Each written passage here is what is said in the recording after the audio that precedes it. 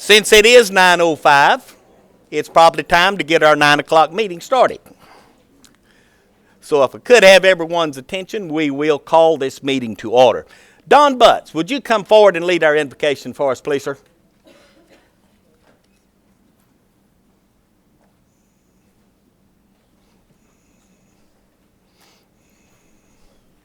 Stand as you're able. Right here, Don. Pray together, please. Our Father, we are thankful to you today that you've given us the privilege of being here. Thank you for another day. Thank you for each one that's here and your blessings to us, and thank you for your love for us. We pray today, Lord, as we meet and deliberate today, that you'd give wisdom to each one that's here. Help us to resolve our differences, Lord, and love one another. Bless this meeting now, Lord, we pray now. And if it be your blessed will, Lord, we would pray for rain. Help us and make us worthy that you may bless us with this. In Jesus' name we pray. Amen. Amen.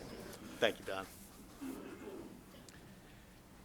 And we always have a youngster that helps us with our pledge, so I need Terry Jackson. Come forward and help us, please, ma'am. We had the Mertson group that was supposed to be here today, and we were going to use them, but they didn't make it. So, Terry, would you help us, please? Yes, sir.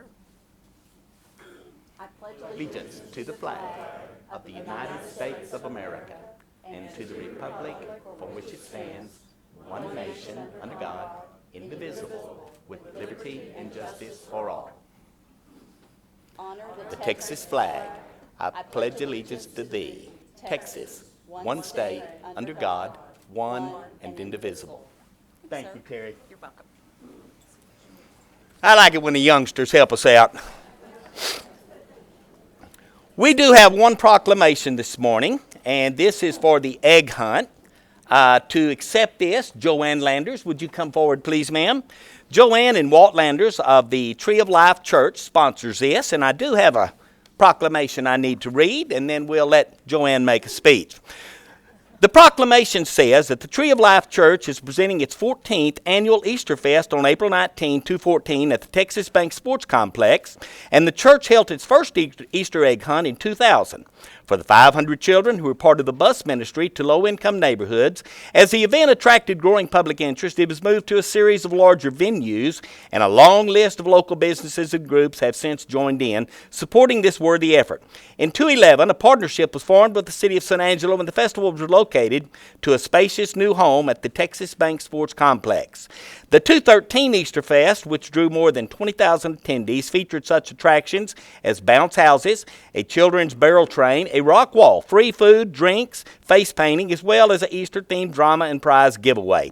The crowning event saw eager participants scour the turf for over 160,000 Easter eggs, along with additional sweets dropped into the field by helicopter. Moreover, for the first time, a special field of eggs was set aside for the children and adults with special needs, who were supervised by volunteers from the nonprofit organization Mosaic. And featured in the Texas Highways magazine, the Tree of Life Church annual Easter Fest is now considered the largest free event of its kind in the Lone Star State, and the much-anticipated 2014 edition of the festival promises to be another rewarding occasion for participants of all ages. As a valued tradition in the San Angelo community, Easter Fest invites neighbors to enjoy a day filled with family fun, and it is a pleasure to commend the congregation of the Tree of Life Church for hosting this joyful gathering.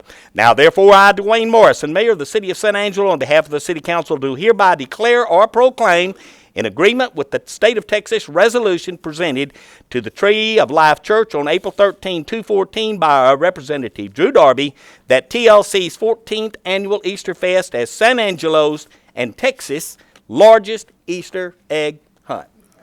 Thank you, ma'am. Thank you. And say a few words for us.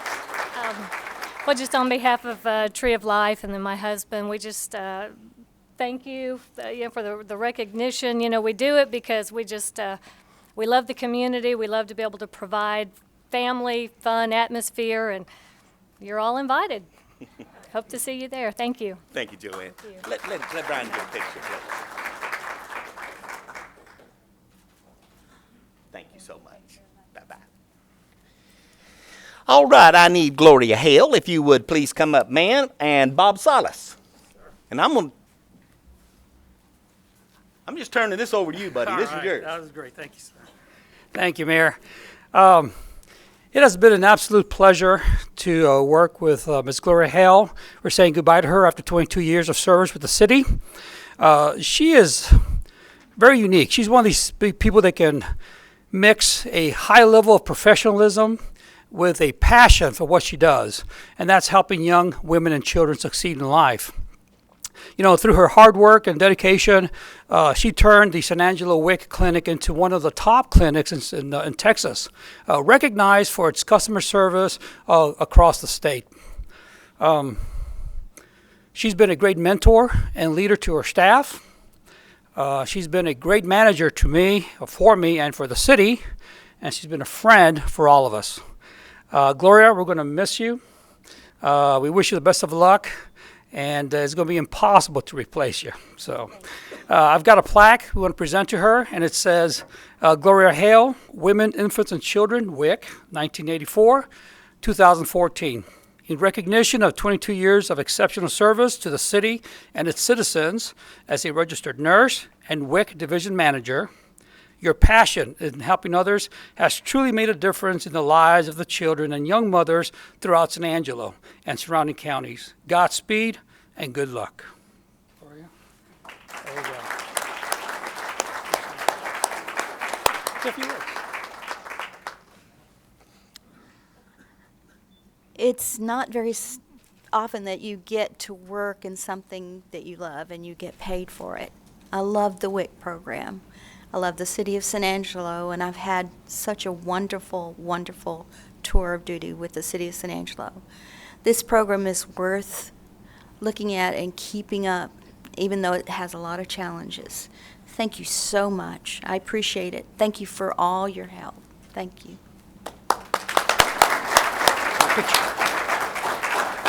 Got to get a picture before you go. How's that? All right? Put close on. That was the one. All right. Thank you, ma'am. Thank you, Bob.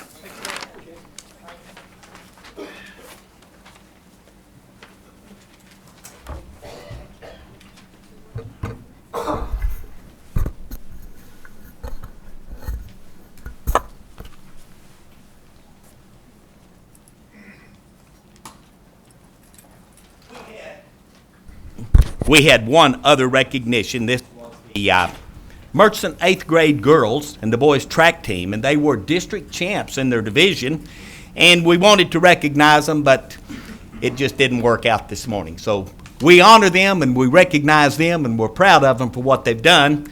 Would like to have had them here so that y'all could have all seen them and we could have publicly praised them. It is now time that we take our public comment. Let me read the legalities here. The council takes public comment on all items in the regular agenda. Public input on a regular agenda item will be taken at its appropriate discussion. Public input on an item not on the agenda or consent agenda may be identified and requested for consideration by the council at this time. The council may request an item to be placed on a future agenda or for a consent agenda item to be moved to the regular agenda for public comment. On public hearing items, public input will be received on each item immediately following the council discussion and prior to any action on the item. Each member of the public shall make the remarks from the podium begin by stating their name. Remarks by each citizen will be limited to 3 to 5 minutes unless waived by a council member for all speaking on that matter. No individual shall be allowed to speak more than once on any subject until every citizen wishing to do so and comment has had the opportunity. I'll start with the public. Is there anything that is not on the regular agenda that the public would like to speak to? Is there anything that you would like to pro or con say to the council? This is your opportunity. I ask you to line up. I need you to state your name. We'll give you 3 to 5 minutes to make your public comment. I hope this is an omen how the rest of the meeting is going to go. No further. If there is no public comment, then I will move to the council. Council, is there anything on the consent agenda that you wish, that anyone wishes to move to the regular, or are there any announcements that you need to make at this time? Anybody down here? Yes, sir. Charlotte? I'd like to move item number 12 to the regular agenda, please. And I'd like to move 6. It was not an omen. All right, I have item number 6 from Mr. Vardaman. I have item number 12, Mrs. Farmer. Is this all? No, I'd like to move item 23 to executive.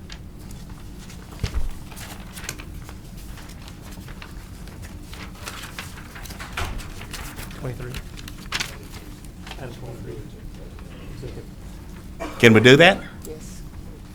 It's permissible. Okay. And we will be moving item number 23 to the executive, and then any decision that is made at that time, it will be announced when we get back.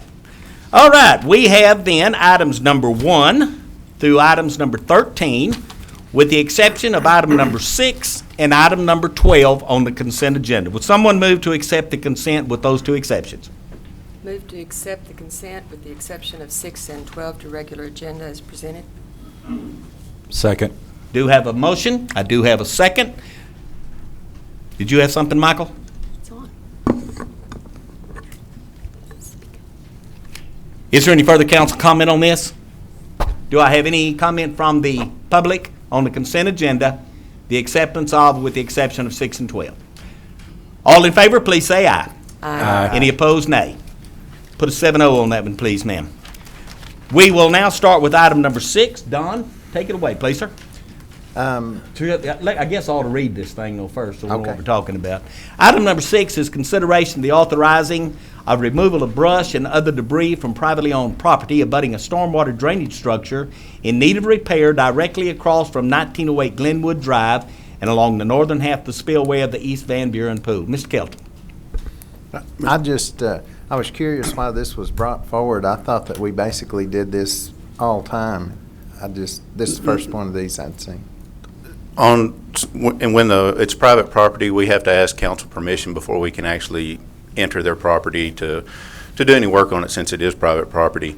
And we do not actually have a drainage easement right there in that specific location. So as we move forward in the future, back in 2000, we came to council, we asked for permission to do it back in 2000. This is once again, as we move forward, we're probably going to be looking at trying to acquire some drainage easements right there in that area.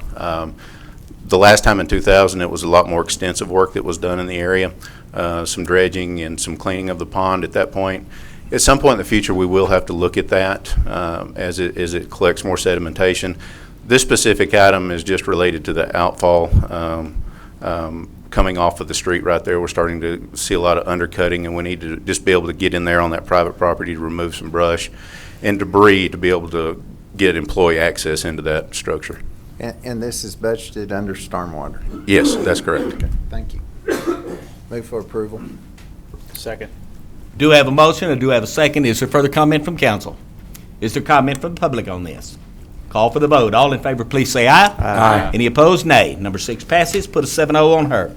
Number 12, second hearing, consideration of adopting an ordinance amending Chapter 11 pertaining to the City of San Angelo Water Conservation Plan. An ordinance of the City of San Angelo, Texas, adopting a revised water conservation plan for the City of San Angelo, entitled the City of San Angelo Water Conservation Plan, dated March 22, 2014.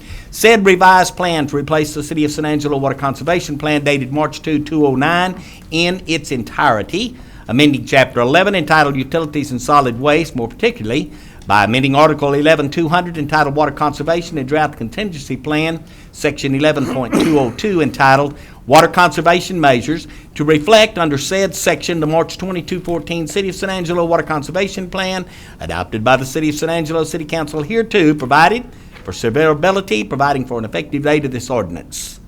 Mr. Dixon. Yes, ma'am. Ms. Farmer, do you have a Yes, question? at the last meeting, I was not able to pull up the information in my computer Yes, ma'am. on this, and Okay. so were other council members. So I had a problem approving something that I had not had the time or presented to read. Okay. It was presented to me either later that day or the next day, but I have gone through this in its entirety, and I find a few discrepancies that Okay. I feel are major, and what I would like to ask, if possible, if you and I and possibly the mayor could look at this and work on this before next meeting and wait until we have the opportunity to clear up those discrepancies, I think that'll If- be fine. if the rest of the council is agreeable.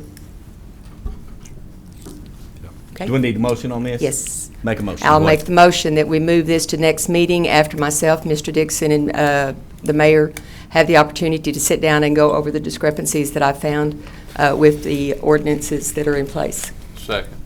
Do I have a motion and a second? Do I have any further comment, council? Do I have any comment from the public? All in favor? What? Yes, sir. Yes, sir, I'm sorry.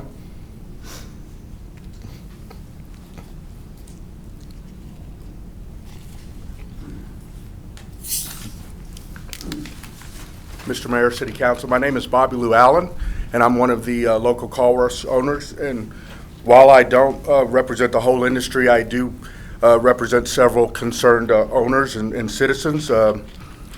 Dan and Dina Martin from Gentle Touch is also here with us. Mr. Llewellyn, I think we're going to get you in item number 16. No, sir.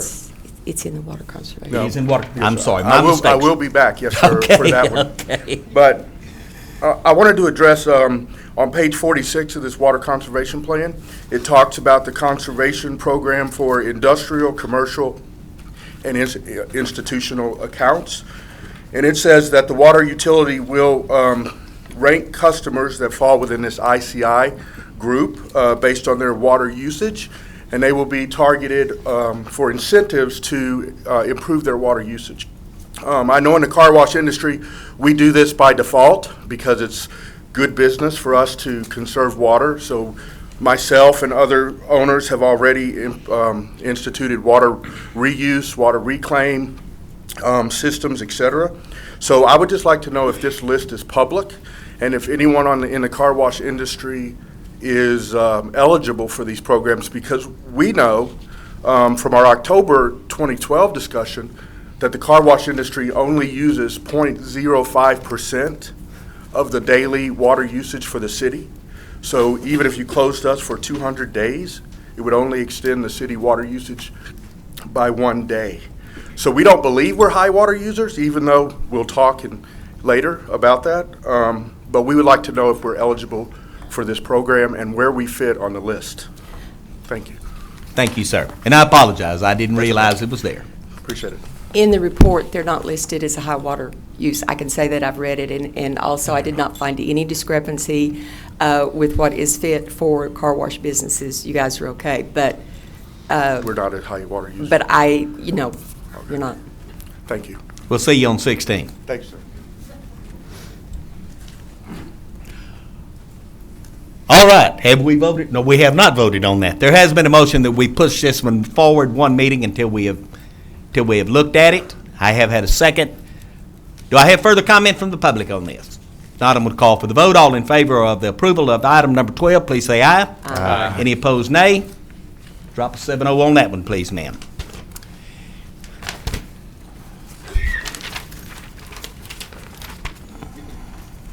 We have now made it to item number 14, which is consideration of adopting a resolution authorizing the city manager to execute a first amended and restated development and operating agreement for the Performing Arts Campus by and between the City of San Angelo and the San Angelo Performing Arts Coalition, SAPAC, relating to restoration and reconstruction of the city auditorium, providing for the contracting and funding obligations of the parties, providing for management services by SAPAC, providing for the use of office space by SAPAC or its assignee within the historic City Hall building, and providing for related matters.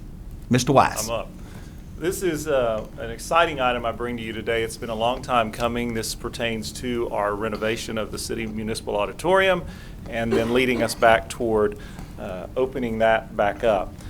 We've gone over the item, and I think all of you have had extensive information that I've sent to you pertaining to this item, so I'll kind of go over it briefly. But to give you a little bit of background, it started in 2010 when we had the ballot for the half-cent sales tax dollars to allocate some funding for the renovation of the municipal auditorium. In 2012, council approved an agreement with SAPAC for the operation of this facility, and I gave you that background information as well. That was a unanimous decision by council. In December of 2012, council reviewed another agreement, which was for the lease of office space in the west mezzanine to SAPAC. Those are all existing agreements that are on the books today. The one that we're discussing today is the one pertaining to the development and operation agreement. I am really thrilled to report that SAPAC has raised with the Area Foundation the $2,500,000 that they committed to raise before we could move forward with this project. So in your background information, you'll see that letter attached from the Area Foundation documenting that those funds have been raised, and thus we are here today to move forward. And in general, there's just a little housekeeping we need to do with the agreement, which are some desires from council and from SAPAC. This slide just shows in general the Performing Arts Campus. As you saw the agreement, it really focuses in. The original one mentions the Performing Arts Center quite a bit, which is something that the group is working on, but our focus for our contract is merely on the auditorium. While we want the rest of it to happen, our focus is on the auditorium and getting that project complete. This map shows the entire campus, which encompasses the auditorium, the plaza then connecting to the Performing Arts Center, which will be in the old Coke building. This is just a little bit of a background slide to just refresh our memories on this project's been kind of multiple phase. The City Hall project is complete, but there were components of the auditorium that we did within the City Hall project, such as some of the plumbing that went through the building had to be rerouted to make it function properly. That needed to be done while the City Hall project was under construction, so we wouldn't have to tear things out. The air conditioning needed to be sized and put in.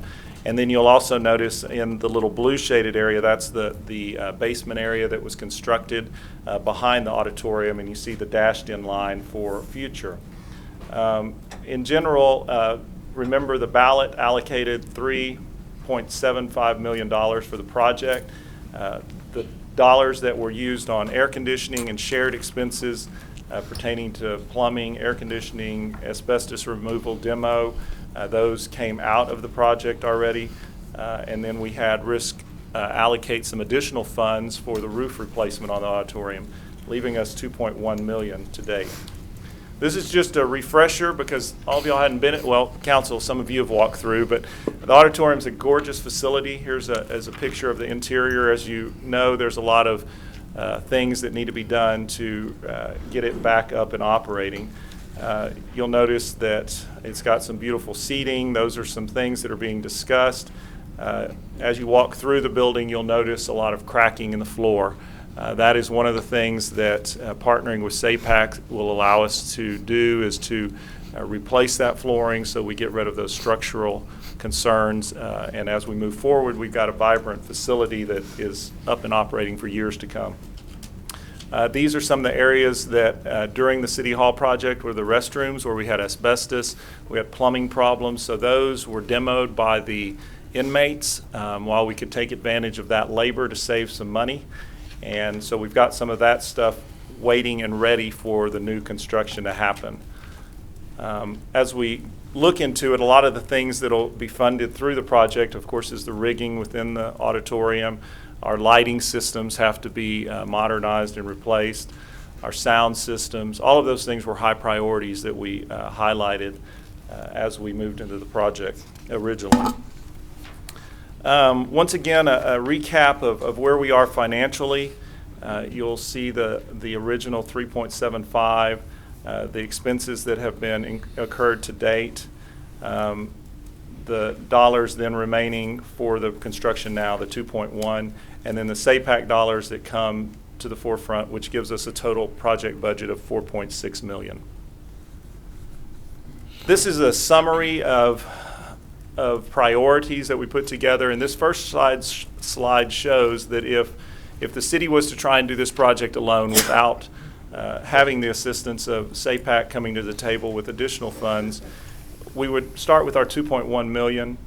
We of course would put the new roof on at $300,000, renovate the restrooms and duct the HVAC in there, $210,000, upgrade the electrical and lighting and sound equipment, $571,000.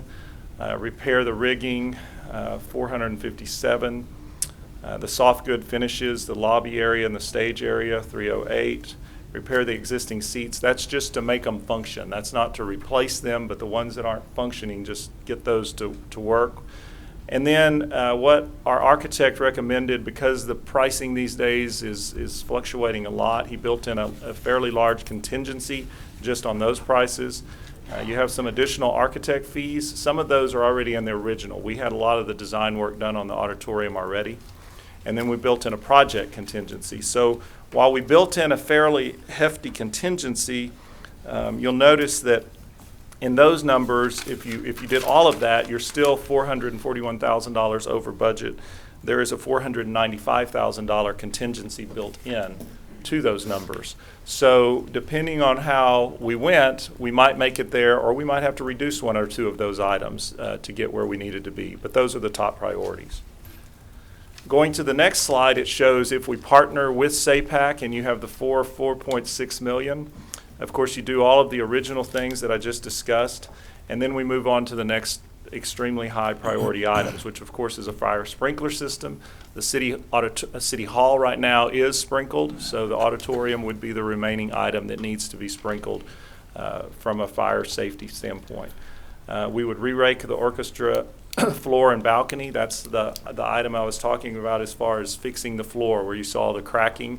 So we would replace the floor there, fix all of that. The existing seating would be looked at as far as making that a good functioning seat. I know there's been a lot of comment from council that they're okay with that, but they want it to look like it does now. We want to keep that historic nature of the building and make sure we maintain that. So we've factored in some dollars there. Rebuild the orchestra pit, not including the lift. And then we built in the contingencies as we did before, which are the 15% and 10%. You'll notice in this particular case, you're $707,000 over the dollars that are allocated, but there's a little over $1 million in contingency built into the project. So that again is one of those where we might have to shift one way or the other, or as we look and get into the project and we hire a construction manager, we can see where we are more firmly on those dollar amounts to where we'll know more exactly, or if we need additional dollars, SAPAC may be able to help look at raising those, or we might even look at hot dollars if those might apply to the project. Today, we'll just recap the major components that would change in the contract. Once again, SAPAC has the $2,500,000 that they're bringing to the table. SAPAC would actually contract with the architect. So SAPAC would contract with the architect and pay the architect out of the dollars they're bringing to the table. That contract with the architect would have to come before council and be approved by the city council. So they would go through the process, move us through that, and then bring it to you for approval before that happens. As I said, it's funded through those dollars. The city then would hire the construction manager. So you would hire the construction manager. The city would oversee the project, pay all the bills associated with that. The city's financial commitment in this agreement, as you saw in our numbers, is $2.1 million. The council does have authority to do more than that if you so choose, but it would require council action to increase that amount over the 2.1. SAPAC is required in the agreement to develop a operating endowment that is for SAPAC's operation, for their operation, not for the facility, but for their operation. If they don't have the $1 million operational endowment, then it gives them the ability to place $250,000 in their reserve that is available to act, to draw upon if they needed to, like they would draw upon the $1 million until that $1 million is established. One major component council asked for is that in the original agreement, SAPAC would receive percentages. It started out at 7% and went on down over an 8-year period and then continued on forever. In this agreement, we changed that. SAPAC would actually receive $50,000 for years 1 through 3. If you do the math on what that would be, conservatively, if the city was receiving $2 million in hot money, and you did 7% of that, obviously it's a whole lot more than $50,000. So they were willing to work within these parameters, so you just have first 3 years tied up at that, and then after that they would have to come to council and give you their budget and make a case for what their needs were. Council in this agreement does have the authority to reduce or raise their amount that they receive by 10% per year. There can be a 10% variation from one year to the next. Additionally, council asked for a charitable clause in the agreement, and the SAPAC group agreed that that was part of their mission. They didn't have a problem with that at all, and you'll see a notation in there that 10 to 15% of it would be a goal for the auditorium for access of the venue or its events. And that is it in a nutshell.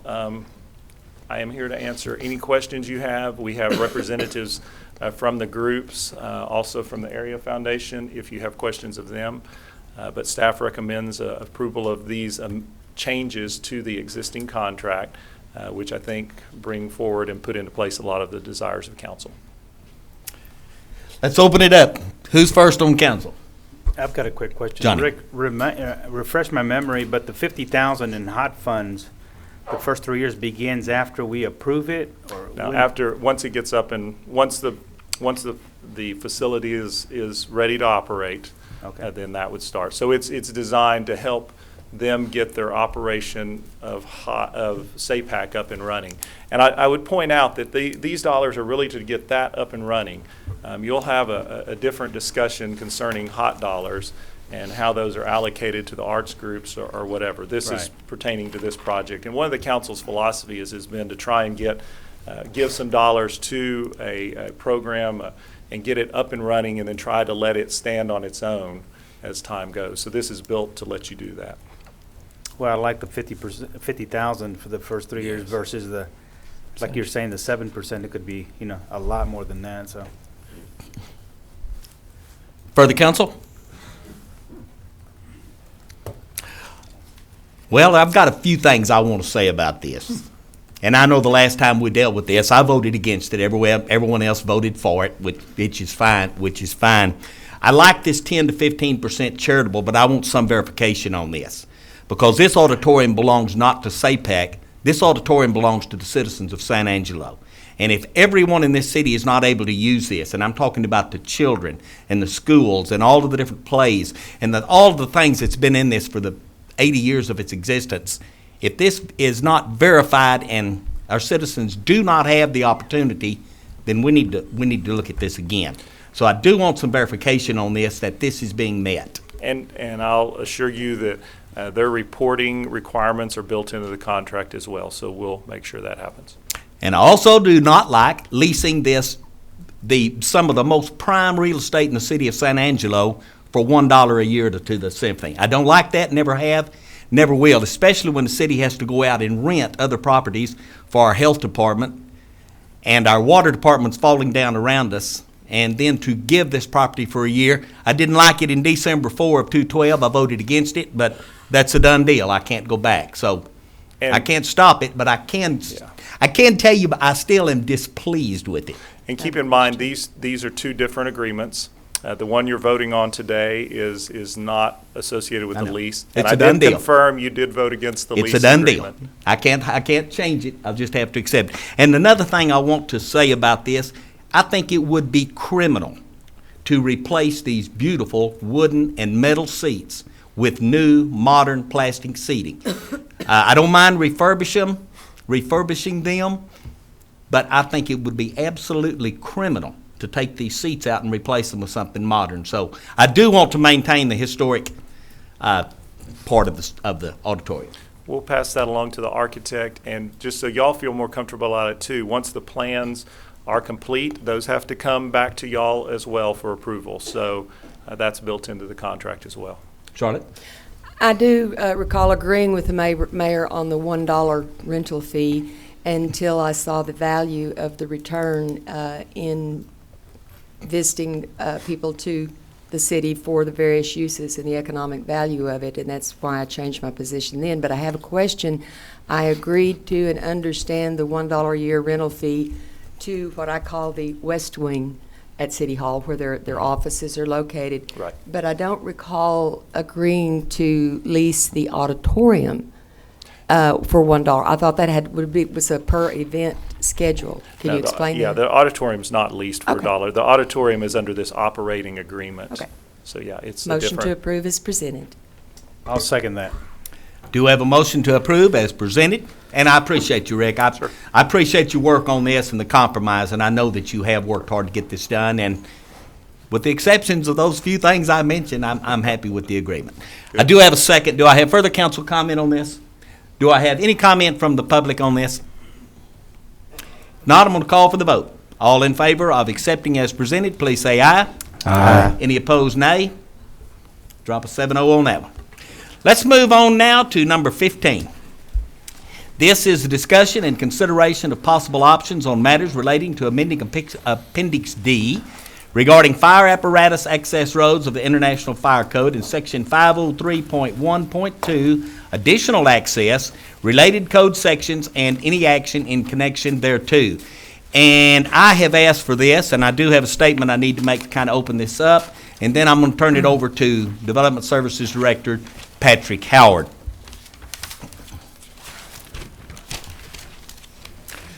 We've got to do something. We've got developers out there that are stopped by the current ordinances that we have. The current ordinances that we have say that you can only build 30 houses in the development before there has to be second access roads. And our developers are not able to develop entire developments at one time. In the past, we have always allowed them to develop in stages so that they could get the first one opened, sell them, go to the second, and then at the end, future development that they would be able to have the access roads as provided. Hotel prices are through the roof, and it's destroying us economically. We can't afford these $260 and $70 motels, and it's hurting our tourism. Rent prices are through the roof, and people that paid $500 last year are paying $1,000 for that same house this year. And it is it's a very arduous thing for our citizens. We've got to do something about it. We've got to allow these developers to develop. We have to build houses so that we can take care of our problem. That said, we've been working on this for the last 3 to 4 weeks. We've had several meetings about this. We have negotiated. We have talked. We have compromised. We've had the fire marshal. We've had the fire chief, we've had developers, and we have really worked this over trying to find something that is good for both sides. And I thought as of last Friday, we had it. Here is the proposal, the compromise that we had last Friday that we thought would be something that we could put into the ordinance that everyone could accept. No one was happy. The fire marshal wasn't happy. The developers weren't happy. So that tells me we had a pretty good compromise right there. Going from 30 houses without an unimproved road, the developers were asking for 300 houses without an improved road, with 600 for an improved road. Our fire marshal said no. So we began to negotiate this down. We finally got to 150 and 300. And then the motion was fine because we were still at a deadlock. I finally said, let's go with 125 houses. 125 houses in the development could be done with a single access road. 126 would trigger an unimproved road, which could be Caliche, Chat, it could be around the property, it could be anywhere in the development, but at 126 there must be an additional unimproved road. They could then go to 250. At 251, there must be an improved road to give secondary and entrance and egress and access to the development. We also, by changing and making this the targets by number, it would take out the personnel, because the fire marshal is the one that has been charged with enforcing this, and he was enforcing the ordinance at 30 as the ordinance was written. That's his job. That's all he had to do. That's all he could do. He had to enforce the ordinance. So we must change the ordinance. By putting it at 125 on an unimproved and 250 on improved, we've taken all personnel out of this. It's no one's decision. It is something that is automatically triggered by ordinance, and everybody knows what the circumstances are. We also decided that we would grandfather every plat that has already been approved. So plats that have been improved in the last 15 or 20 years that are not fully developed would be grandfathered under existing laws. And we also said that we would allow developers, if there was a problem with these plats, that they would be allowed to bring their problems to City Council, and that we would listen to these problems, and that we would be able to grant a variance that would allow them to continue their business so that they could go ahead and develop, so they could build houses, and they could get us out of the mess that we're in. So the proposal was 125 houses on one access, one way in, one way out. 126 would trigger an unimproved road. 251 would trigger an improved road so that you have two ways in and two ways out, with grandfathers and with variances. This takes all the personnel out of it. We thought we had a good working compromise. Fire chief was hung up on 100. He did not want to go any further than 100. But to get along and to make this thing work, realizing the severity of this, he was willing to bend. And I'm hopeful that the developers will also bend and accept this proposal, because I think this is a proposal, I hope that this is a proposal that we can get 4 votes on. And if we can't get 4 votes on this proposal, right now we've got 30. So there's your range right there. I'm going to open it up to you, Patrick. Great. Good morning, Mayor and City Council. Patrick Howard, Development Services Director. Mayor, you did a good job of summarizing, so I'm going to skip through some of these.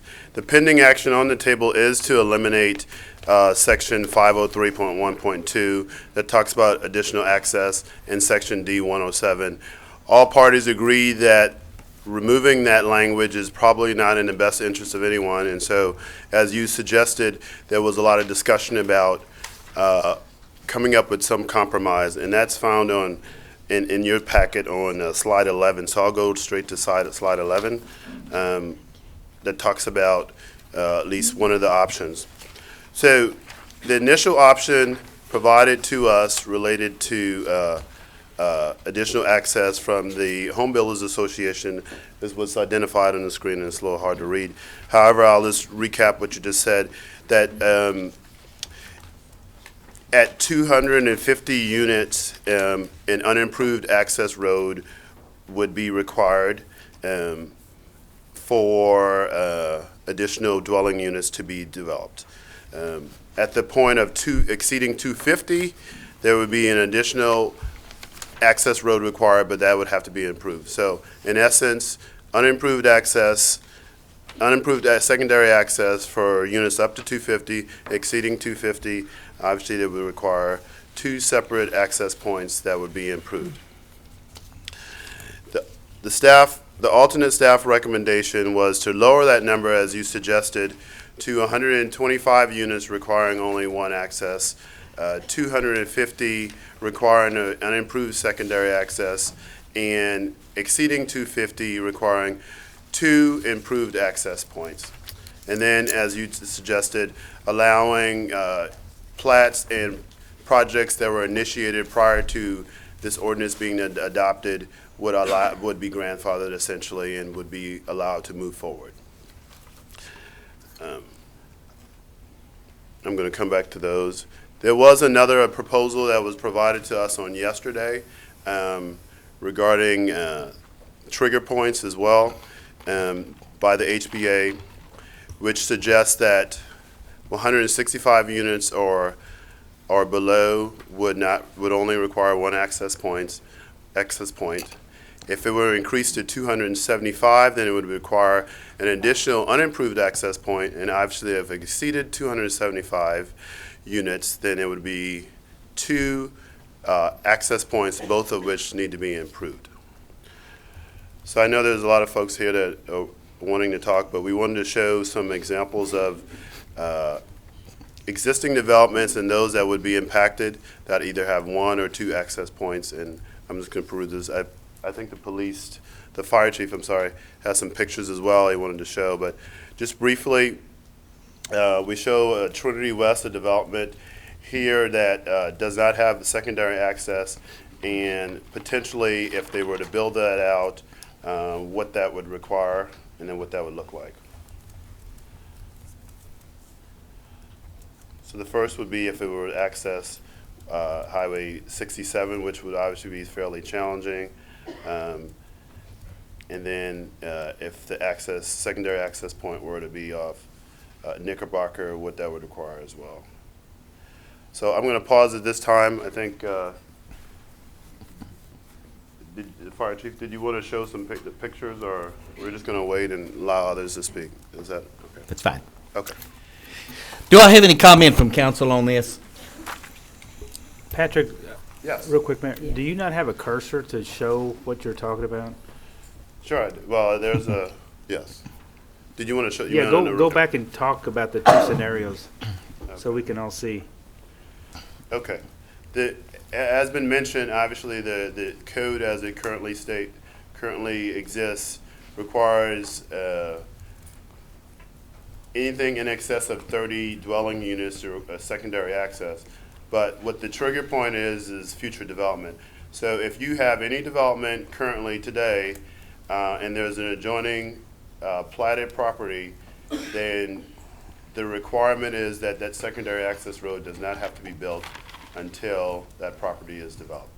So the concern is there's no assurance of when that occurs because preliminary plats do not expire, and so there is no time frame from which you could anticipate that secondary access.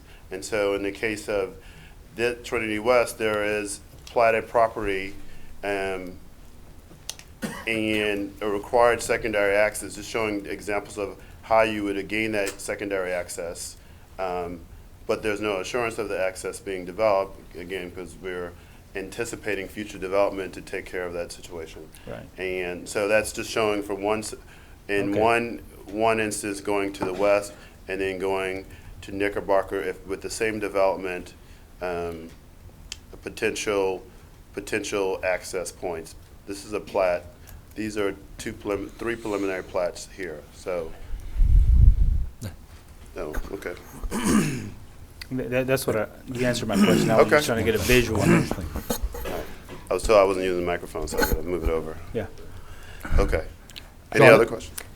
Well, as I've stated in previous years, and I'm going to restate it again today, I am against one access entry to any subdivision for safety, health reasons. Have always been. I've always voted against anything.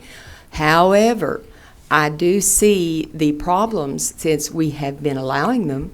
I do see the problems that has been created, and while we're here today, that you can't shut down an operation that has been building and according to the city, and the city's been approving all along, and now that there is a difference of opinion as to why the code reads, you can't stop those existing plats that have been approved.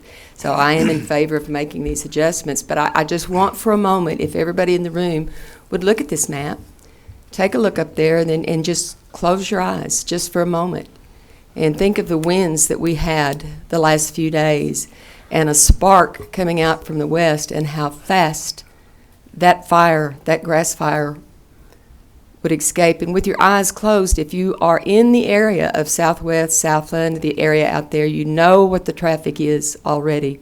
And in a grass fire, a brush fire, what that would do in the overload in the streets and the accesses and having one access. And that's one of the reasons that I am against it for anything new. After today, I'm not talking about the existing subdivisions that have been platted and been approved, but I'm talking about further, and Patrick, you understand where I'm coming from on this. And the same goes for, our fire trucks, our ambulances, the same goes. And the other reason is for from the lender's aspect of packaging those loans. When you have one way in and one way out, the lender pays more to package those loans, and it can be cost prohibitive at times, and I won't go into the details of that, but those are my feelings in it, and there we are. Thank you, ma'am. Rodney? Well, I'd like to say that I've been to all these meetings with the builders and the fire marshal and the city staff, and I'm really proud that this is an example of negotiations, I think, at its finest. On Friday, we were really, really close on this deal, and the fire marshal has really moved up a lot from where he started at. The builders are not getting near as much as what they were wanting, but I think they're getting the main thing that they're wanting, and that's to take the control out of one person's hands on whether these subdivisions can move forward or not move forward. When you were explaining it, Patrick, one of the things that you said was that at 30, it triggers it. Well, the last 2.5 to 3 years, they've been having to do that. He didn't look at future development, and that's the problem is in D107, and we know that that's the problem. I just want to explain it to the audience that future development is how it was always interpreted in the past from 2000 until about 2011 or so. If future development was looked at, in the last 2.5 years, future development has not been looked at. It's just been strictly the number 30 has been looked at, and that's what's impacted the builders the most. The main thing we want to get done here, Dwayne said it perfectly, is we want to get rid of that number 30, and we want to move it forward back to the old way that we were doing it for forever. And I think it will help us out if we do that. Do I have further comment from council? Mr. Mayor, I'm going. Yes. Yes, sir.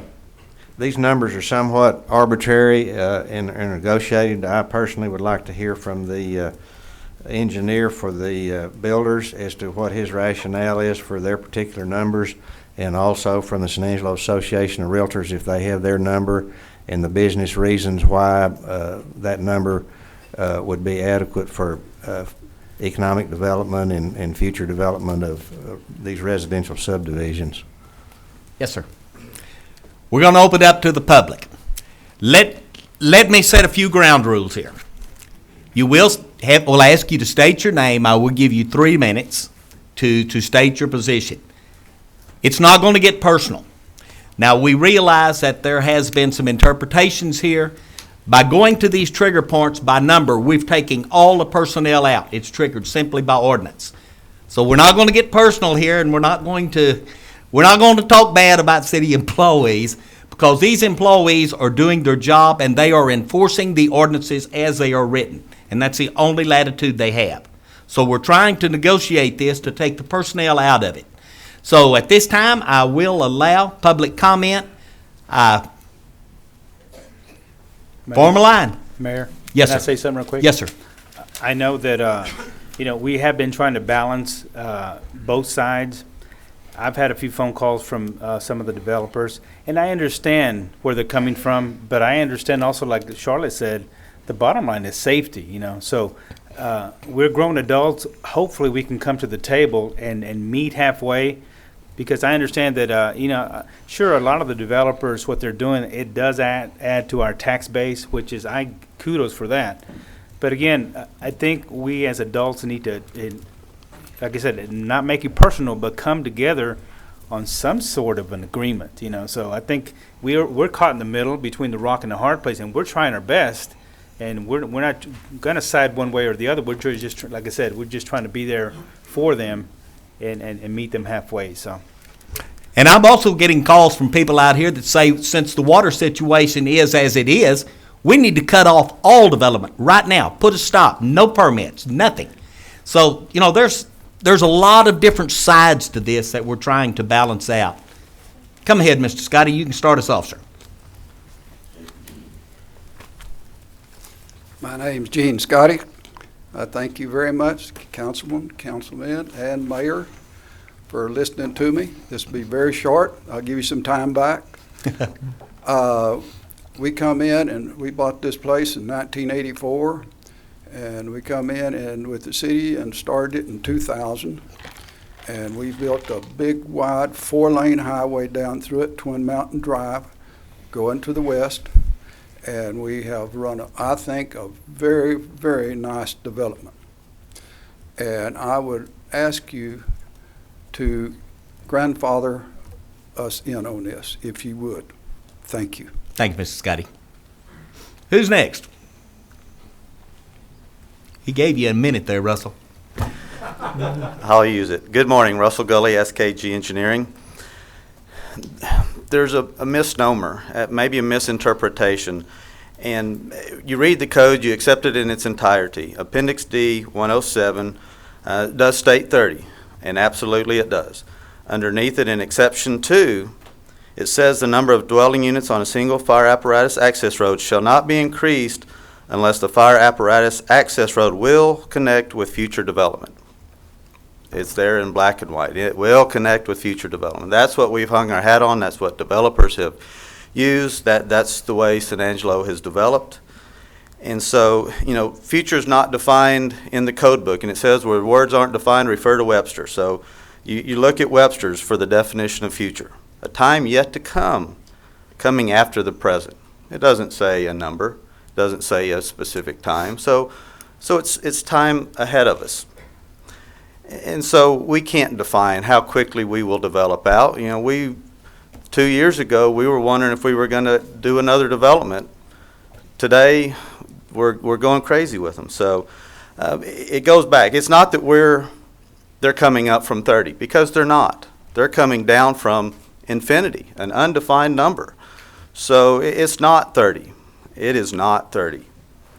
We recognize, because we talked about just doing away with this altogether, and we recognize that's probably not in the best interest of safety. So we look back, and for me to create a number, I'm not qualified to tell you what that number is. There's so many variables out there that it would take a heck of an algorithm to figure out the answer to that. So what we refer to is there's a memo that we believe the fire department's already addressed this issue in 2011 for Rio Concho West, and I've provided y'all with that. I'll be happy to give you a hard copy of that if you would like, but it boils down to, with this, the Fire Prevention Division is willing to accept this current final plat proposal without a second accessible entry point at this time, and it was based on the proposed development of the blocks would result in approximately 300 units in this development. And so we believe that the Fire Division has set that number. And that's kind of where the number we've stuck with at the 300. For the permanent one, we threw out there kind of an interim number of 200 for that, an unimproved secondary access. We've kind of worked. We've talked at 150, 165. What's the magic answer? Is that next house going to make an issue whenever we do have that problem? It's difficult to say, and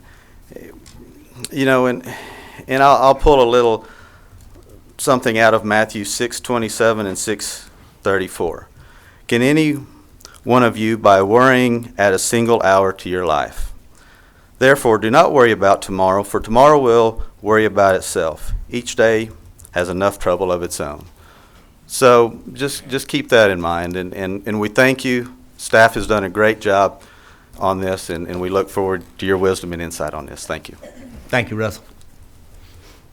Who's next?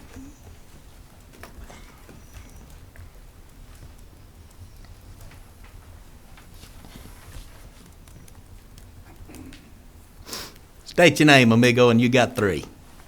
My name is David Darnell. Thank you for giving me an opportunity to be here today. I represent Vista del Sol. Those 2 first slides that y'all saw pertain to the development that I'm involved with my brother-in-law out of Pagosa Springs.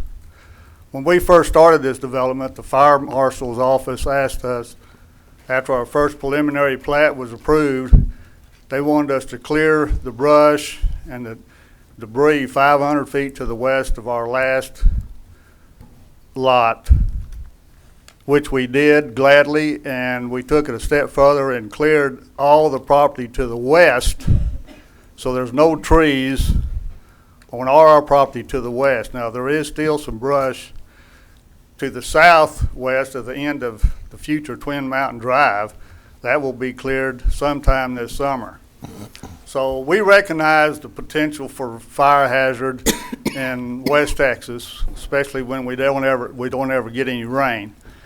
What I'm asking you to do today is, with the ordinance the way you present it today, that would take care of my development and my brother-in-law's. But what about the guy that falls behind me, or if we decide to purchase more property from Gene Scotty or whoever, continue this development? it's not feasible for us to build a road 2 miles to Red Bluff or 4.5 miles to come out on Highway 67. So there has to be some common sense involved on both parties. I've been here in San Angelo all my life. I've worked for every contractor, every developer that's ever put a street down or a water and sewer line down in this town, starting 1 block off of Knickerbocker Road on the Southland. And these accesses over time just took care of themselves. No one person, well, it was Alexander's or the Duncans or the Hills, were ever made to build a road 4 or 5 miles to another access while they were developing their property. So I think a little common sense might prevail, and I appreciate your time. When did you crawl off the tractor and get into politics, David? About 10 minutes ago.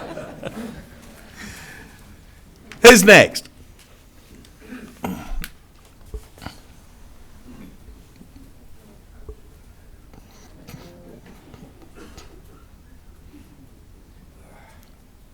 You know the drill, Mr. Cortez.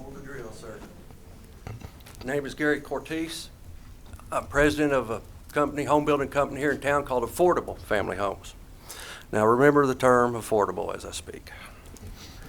We are not building subdivisions in San Angelo, Texas to be in the ways of wildland fires. We're clearing up enough fire breaks around the subdivisions to prevent that from happening. So I don't even really think that's the issue. The single point access is the issue. This code has been on the books since 2000. And in the last couple of years, there's been some interpretation problems. But before that, there wasn't any. We were left to build, and everything's working fine.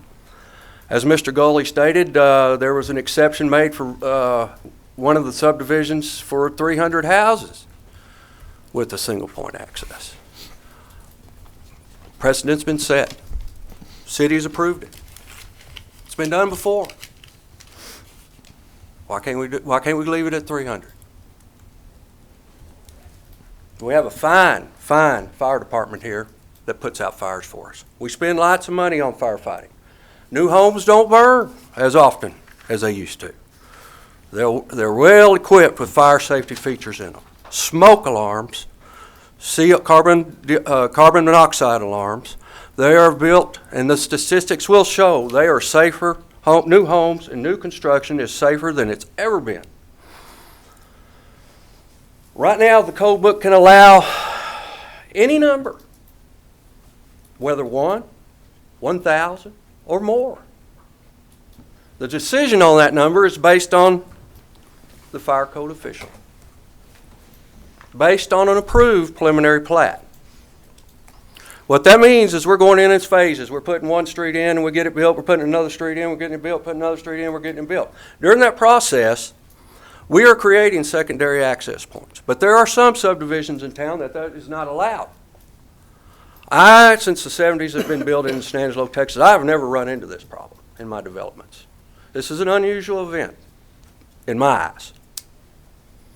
We would like to codify a reasonable number to take the subjective interpretation out of one person's hands so that the developers will have a reasonable number to work with. What's reasonable, folks? I think it's already been set with 300. It's been approved in the last couple of years.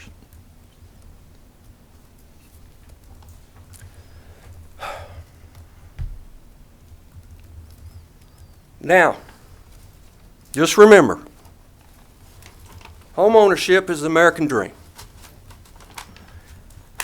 If council decides to base policy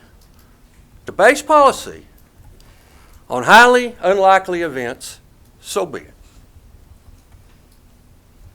If council decides to base policy to avoid the national news media, so be it. But just remember, folks, you'll be pricing the average San Angeloan out of the American dream. For those of us that already own houses, homes, who cares? Well, what about the folks that are coming up, the young people that are going to be working hard, saving, trying to build up money to make a down payment on a new home? Let me give you a statistic. In the state of Texas, for every $1,000 increase in the price of a home, we lose a potential 25,000 home buyers. That's a quarter of San Angelo's population for a $1,000 increase. And let me add something else on the status, on the data.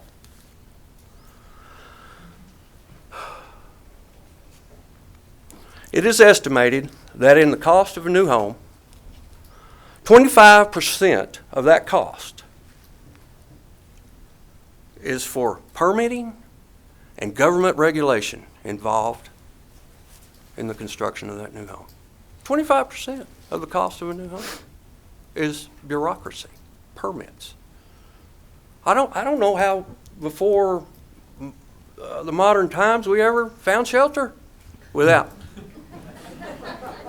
government being involved in our lives. Now, I'm not anti-government. I'm not anti-regulation. I'm a capitalist. I get out there and I work hard. And I do believe we need a referee. Capitalists need a referee. Part of the Twin Mountain Drive issue was because we had two landowners there that didn't get along. A secondary access point could have been created at the very beginning of Trinity's development and the Twin Mountain Drive development, but it wasn't. They were too hard-headed. So we need to codify a number so we can take that hard-headedness out of the game and create safer subdivisions but with a reasonable number. And I believe that reasonable number is 300. One more thing, Mayor, Council. I would like to stress and emphasize to Council and to our audience that no code book created can cover all contingencies. Thank you. Thank you, Gary. Gary, hold on. What? Good job. Very well stated, buddy. You said 300 was the number on the top end. What's the bottom end number that you guys are wanting? 300 is the unimproved secondary access. What's the bottom number? I'll leave that up to Mr. Gully. No pressure. We got to have both numbers because you're going to have to do an unimproved. We know that. 165 was our number. So 165 and 300 is kind of what y'all are saying. I'm just. 75 even. What's that?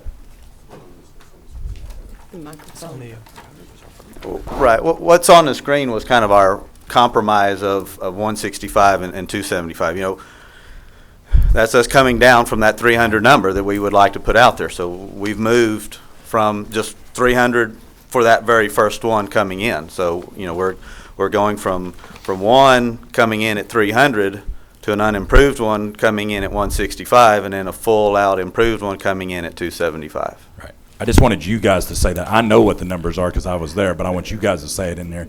Winky was good at saying he wanted to hear from the builders. Now we want to hear from the Realtor Association and see what they say.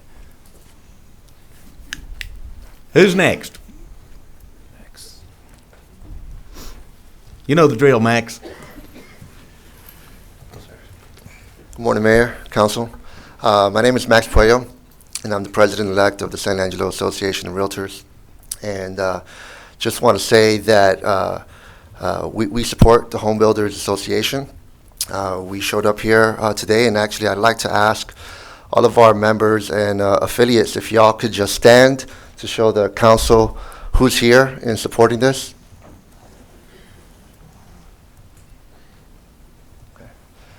I appreciate it.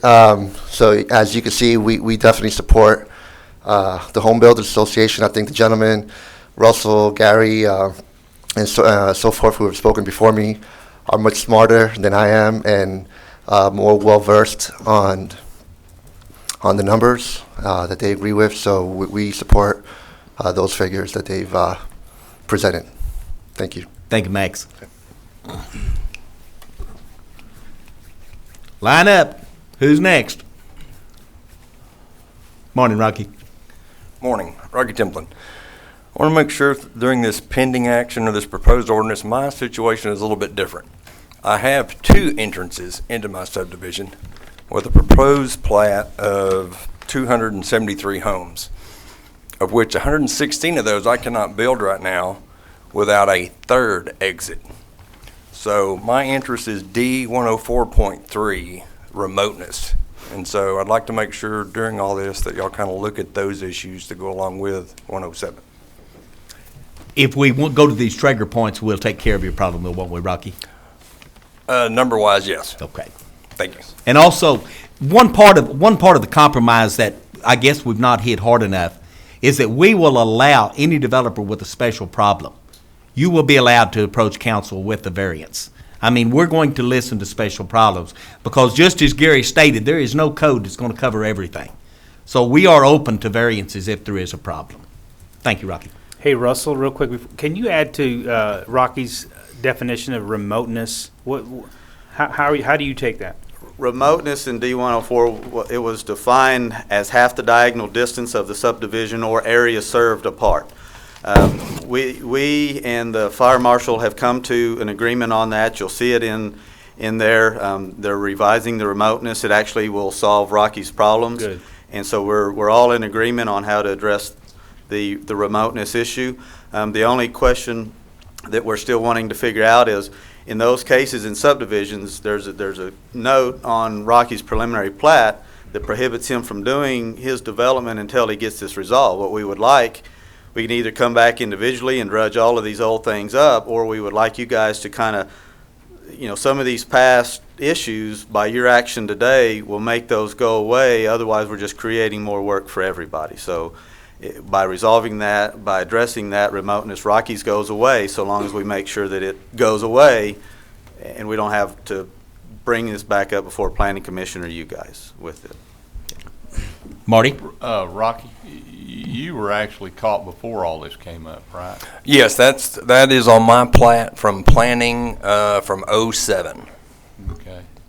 And then they found a compromise to part of yours, right?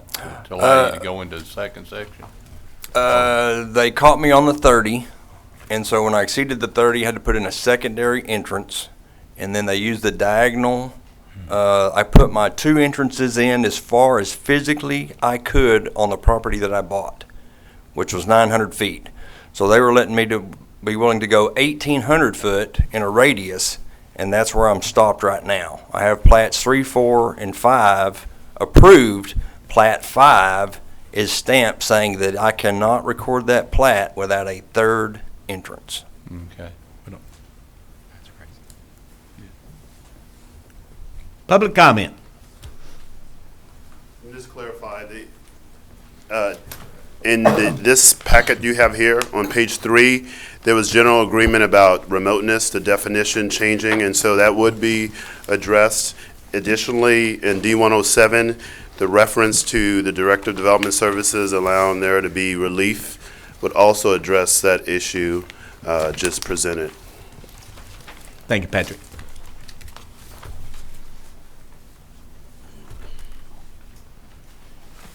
Good morning, sir. Good morning. Danny Falks with Harvest Construction.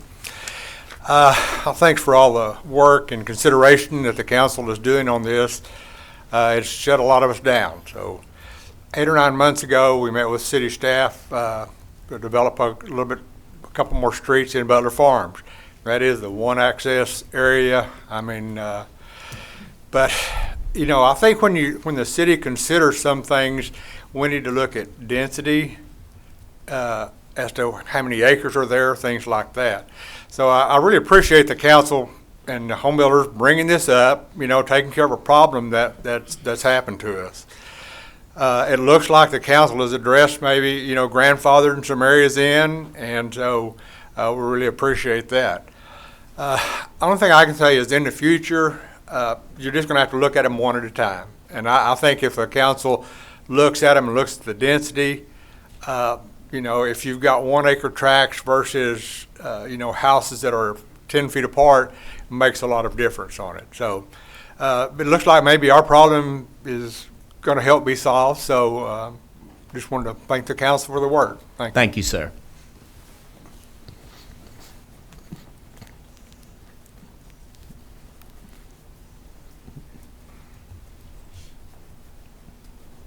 Good morning, Mr. Curry. Good morning. I'm David Curry, Cornerstone Builders and Stonewall Ranches Development. I want to point out a little bit the inconsistencies that come with this fire code situation. We develop land off of Walling Pecan called Stonewall Ranch. It's my understanding within fire code I could, if I could buy land, which wall people don't like to part with very much, could put in up to 1,000 houses with no fire hydrants and be legal, just coming in off of Hidden View. I don't think that would be probably the right thing to do, but it would be a legal thing to do. Recently we purchased 14 acres here in town. To purchase that land, put in a road, was nearly $1 million. This is a risky business. Mr. Childers is here. He had the privilege of getting $60,000 in interest from me off of one house from 2007, 8, and 9. This is a tough business. So I want to say that I know the people that build in this community. I've been building for 18 years. President of the Home Builder Association 3 times. These are people of integrity. They care about this community. They care about doing things right. And you do as well. And I feel like, and I've always felt this way, there are win-win situations that can be found if people are willing to work together. What we do helps this community. And you don't want to shut us down. But we want to be safe as well. And if you hear these people speak, they're clearing land, they're thinking ahead. And if you'll look at these things one by one when they come up, but give us a number that takes it out of the arbitrary situation. And then let's work together as a community to strengthen San Angelo, home ownership here, with a sense of respect and appreciation for what you do, what the city does, and what we do as developers and builders. Thank you for considering what we're doing. Thank you, Mr. Curry. While the other person's coming up, I just wanted to add part of the discussion and in this presentation to you was revising in Chapter 5, Section 503.1.2 of additional access, which gives the fire code authority to require more than one fire apparatus access route, just kind of based on some subjective conditions. So we've met, and part of our discussions includes revising that specific section to reference back to these 2 numbers that we are defining today at 165, 275, or whatever your pleasure is on that. And it's part of your package. Thanks. Thank you, Russell. Who's next? Dwayne. That can't be all. Dwayne, I'd like to go.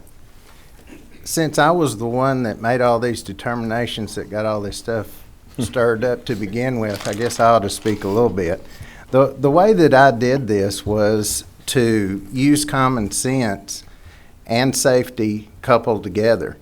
I used my best description. There's no way I would allow 300 homes next to a railroad track, for instance, because you not only have to look at the fire hazard, you also have to look at hazardous chemicals as far as clouds go and those sort of things. With the train wrecks that we've had, even though we as a city slow those things way down, that hazard is still there and it's still very real. In other instances, I allowed 300 because it was reasonably safe in order to do that. Secondary exits, I allowed those to be a reasonable distance apart. The code said 50% of the diagonal, and that's what we use most times as a guideline. But because of topography, rivers, those sort of things, we even made exceptions to those, but we always kept in mind a reasonable amount of safety for our city. And that's what I did my best to do. And as far as I know, for the 30 years that I worked, we haven't had a major catastrophe that involved loss of life. So I think that everyone's to be commended. When you have a change in personnel, sometimes you have a change in the way things are looked at. And what I always tried to do is to be as pro-business with safety to our citizens in mind. That's the way that I did everything that I looked at, not only exits for additions, but exit for buildings. Each one of those I looked at individually and tried to make the best determination as a good compromise. And that's where these things came from. And most of you guys I've worked with for years, and it's good to see that y'all can clean up. I just want to say that also.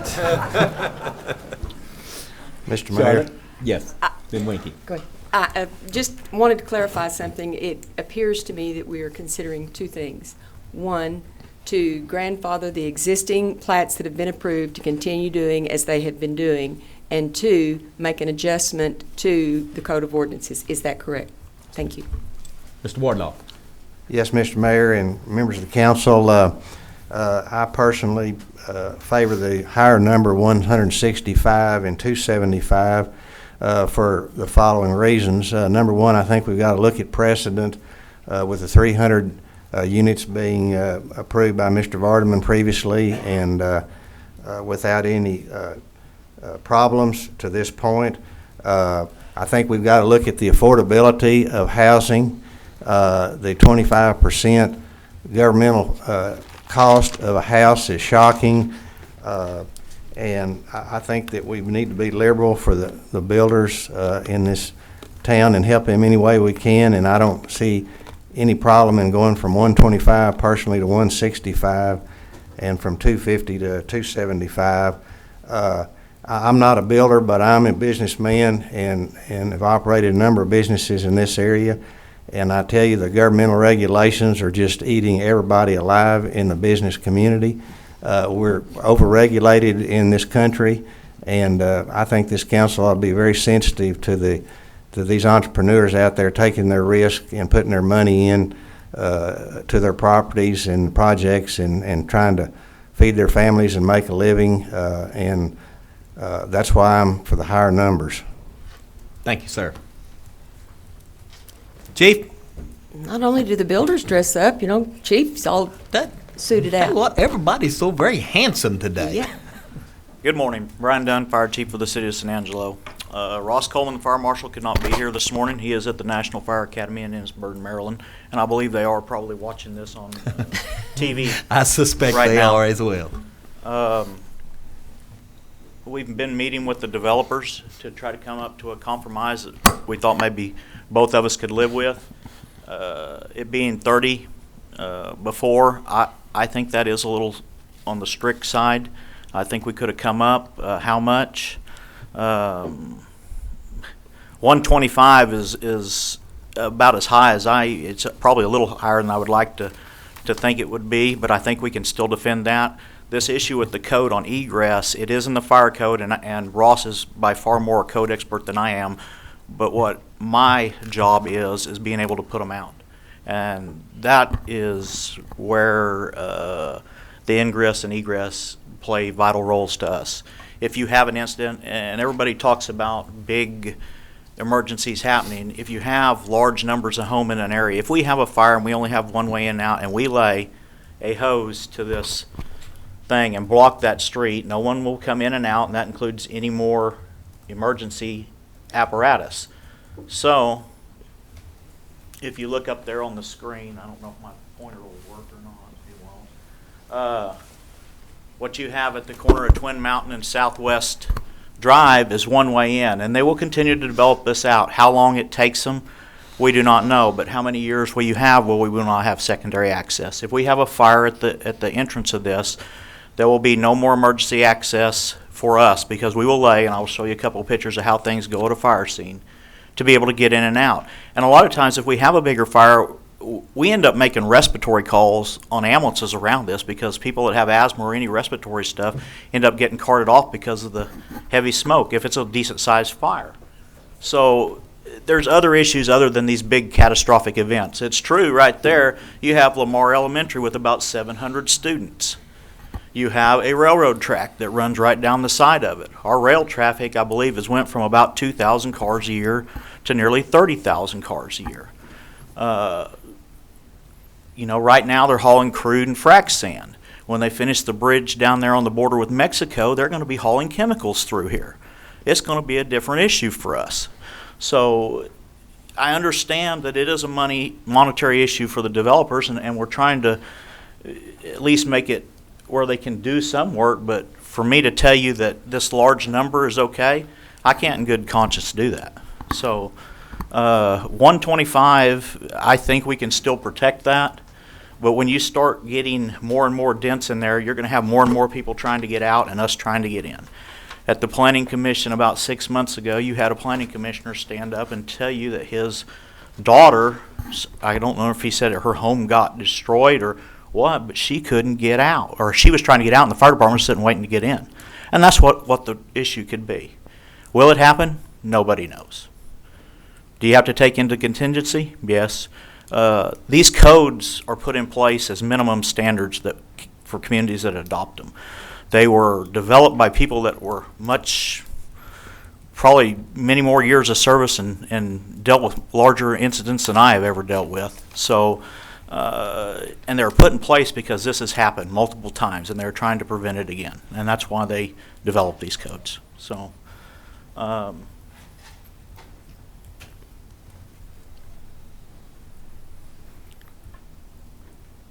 this is what it looks like on a fire scene for us. And once we lay our stuff down, we don't want people driving over it because they'll rupture hoses while we're trying to suppress a fire. We can cover a 40-foot wide street very easily. This is the fire that was by City Hall, and you can see how far back ladder 1 is because we couldn't even get close to the fire with all the apparatus, and we had no way there because of the way the hose was coming in from the other direction. So these are just a few of the issues that we deal with. And, you know, council makes policy. We enforce what y'all put in place. So that's kind of a overview for us.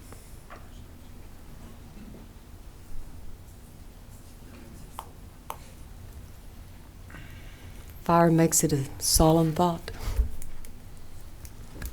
Thank you, Chief.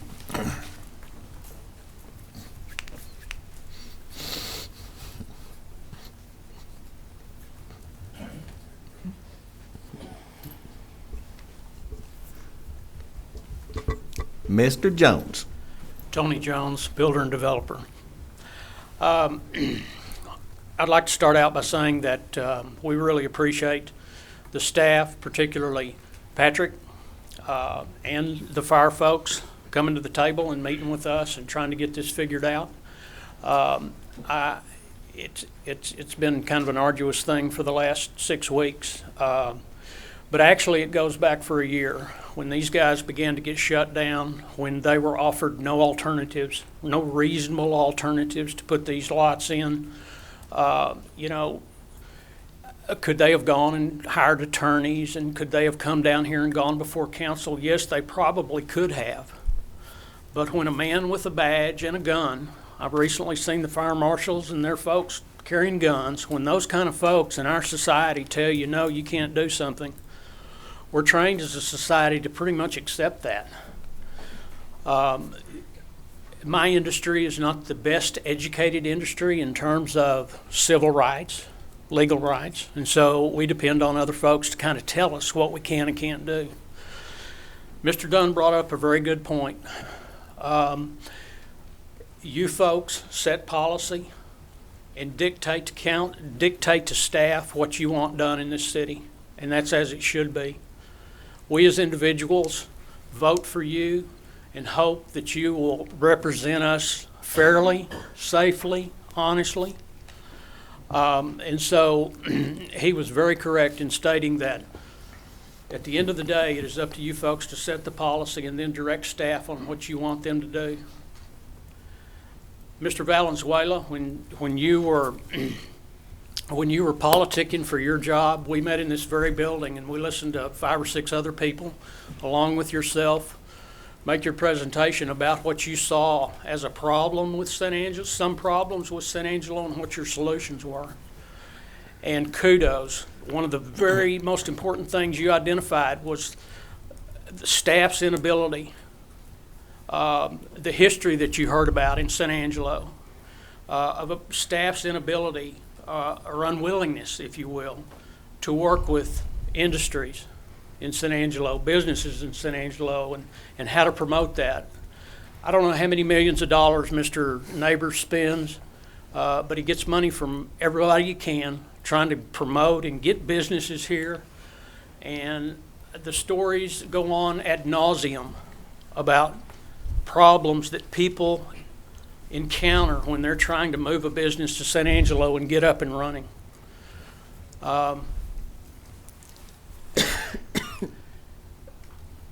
It's a shame that this has gotten this far. It really is. From a procedural standpoint, Harvest and Butler Farms should have been able to have sat down with somebody, anybody. I don't want to point fingers, but anybody, and got a reasonable solution to what they were doing. They were given a $14 million option, bridge across the Concho River, or a 2-mile paved road over to Beatty, if they wanted to proceed. Those were the options that were either suggested to them or phrased, it's the only way you can do it. In our humble opinion, get probably $30,000 or $40,000 worth of limestone could have been thrown down on Foster Road and eliminated the whole problem. So, going forward, we would ask Mr. Valenzuela that you encourage staff to work with us and continue. You've had committees that have tried to figure out how to do affordable housing in San Angelo. They have met for months and are still trying to figure that problem out, and so are we as an industry. So we would just ask that we feel like the numbers are a little low. They're certainly higher than the fire department. They're certainly higher than the fire department would propose, but we have precedents. Mr. Vardaman spoke of that. Mr. Cortez spoke of the precedents of the number of 300. We feel like the number of 165 for the secondary access, 265, 250, whatever that number is a fair number. And we just ask that you consider that. Mr. Wardlaw, we appreciate that thought. If you would just give us consideration and let us go to work, we've got probably $50 million worth of lots held up, have been for a year, trying to put on the tax rolls. Do we want to do it unsafely? By no stretch of the imagination. We all have to go home. We all have to face you. We have to face the public. All we can stand on is our history and the fact that in the last 50 years, I don't know of a subdivision, north, east, south, or west in San Angelo, Texas, that fire trucks have not been able to get down and serve their customers or serve the victims of tragedies. Is it sometimes inconvenient? Inconvenience was brought up Friday at the meeting by one of the fire staff. Sometimes it's inconvenient for us to get down the street. Well, we can't design efficiently and affordably for convenience. And that point's already been brought up. I won't belabor it, but we appreciate your time. We appreciate especially you folks serving for nothing and taking the beatings, sometimes. So we appreciate your time. Thank you, Tony. Mayor, may I? Yes, sir. I just want to make a comment. Tony, you're absolutely right. When I came in, that is something that was an objective for us to make sure that we are willing to work as a staff with our community, with developers, with all the stakeholders. That was one of the bigger objectives also when we hired Mr. Patrick Howard, and something that he understood that we'd be doing. As a matter of fact, that's what y'all worked on this past couple of weeks to make sure that we came up with something that would work. Our job is very difficult. We want to make sure that, by all means, that we are working with you. But at the same time, the idea of safety for us, health and safety, is a primary concern for the city. And when I do listen to the the fire chief talking about what they feel they can capably handle and keep our community safe, I do listen to that. Again, with that said, we want to do everything we possibly can to work with our community, to work with all the stakeholders. And you definitely will see that commitment from us. We just want to make sure that there's a good balance, that we actually can provide the service that we can, and at the same time, make sure that we're working very well with all of you. So thank you for those comments.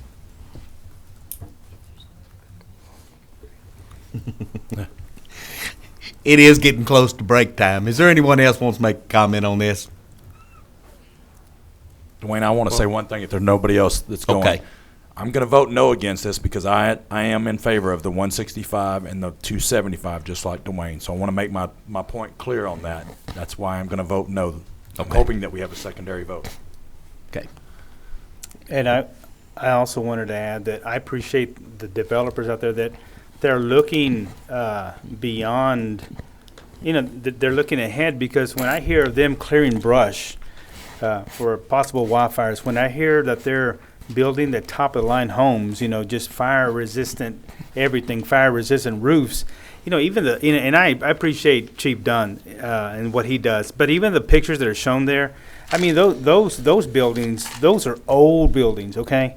So I think we need to look at what we're doing today, not what, that one apartment complex, I bet you it was built probably in the 20s or 30s. I don't know. I've seen it before. But I know that it's not as fire retardant as what we're doing today. So I'm in line with Mr. Wardlaw and with Rodney. I know that the 125 was a compromise, but I think in adding an additional 40 homes to the 165, I think it's doable. And again, I go back to what is being built today, the type of home that's happening today. The 250 plus an additional 25, I don't see that much of a difference there. So we could make a motion right now, or do you want to go to break? Or I'd just soon make a motion. Let's get this over with. I would like to say one thing. Yes, first. sir. I have found the developers to be very educated. For Tony, you guys have been very educated, and I certainly hope staff isn't threatening anybody with guns. That's well, you open that door, so I certainly hope our staff isn't. But I guess what happened to the 150? 150 was on the table with the developers. Now 150 is off the table, and I haven't sat in many of the meetings, but I guess that's the concern I've had all along. Every time there's been close to a compromise, the door's been closed, and the developers have wanted something else. And I'm certainly in favor of making sure the developers that we don't stop any development. I had the opportunity to spend some time with Rocky yesterday, and was very impressed with what was going on at Prestonwood, right, Rocky? And I don't want to stop any development, but there was 150 was on the table Friday, and we were getting close to compromise, and then all of a sudden I started getting phone calls about 165, and is 165 going to be the magic number, or when we get ready to vote on 165, are we going to 200, guys? Where are we going? I mean, I've seen staff side, but I've seen the developer side be almost worse than staff side as far as getting along. So, that I guess that's been my concern of it. We want to make sure we keep going, and we want to develop. But you guys have been very educated and getting the process going along. So, I guess with that, I'll shut up. Why don't you put 150 and 275 in the form of a motion, and let's vote on it. Well, no, he's got. Johnny said Mr. he's going to make the trying to motion. make a motion. I was going to make a motion before. Yeah. Make a motion. before he interrupted me. That's No, okay. I- That's all right. No, I appreciate what you said. And meeting after meetings have happened, and here we are meeting again, and I think we need to at least come to a point where I am going to make a motion that we amend Appendix D regarding fire apparatus access codes to the International Fire Code. And am I supposed to read all the sections 503.12? For the numbers, the low number being 165 and the high being 275. That is my motion. If I said it correctly, And grandfather. You're on page We need to two. grandfather, and we need to Except everything allow else, for yeah. variances. except everything else and whatever's been grandfathered Yes. to leave alone. So there's three sections that are being addressed. The D 104.3 with respect to remoteness, and there's general agreement about D 104.3. Okay. There's section 503.1.2 that, as Mr. Gully made reference to, references back to D 107, and so that would need to be included as well, and then obviously D 107. Okay. Just like that. Is that option 2 or option 3? There's option 1, 2, and 3. It includes all of those. It includes all three of them. Inclusive. Okay. It Well, includes- that's To not, be clear, it's the last page, page 5, gives the most up-to-date option provided on yesterday. And it's in big letters. Yes. but you're saying, not to put words in your mouth, that you want option 2 on everything, on the 503. You want the home builder's last recommendation on D 107, and you want option 2 on D 104.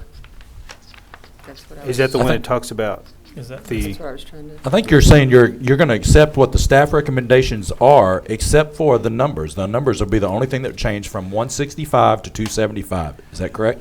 That is It was correct. stated correctly. There was agreement on section 503.1.2 Yes. and D 104.3. Yeah. The only area of The numbers. dissension was D Okay. 107. The numbers. Correct. And that's exactly in a roundabout way, yeah, I make my motion to accept what staff is recommending.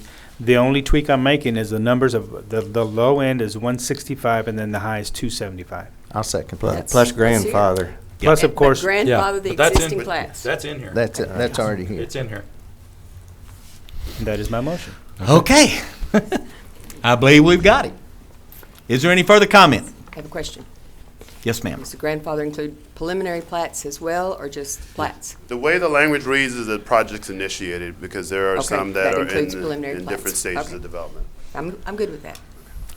165, 275, plats that are already on the books will be grandfathered, and you will have the opportunity for special conditions to approach council with variances. That pretty well says it? Yes, sir. Is it good? One other thing I want to throw in here as a caveat. This is going to have to be done every 4 years, because when you adopt a new fire code, this has to be adopted with it. So I'm not going to be here, but whoever's here, make sure and remember that when you're coming up for a new fire code adoption. Okay. Did you second that motion? Yes. Do we have a motion? I do have a second. We have had council comment. We have had public comment. I'm going to call for the vote. All in favor, please say aye. Aye. Raise your hands. That looked like a nays. Nay. That looked like a 6-1 vote. Let's take a break. All right. It is 11:11. Let's go ahead and get started on item number 16. Mayor, did she tell you about that wallet that she found? Oh, yes. We found a brown wallet. Alicia, Yes. Yes, sir. we found a brown trifold wallet. Alicia has it, so Brian Hallmark? Brian Hallmark, if he's in the building. Brian Hallmark. Take the money Okay, and I turn bet it- he'll be back. Yes. Take the money and turn it back in. We have now item number 16, which is discussion of water-related matters and any action related thereto. I suggest there's 4 different areas. I suggest we take them one at a time. Is that all right with you, Mr. Dixon? That would be fine, Mayor, and if it pleases the council, I do have another gentleman here, Water Advisory Board. I'd like to move that one to the second one, if it's okay.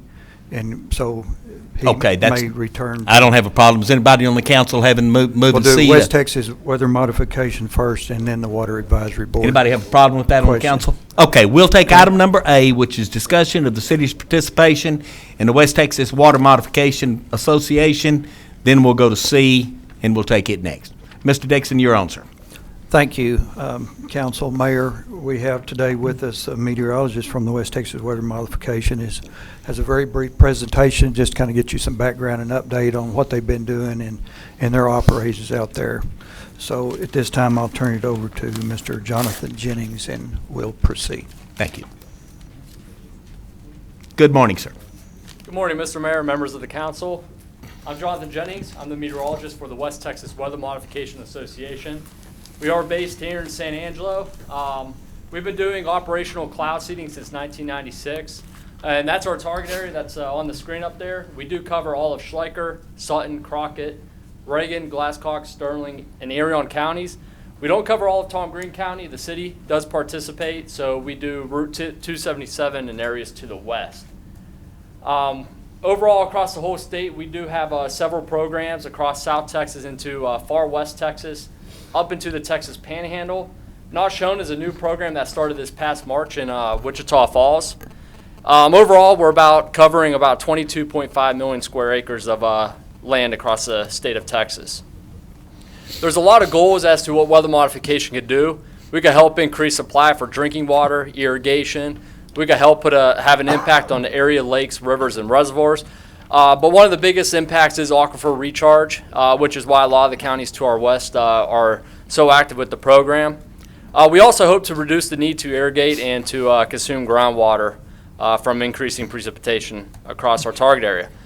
So what exactly do we do? Well, we fly at the base of a convective thunderstorm and seed it with two types of flares. We have glaciogenic flares, which contain silver iodide, and hygroscopic flares, which contain calcium chloride. We rely on the inflow of the thunderstorm to transport this material into the favorable portions of the cloud. For glaciogenic seeding, we're looking at the middle part of the cloud at or above the freezing level, where we have a lot of super cold water that has yet to freeze. Small water droplets tend to bounce off each other. If you are able to create ice nucleation at a faster stage, you'll be able to get more growth. They become heavier and fall as precipitation. The silver iodide structurally is very similar to an ice crystal. That's why we use that chemical for that type of seeding. The hygroscopic flares, what we're doing is targeting the lower portion of the cloud, the warm part of the cloud. In West Texas, as we all know, we have a lot of dust in the atmosphere. We get a lot of windy days, especially in the spring. Dust particles are very small, get suspended in the atmosphere, start to rob moisture away from the larger particles. So we introduce a larger cloud condensation nuclei and calcium chloride, very hygroscopic. We're able to pull that moisture away from the smaller particles and allow increased precipitation to occur. Doing all this also serves as hail suppression. If you actually start to increase the number of ice particles within the cloud, you're preventing the ability for a couple large particles to start to grow into larger hail embryos. So this is a hail suppression form of seeding as well. What we don't do, we do have limitations. We cannot fill lakes, rivers, and reservoirs overnight. We have had a few cases where we've had a good impact. Last October 18th, good storm over Glasscock and Sterling County. We were on that storm for quite some time. Over 4,000 acre-feet of water did run off down to No-See Fisher. We're not taking credit for all of that, but certainly we hope that we had an impact with that type of storm. We cannot create clouds. I wish we could. Clouds are the resource that we need to do cloud seeding, but we need nature to provide those clouds for us already. We cannot suppress drought. We're one of the tools that can help alleviate the drought conditions, but overall we cannot make a drought go away. So overall, this really is a long-term water management strategy. Looking into some of the benefits, which is what I'm sure you guys are very looking forward to, we've done a comparative analysis since 2001 by an out-of-state or a contractor from Texas Tech University, Dr. Ruiz Columbi. He states an increase of precipitation of about 15.24% within our target area over the last 10 years. This is about almost 2¼ inches a year across our entire target area. What he does in his comparative analysis is he takes our seeded storms and compares them to like storms on the same day within the same air mass and sees the differences between the seeded and unseeded storms. Over 10 years, we have over 500 clouds that have been analyzed, and these are the data we've found up to date. Looking at the rain gauges, if you take 10 rain gauges within our target area and look at the percent of normal, we're running about 102% of normal. When you compare that to outside of the target area, it's about 89% of normal. So there's a 13% difference between the two areas, which is similar to Dr. Ruiz's analysis. And on the bottom, you can see over a decade, doing this for 10 years, you're basically getting an additional year of rainfall. And that could really help for a year such as 2011. The only issue we're having right now is that's happening again and again. We're in a three-year drought right now that's really hurting us. Here are those increases in terms of acre feet. We do average about 1.3 million acre feet a year of increases across the entire target area. Obviously, in the last 3 years, the cloud resources weren't there, so we're not seeing the increases we'd like to see, as such as the years of 2009, 2010. But overall, you're getting about 1 million acre feet a year from weather modification operations in this target area. Here's percent of normal that I just touched on. And you can see since 2001, the blue line is within our target area. We really started to understand the dosaging of what we were doing, how many flares each cloud needed, where to put them. And really, inside the target area, we've been performing much better than outside the target area as far as percent of normal rainfall goes. If you go back further into the late 80s, there was a weather modification experiment going on between here and Big Spring. And they actually saw some pretty good increases back in the late 80s, early 90s. So the two periods when weather modification has been going on here in San Angelo, you could definitely see that it's had an impact on the overall rainfall since the 1980s. More benefits. There's been a benefit cost analysis conducted for a program out of Abilene. Dr. Jason Johnson out of A&M showed that one additional inch across the Abilene target area produced an economic benefit of $10 million. Meanwhile, the High Plains Underground Water Conservation District showed an economic benefit of $81 million. That number was a little high when I looked at it, but what really got me in this analysis was a $10 to $34 return per acre on the 4 major crops grown in their target area.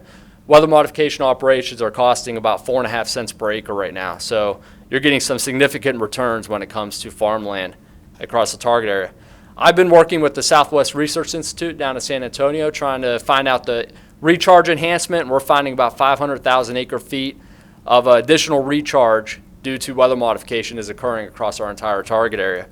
And when you look at desal of brackish water, even seawater, you're paying about $700 to $1,400 per acre foot. With weather modification, we're paying about $1.50 per acre foot when it comes to aquifer recharge. So what's the future of weather mod? I mentioned the hygroscopic seeding. This is a tool we're really learning how to use more efficiently right now. It's a newer tool that's being utilized here in Texas. This type of seeding can be used in clouds that don't have that vertical depth, so our number of cloud targets increase, and we're also able to fly during a longer portion of the year.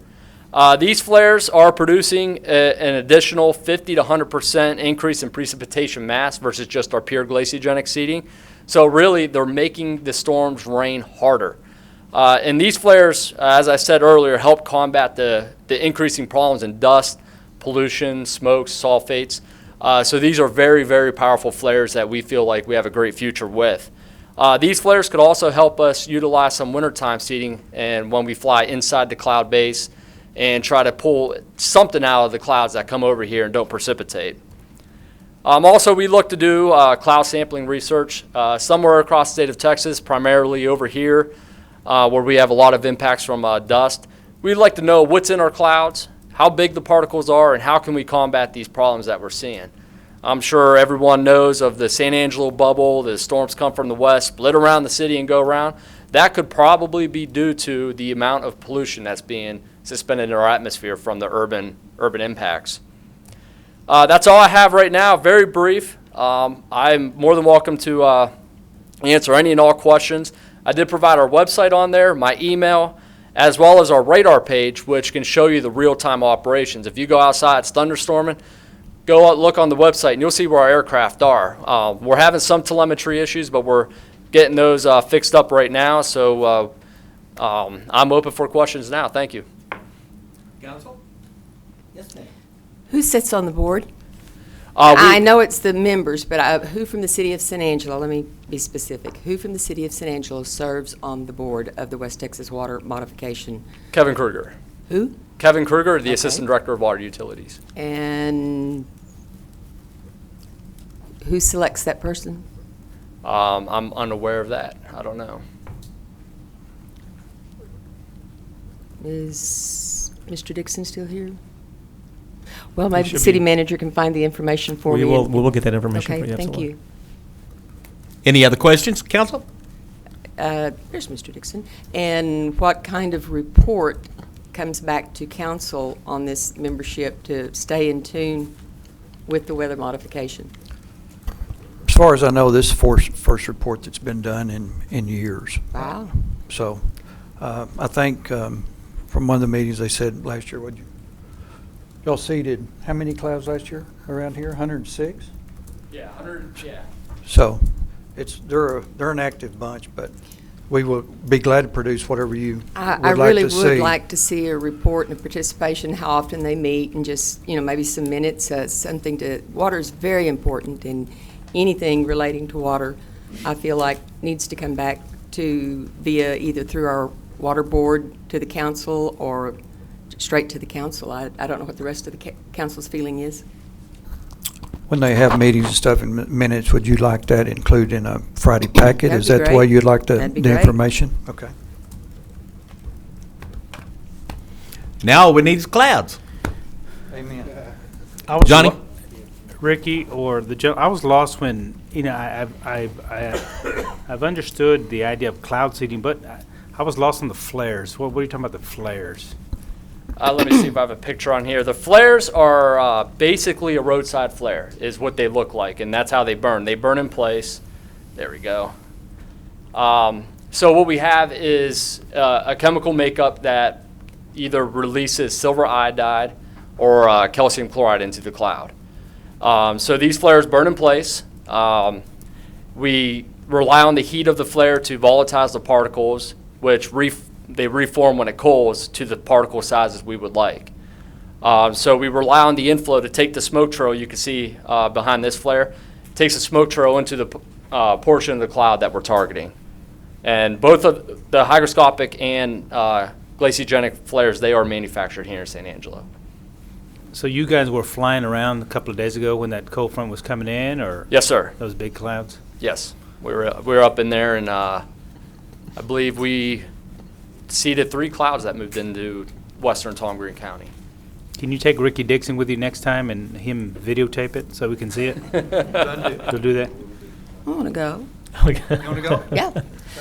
But I would like to ask, according to our drought contingency plan, anything that has to do with water is to be vetted through our advisory board, water board. Okay. And we need to commence doing that. Okay. Thank you. For the record, I don't want to go. You don't? No, I don't want any part of it. Either. All I want is to see the results. It's not your Sunday afternoon drive. No. I'll provide video. I just want to get a little closer to him up there to pray. Yeah, here you go. Thank you, Jonathan. We appreciate you. And the presentation was not in our computers. Are we? Do we have access to his presentation? Yeah, we can get it to you. Good. Send it to me. I'd appreciate it. Any comment from the public on this? If not, we're going to move on to number C, which is discussion of the city's water advisory board. I'm not real sure what the question is, Ms. Farmer, so I include the bylaws for the Water Advisory Board. Don Butts is here as president, could answer your question, so if you'll My question was the weather modification. I don't believe I put the discussion of the citizens. The last meeting you said you wanted to talk about the Water Advisory Board. Their role, okay, yes, their role and how often they meet. And the reason, even more so now, like I said, at reading in our contingency plan, any and everything that has to do with the city's water is supposed to be vetted through that board. And I just would like to know if they were aware of that. And it seems like as often as we've talked about water, they've only met twice in 3 years. The last meeting that I'm aware of was in July, but I believe I have the minutes. July 2012? Yes. Yeah. Well, in my opinion, that tells you something you need to know. Well, no, They're not meeting. July of 2013. 2013? Right. So, Mr. Butts is here. Don, you got any comment? Just here for questions and answers. The last time we had. Come up, Don, so you can talk in the microphone. The last time we had a meeting and we had a recommendation on to y'all was when we agreed to expand the plan for the well field. Mm-hmm. And we did the legwork on that, of what the cost was, what the time frame was. And I think this is what our charge was now. In answer to your question about vetting, there has been, y'all discussed water issues it has not come before the water board. But this is something I think y'all need to discuss among yourselves, I would think, I'm not a water expert, and I'm the first one to admit it. So anyone who has good knowledge of water, what we do, how we do, or suggestions where to look, that's a whole lot more familiar with water than I am, I'm going to listen to their opinion. So that's why I feel, I could be totally wrong, that we have this board. It's the selection of people who are familiar with water, the scarcity, what to do, and to bring suggestions to the council. It's not, I have a hard time coming up with suggestions because I don't know anything about it. The question was, I think, how often do you meet? And we meet upon need. And there's no set, like once a month or once every 2 weeks or whatever. But we do meet when Ricky and do we feel like that there's information that we can help with? That's when we meet. But the need would have to come from the staff. But all of our board are flexible and can meet and do want to be of help if we possibly can.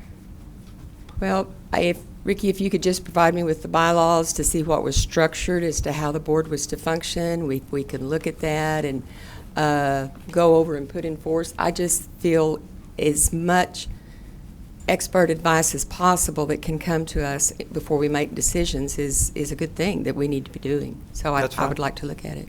Okay. I'll get you that. Thank you.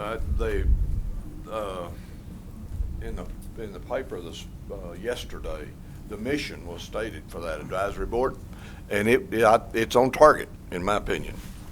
And so the mission of the Water Advisory Board is to recommend strategies to the City Council designed to obtain and ensure adequate and affordable water, and not to try to manage the water that you have here, but is to, like we did when y'all charged us, said, let's see what the best for us. So we drilled some test wells and did everything before we came back to you and said, look, we'd like to have a better suggestion, but we think that the Hickory is the best.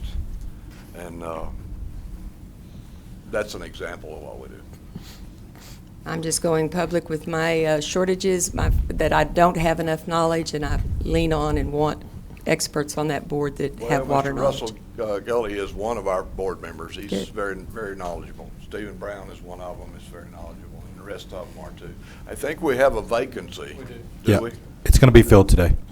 Well, I have a vacancy as well, and that's Stephen Brown, and I would like to nominate him to serve if he will again. So that was what I was going to say before we got through with this, is go ahead. But I think there is another one too in there. There's another one besides Stephen? Do you have one, Rodney? I have one that's coming on today. Okay. That ought to fill it then, shouldn't it? Paul Alexander is my appointee. Okay. If y'all approve him or her, we'll let us. We'll get Stephen in, and we'll probably get on the next meeting and get him approved, so the board will be complete. Rodney?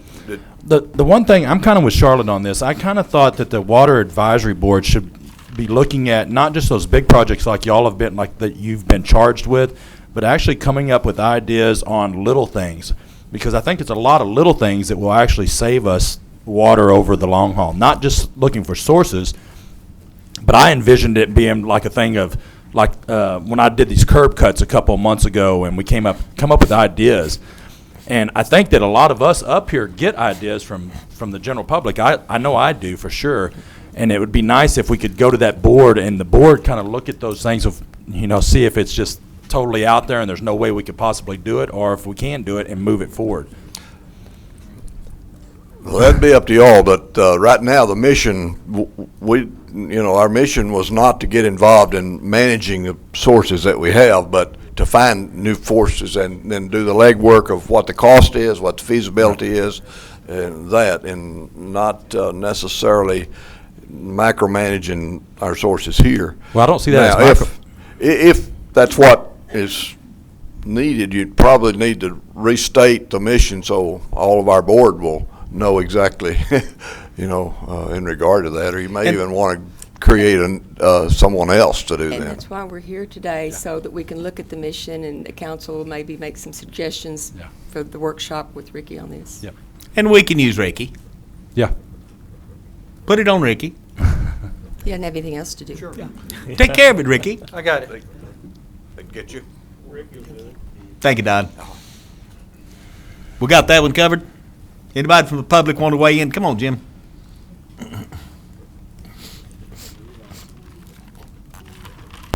Yes, my name is Jim Turner, and dealing with these boards and commissions has been an ongoing issue with City Council for probably as long as there's been a City Council. And there's been some attempts at using them better and so on.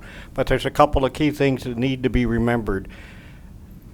Any board, whether it's Water Advisory Board, across the board, they are there to support the City Council and its management and policy setting function.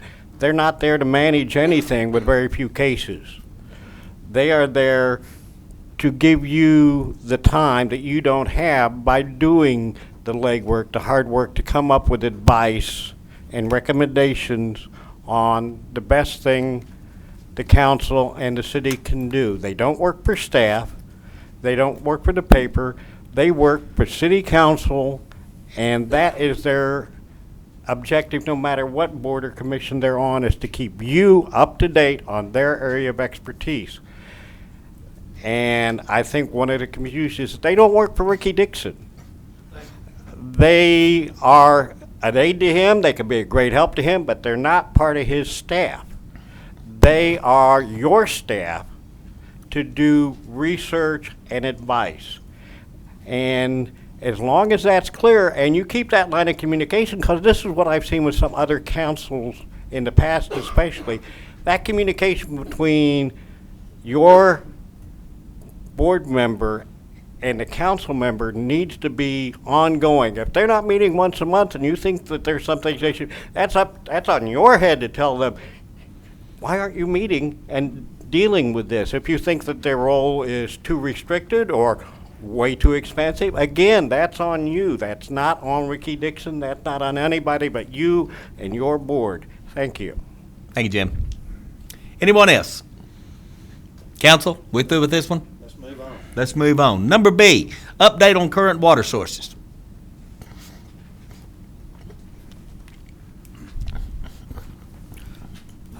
We'll try to be as brief as possible, still try to cover everything that we need to cover on this topic. This is pretty broad, and we're going to go over a lot of things here. So a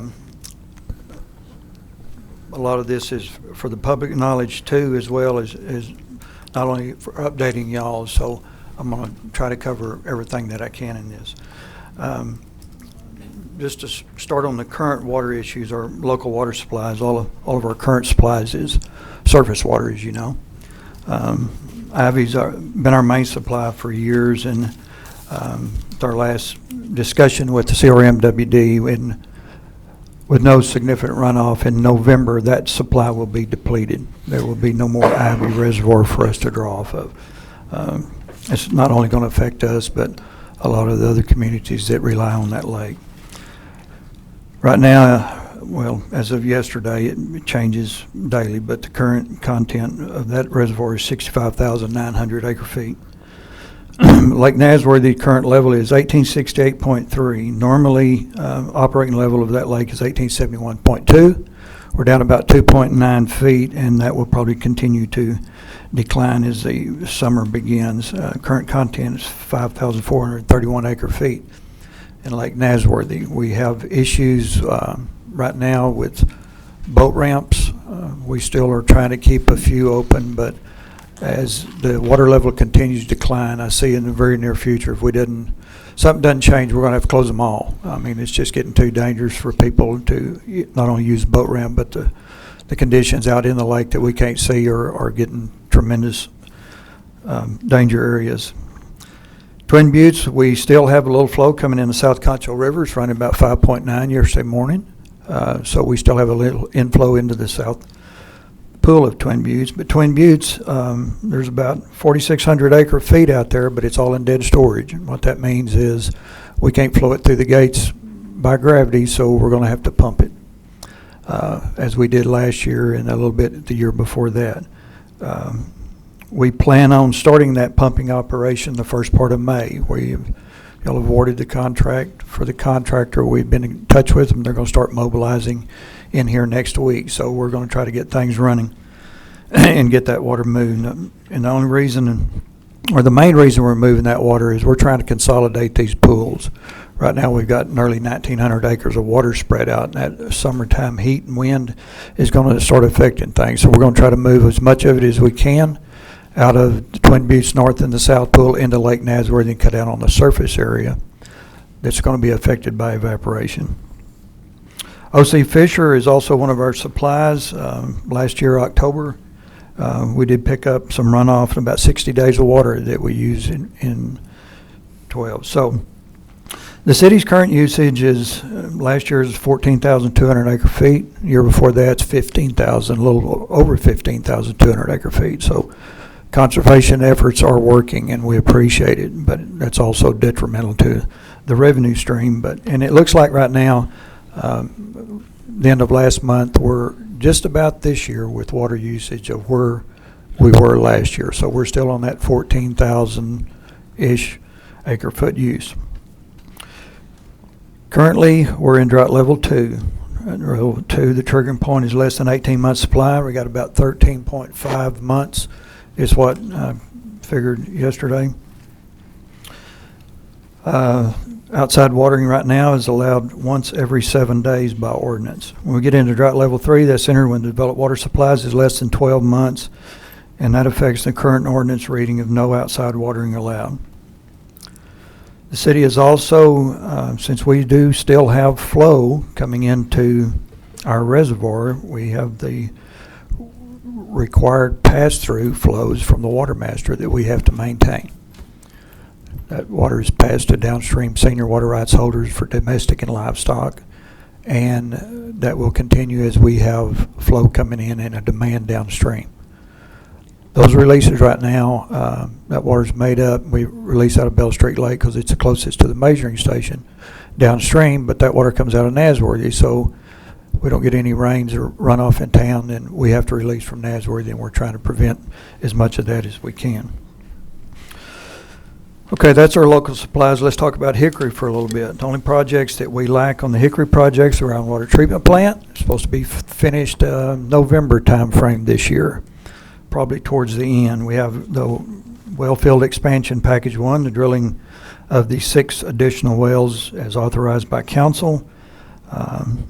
They are still in the drilling process. They have 2 wells completed to depth on the pilot hole into the Hickory. The wells have been logged. I think they'll be good production wells for the city, and they're back reaming to set the big case to put the pumps in. They actually have 4 rigs on site right now, but the conditions are tough. It's a limestone type formation, and they're 3,000 feet deep, so it's going to take a while. Package 2, which was awarded, and we issued notice to proceed last month. That's the installation of the deep well pumps, the booster pump station, and controls for the new wells. We're looking at that coming online March of 2015. So that and some electrical work that kind of gets the Hickory complete. Now let's go a little further on the Hickory. Right now, the city has banked water that we have from the Hickory since the judgment in '97. We've been banking that water. We have about 39,750 acre feet. The 9 existing wells we have can produce 6 million gallons a day, and we'll get into the banked water pretty quick, but it will last us at that rate until 2026, where we get that moved up to 10,000 acre feet a year. The 6 additional wells can produce, will add 3 more million gallons a day capacity. You get us up to 9 million gallons. That's a significant number. When we was talking about expanding the well field, because we were kind of using that as a wintertime average. And we're thinking if worst case scenario, that's all we got, we can make it. Yeah. So, Ricky, and that's for a five-year period, correct, with the banked water right. that we currently have? Yeah. If we get on that 9 million gallons a day every day, we got 5 years, then we're out of banked water. And of course, the objective is to manage that. So if we do receive rain, of course, Sure. we're not going to be using the full 9 million. I mean, we're going to no. Okay. And we're and speaking of managing that, we got our blending approval letter from the TCEQ that we can or have authorization to blend it a 5-to-1, 5 parts surface water, 1 part groundwater. And we're probably going to start that the first part of May.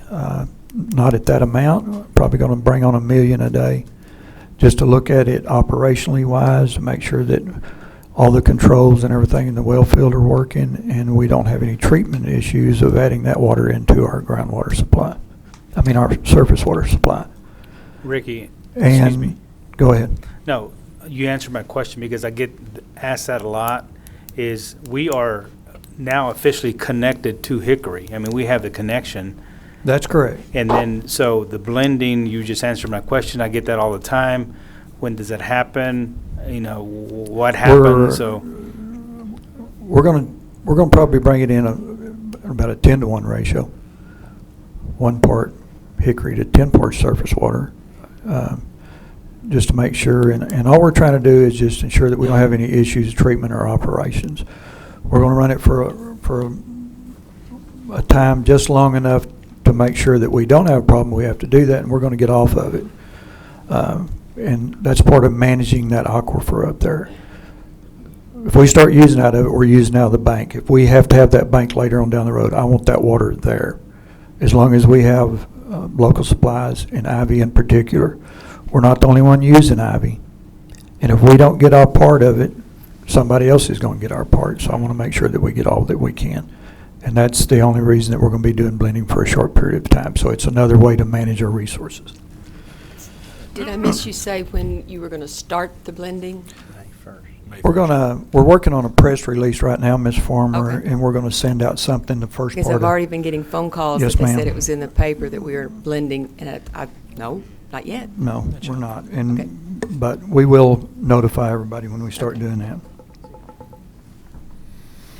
Okay, short-term water strategies that we're working on. We're still working through issues with the Red Arroyo, the off-stream 83-acre site with a storage potential of 1,800 acre feet. We know we have some groundwater issues that we're trying to get cleared up. We met in Austin Thursday, last week it was, with all the players on this project, UCRA, HDR Engineering, Jacobs Engineering, the city, Lloyd Gosling, get all the water rights, all the issues. So we will be bringing back, or should be receiving the end of this week, proposal of what additional work needs to be done to try to determine is this a feasible project or not. So we're still working with that issue. We should be bringing the contract and cost of the wastewater reuse study back to y'all on the first meeting of May. So if we can get a determination on that, we can look at our options for whatever reuse that we can get out of that, either direct potable, non-direct potable, irrigation, combination, water master releases. I think there's lots of options out there for us to look at. So I think that should be coming back for y'all's decision in May. The first meeting in May? Yes. Thank you.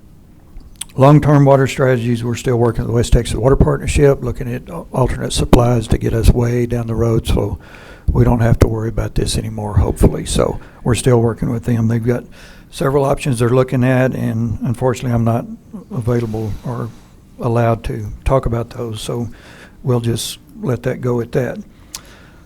Okay, when we talk about water issues, I think it's prudent that we talk about revenue concerns, and we have some. We were short last year. We're headed down that same road this year. If we enter into drought level 3, we're going to sell less water. Revenue concerns are going to be more of a concern than they are now. Let's just leave it at that. But in saying that, I've been holding off at the request of council CIP projects. You know, we have a CIP fund that we do projects with that need to be done for infrastructure. CIP fund has a fund balance of about 3.1 plus another 3 million or so that is budgeted this year that we haven't done anything on. But we do have a need of some projects. We got this year's water main replacement projects, about $1.3 million. That most of the lines on that project are those lines that we've had continuous maintenance, line breaks, waste of water issues with.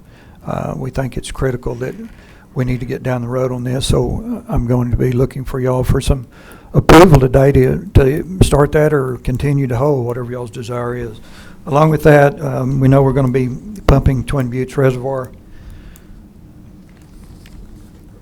Also have, we got ourselves in a bind and we're doing pretty good, and then it kind of fell off on the large valve replacement project. You know, we had December issues. A lot of the issue was we had a big break and we couldn't cut it off, so it ran and ran and ran, and we don't want to get into that anymore. There's some water plant upgrade funds that we keep in there just for whatever. We have a lot of equipment over there, and it's hard to schedule when something's going to need replacing, so we keep about 300,000 of that, and we have some fire hydrant replacement.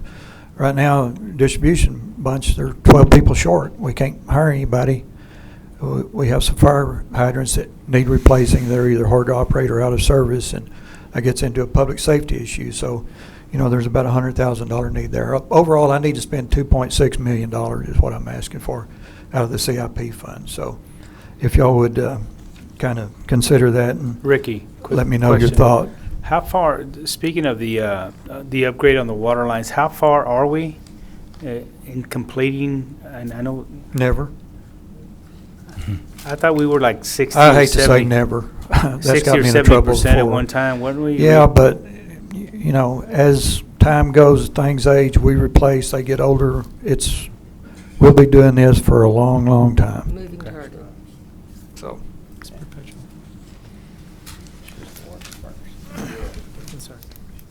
So that's about all I have on our current water issues.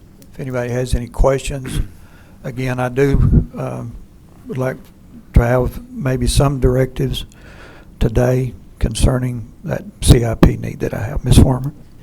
Is it okay? Anybody before you? In part of our plan, the education to the public, publications from them to know everything that you just told us.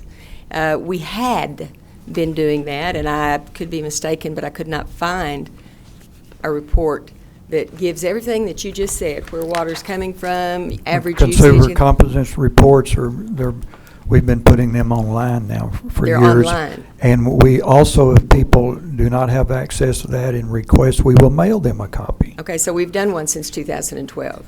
Yes, ma'am. We do one every year. Because they're great information and it's Right. everything that you had given, but there are lots of folks who. Well, and that's the whole deal. You know, I've talked to a couple of Rotary clubs now, and we try to keep the information out to the public to let them know what's going on, and let them know what we're trying, and we appreciate the efforts that they're doing in conservation, just to try to keep everybody apprised of what's going on. So I thought this was another good opportunity to do that. But it does state in there, that, who's on the water advisory board, and all of this information is vetted through our water advisory board. So that is a chore that I certainly would like to see continue. Okay. 13 and a half months. Yes, sir. I think we definitely, and I have one question along with this, I think we definitely need to do everything we possibly can, because I know I get asked all the time, why aren't we blending already to save what we have? And I talked to Ricky about it several months ago, and it's like he said, you can't put a cork in that bottle. So I think the point that he just made as far as using our portion of the Ivy Reservoir is very informative and something that our public needs to know to think we're not waiting until the 11th hour and then using the hickory. One of the other things that I was going to ask about is enforcement. I know. I have, before you get that, Don, I don't mean to interrupt, but I got one more deal that I think we need to go ahead and kick out here and start talking about. When the court settled all of this hickory mess that we went through in '97, they made some very specific comments in the final agreed order. It's not only in that order, it's also in our permit to drill and produce water. And I'm going to read this because I certainly don't want to misquote something standing here. And it states in this one, it is further ordered, adjudged, and decreed that San Angelo shall not sell from the district outside San Angelo's municipal water supply system, nor shall it sell its surface water outside its municipal water supply system if that water is to be replaced with water from the district. Otherwise, San Angelo may sell its surface water to any purchaser to the extent San Angelo has the right to use water and does not require the water for itself. It is further ordered, adjudged, and decreed that San Angelo may not apply for any production from the district in excess of that agreed to in the settlement agreement. Now, they were very careful in wording this, I think, and what that means is we have some wholesale water contracts. If we are relying totally on the hickory for our sole water, or we have a little surface that we could sell, but we'd have to make it up with the hickory, we cannot provide water to those wholesale customers. So I just wanted to make y'all aware. I'm sorry? Have we notified those people? Yes, sir. In writing? I have not sent them a letter yet, but I have talked to each of the groups. So I want to put it out there so everybody knows what's going on. Ricky, do we have a definition of our system? I mean, is our system... I've got legal folks looking at that. Okay. Deal. I mean, it says our water supply system. Okay, is that Highland Range and Dakota, and where does it stop and start? Is it the city limits? If I would, and until we can get a good interpretation, I would interpret it outside San Angelo's municipal water supply system would be a system that San Angelo owns, is the way I would think it would be, but we're looking into that right now. Okay. To try to I want to make sure that we do everything we're supposed to do, because I certainly do not want to cause problems with that supply. Absolutely not. But by the same token, I think that we need to get that as soon as possible, because, like I said, if it is worst case scenario, the city limits, and we can't provide water to Highland Range, just as an example, then they need to know that as soon as they possibly can, I think. I thought I would have that information today, but as soon as I get it, I'll get it to y'all for sure. Okay. Okay, now I'm sorry, I interrupted you, so you wanted to talk about enforcement, so I'm going to sit down for a while. Well, Rodney, did you have a question? No, I have one more question for you, Okay. Ricky. You said it on those 4 remaining wells that haven't gotten all the way down to the 3,000 foot, you said it will take a while. Their contract runs through, I believe, the end of November. They still think that there's a good time frame. So we'll have all 4 done? So we'll have a 6. total of 6? Yeah. But we got 2 done now. Well, they're Waiting not on- finished. They're still Well, back reaming them, but yes, right. 2 are down to level, and they Right. just haven't been. Right. Okay. Any other questions? I think you said that those people have been notified, you've talked to them, as far as people that possibly we Right. won't. Okay.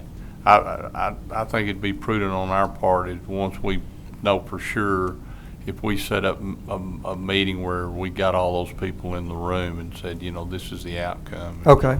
That'd be, Yeah. I fully agree. Thank you. We, under the update on current water sources, I want to ask, because I couldn't find anything, and looking a few years ago, before I was on council, there were some wells drilled in Slickert County. Can you dig up some information for me on that I have not been able to find? All I found was a verbal report that was given at a council meeting in 05 or 06 that the testing, the Water Advisory Board recommended using the Hickory instead of the Slickert. Do we still have water rights on what we drilled in Slickert County? I'll have to look, Ms. Farmer, but Thank I'll see you. what I can find. Thank you, because I've looked, I've put every combination of what I can find in there and have not been able to come up with anything. We don't have any water rights down in Slicker County. Party pooper. Huh? Party pooper? Well, I just like to face reality. Helps you sometimes.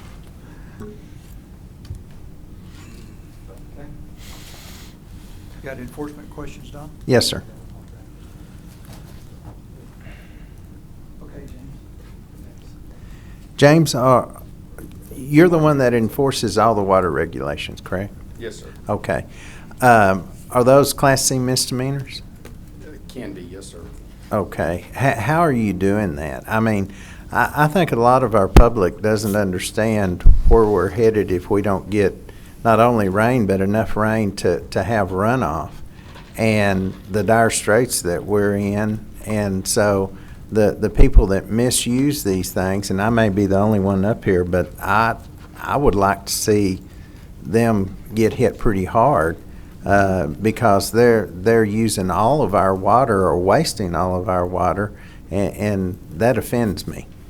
Absolutely. And I guess what I'd like to, if it's okay, I'd like to kind of give you some numbers of where we're at today as far as enforcement of the water.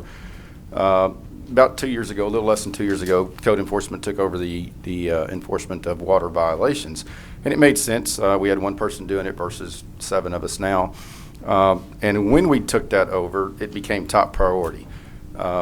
As that became top priority, other violations suffered. It's just inevitable. But we decided internally that it was such an important item that we were going to make that top priority. So we adjusted schedules, we adjusted shift patrols. We've done all kinds of internal changes. But just to give you an idea, from January of 13 to December of 13, there was almost 3,100 violations in that 1 year span. These are 1 inch application violations, meaning you're watering more than 1 inch per allowable impervious circumference of your property. These are 150 feet violations running into the right-of-way.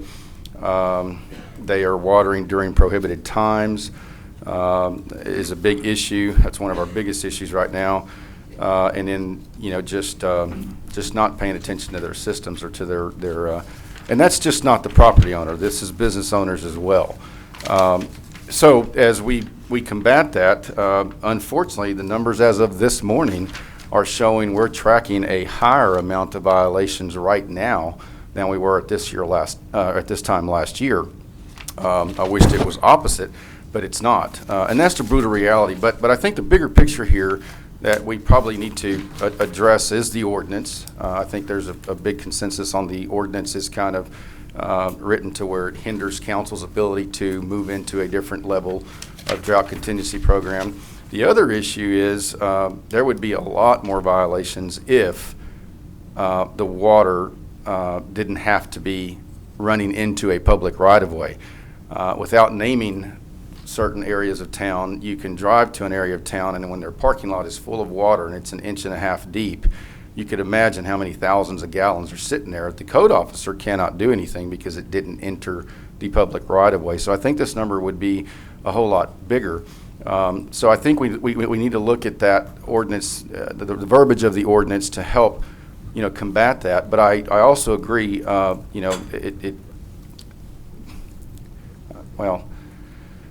in our current drought levels, contingency stage at level 2 and 1, they hinder enforcement aspects. They really do. Office policy has been to warn initially on the first violation. I think we've done plenty of warning, and when we step into a 3, we go into bona fide citations. That's not to mention some of these 3,100 last year weren't bona fide citations or court appearances. They were.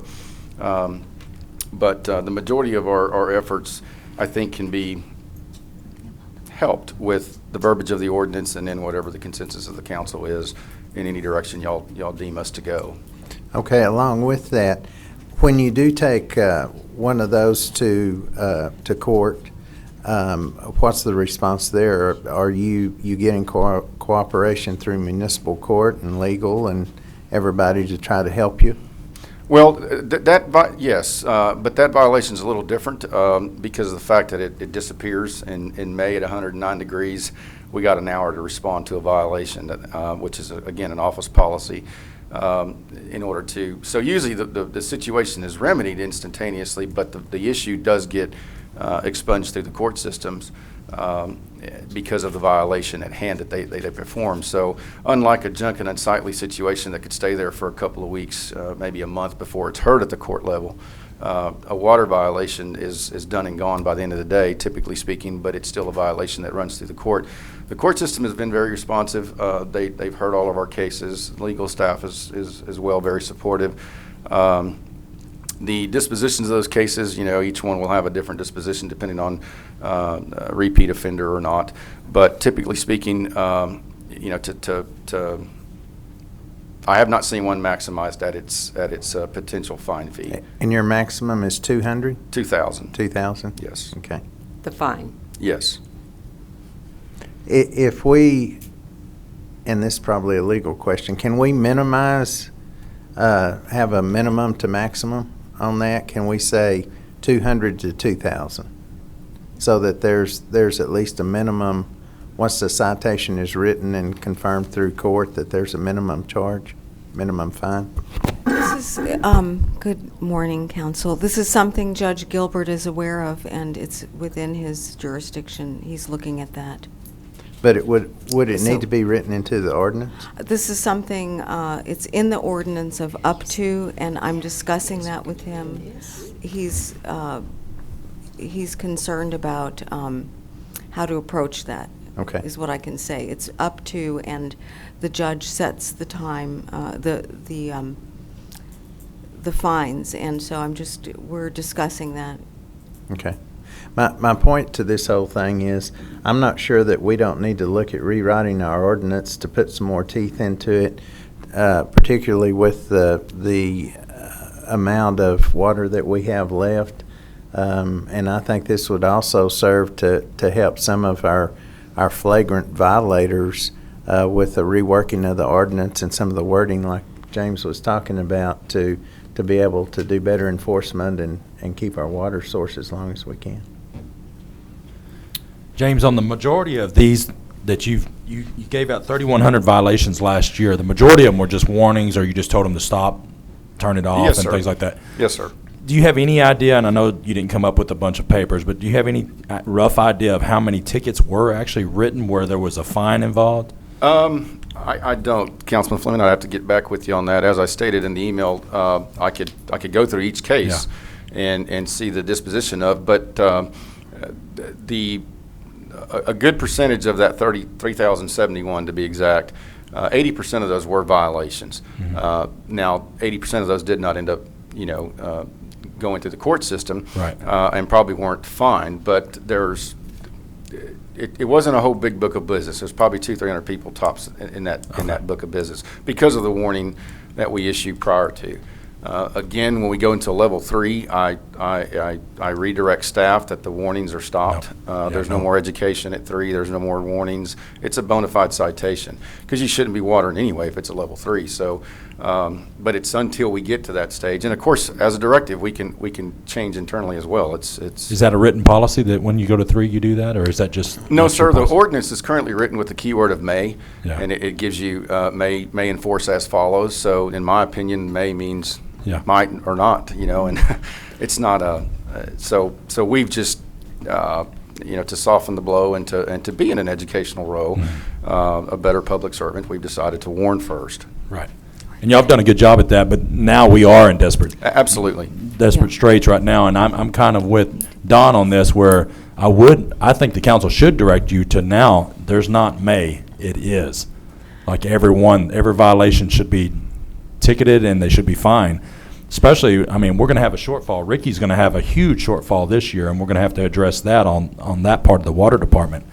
Everybody knows, or they should know, our water problems right now, and we should stop all of this from happening. So that's my opinion. Well, there's in just to give you some extra feedback on the enforcement aspect of it, many municipalities that I associate with via conferences or even just on the phone daily, their infractions are simply a picture, and the water account holder is fined through the water department, and it's helping offset revenue loss.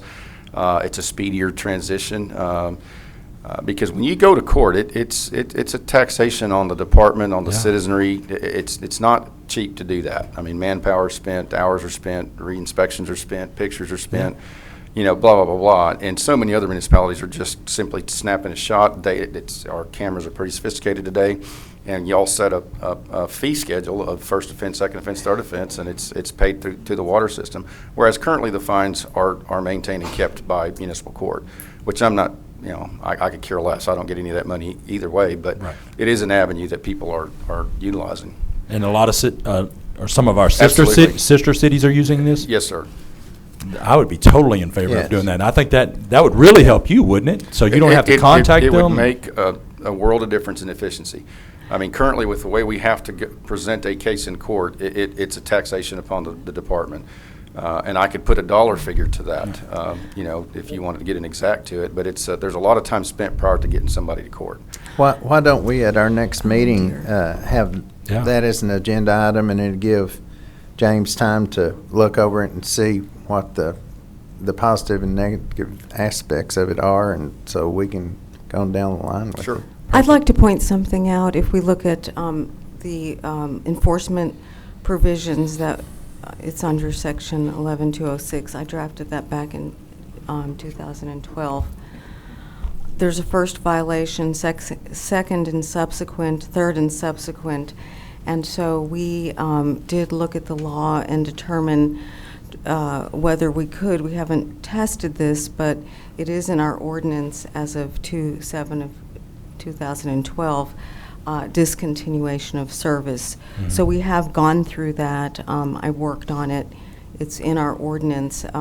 But of course, just dealing with the public and dealing with the individual violators, what James is talking about. So I'm going to walk you through this as far as what policies are in place to approach this productively. But it says 11206 talks about violations of any provisions of the Water Conservation and Drought Contingency Plan shall be enforced as follows.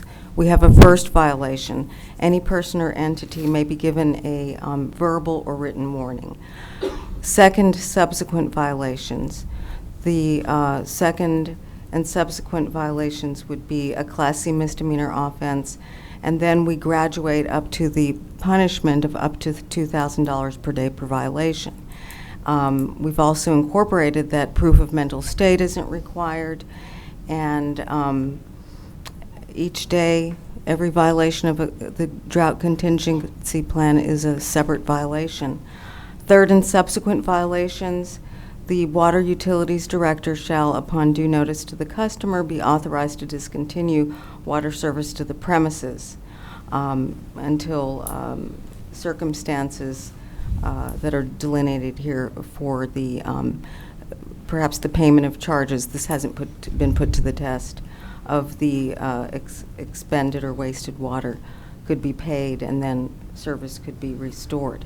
So then finally, compliance with any water conservation drought contingency plan may be forced by civil court action. So we're anticipating perhaps even an injunction. This hasn't been put to the test, as James has explained. It's, really at the level of just trying to navigate compliance, which is always the purpose of an ordinance that penalizes you at first attempt to seek and gain compliance. Charlotte? This is something that we have done, and if you want to relook at it, that's fine. But in 2012, Council approved some of the things that are in our drought contingency plan. And one of the items is excessive use of water and excessive use of fee. A fee shall be charged for excessive water usage in the amount set forth below. The fee shall be in addition to the standard fee charged for water usage. For a single-family resident account, an additional fee of $1.50 per 1,000 gallons shall be charged for all usage from 40,000 through 49,000 gallons during a billing period. An additional fee of $2.50 per 1,000 gallons shall be charged for all usage from 50,000 through 59,000 gallons during a billing period. An additional fee of $5 per 1,000 gallons shall be charged for all usage over 59,000 gallons during a billing period. Usage on a single-family resident account shall be the total usage at an address which is determined by adding together the usage on the meters supplying the residents and the usage on the meters supplying water to a landscaping system. And then it goes on to classify what the penalty fees are for schools, college parks, cemeteries, golf courses, and athletic facilities, and it's much greater. But we did address this. It was put in. It is in our contingency plan. That's if that's not steep enough, and that goes with what you had just read. Right. And that's what I'd like for James to look at and research and bring back, along with the fact that if initially we don't have to go through the court system and it can be done through water billing, then I think we're head and shoulders ahead. Mm-hmm. And it covers in the contingency drought plan that we can bill through their water billing, and if they don't pay it, it does cover how we can turn their water off. Right. And that brings me to a question that I know I've called you several times on a valid complaint. You recognize the address readily, and you have done everything you can do, not in my district, but trying to help out. And then when it's turned over to the municipal courts, you, like I said, you lose track of it. You don't find out what their fine was or what That's a chance that you can take, yes, because if they just walk in and want to pay the fine, we don't know the disposition of that till we follow up with it. And that follow-up is obviously case managed by the officer, and we do follow up with it. But if you just walk in after being cited and plead guilty and pay your fine, there's not something telling me the disposition of that case till I look up and go, how come Charlotte Farmer's not on this list? So you don't know that they're repeat offender or No, violator? yes, we do keep repeat offenders. We got to that third part that she's talking about in the ordinance of cutting people off. Prior to Ricky, that was not one of our tools that was allowed. Right. Ricky and I worked with it, and we agreed that it was time to pull somebody's meter because of excessive violations. They would go pay the fine, and that was a pretty hefty fine that they paid, but they continued to violate. They can afford it, I guess, but neither here or there. Our final option was, let's just pull his meter or pull their meter, and Ricky allowed us, permission to do that with all the, the legal notification and everything. We didn't have to go through that. I think we got it finally corrected, but we are able to utilize that. But no, to answer your question or to get back to clarifying your issue, yes, our current system, although very antiquated, known as HDE in the city of San Angelo, is very sophisticated. It's as good as what you enter into it.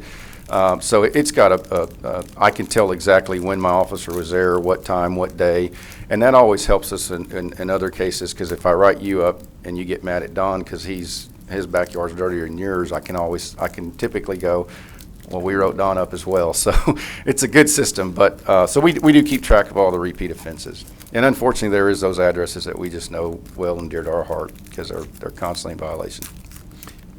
Johnny? I was just going to say that the state of mind part of the ordinance kind of gets you off the hook, so I think you'll be okay right there, Mayor. So, hey, no, James, but you said the numbers, the 3,071, that's even higher now? I mean, It's from tracking higher. So Yeah. what are we now? Well, I'm just using from January of 14 to April of 14 versus January 13 to Okay. April of 13. But it's even higher. We're higher right now. Wow. Yes. So people aren't getting it. I mean, Well, they're, you don't, they're I mean, abusing. you don't want to. New people. Maybe we're more efficient. Maybe maybe they're doing it better. And there's a lot of that truth, because obviously when we first took it over, there was a lot of stuff that we had to clarify, get handled. I like both of those. I hate to say that it's getting worse. I think we're just getting a little more. It's proven that it's our top priority, and it should be. And until somebody else directs us that it's not, it's going to be our top priority. So Well, other issues will suffer. How much are you seeing the repeaters? I mean, the second time offenders. Do you know those numbers off the top of your head? I mean, I is don't, that- but it's a big book of the 3,071. God, Wow. I mean, So- it's amazing. I was asked not too long ago, what was the most intriguing violation, the most mind-boggling violation, and the bottom line is just repeats. There's just nothing else to say. I mean, I don't know what more to do. We've been on Channel 17. It's been on the news. It's been statewide. It's, it just, that's the most intriguing aspect, is when I go back to the same location. When you think about the 3,071, the majority of those, of course, are issued during the spring and summer Yes. months, you know. So, Yes. I mean, you really look at the impact of how many you're doing per month. It's quite a bit. Sure. And that book of business will grow. And again, that was, as with PD, with crime, with more population, crime and grime go together. And so I hate to say, we might be a little bit understaffed. I think we are, from the mere fact that the other ordinances are suffering. But it's been an internal directive from me and Bob Salas, my boss, that we tackle this water issue.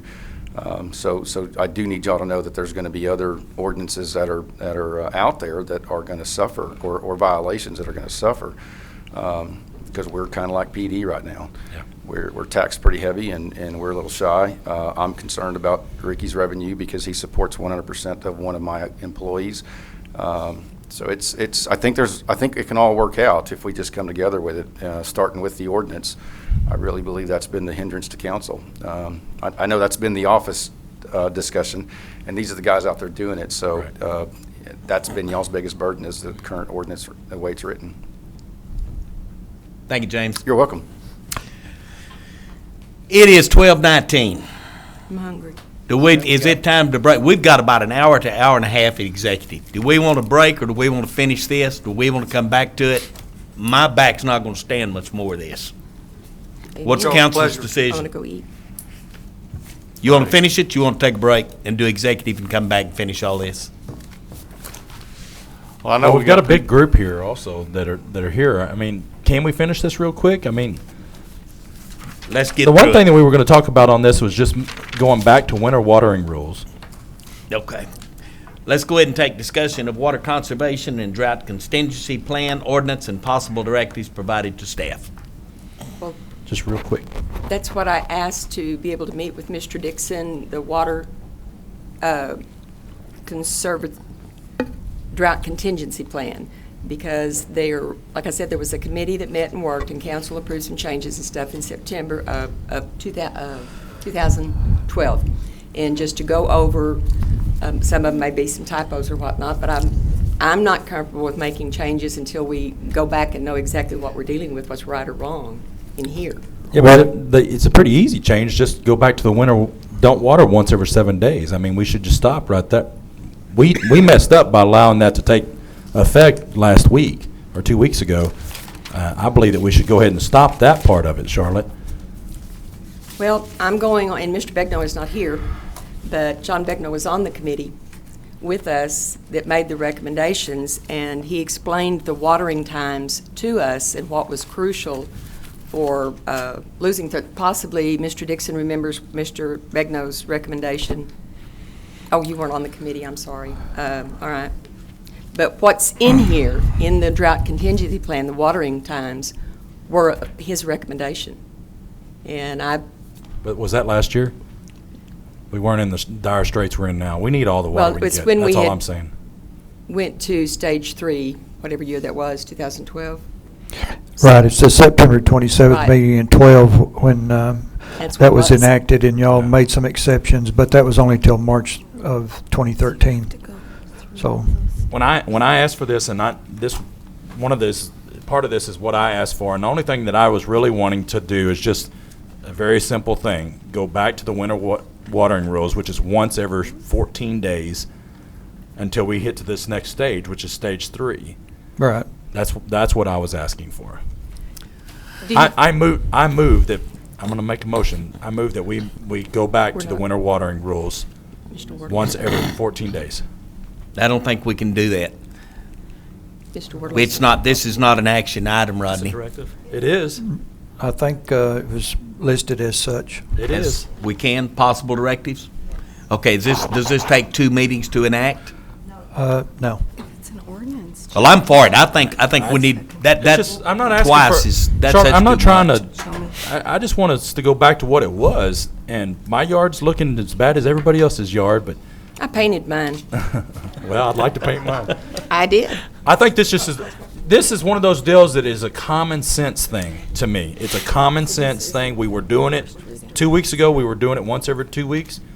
Let's just keep it going. Well, let's, and I agree. we're not go gonna be doing it ahead that- and move, and let's vote on it, and we'll enact it if we get the votes. Well, this isn't an ordinance enactment. This isn't first public It's an hearing. adjustment. It's Okay. just a direction Well, I to agree with staff to Rodney. come I think back. it needs to be done away with. Okay, we would need to direct staff to come back if you need Well- to amend the ordinance. It's not This set. is a vital thing. We need to do this today. Why don't you just make a resolution for the time being? Okay, We're- I'll do that. Yeah, just, I would like to put forth a resolution that we go back to, a temporary resolution that we go back to the winter watering rules for this year.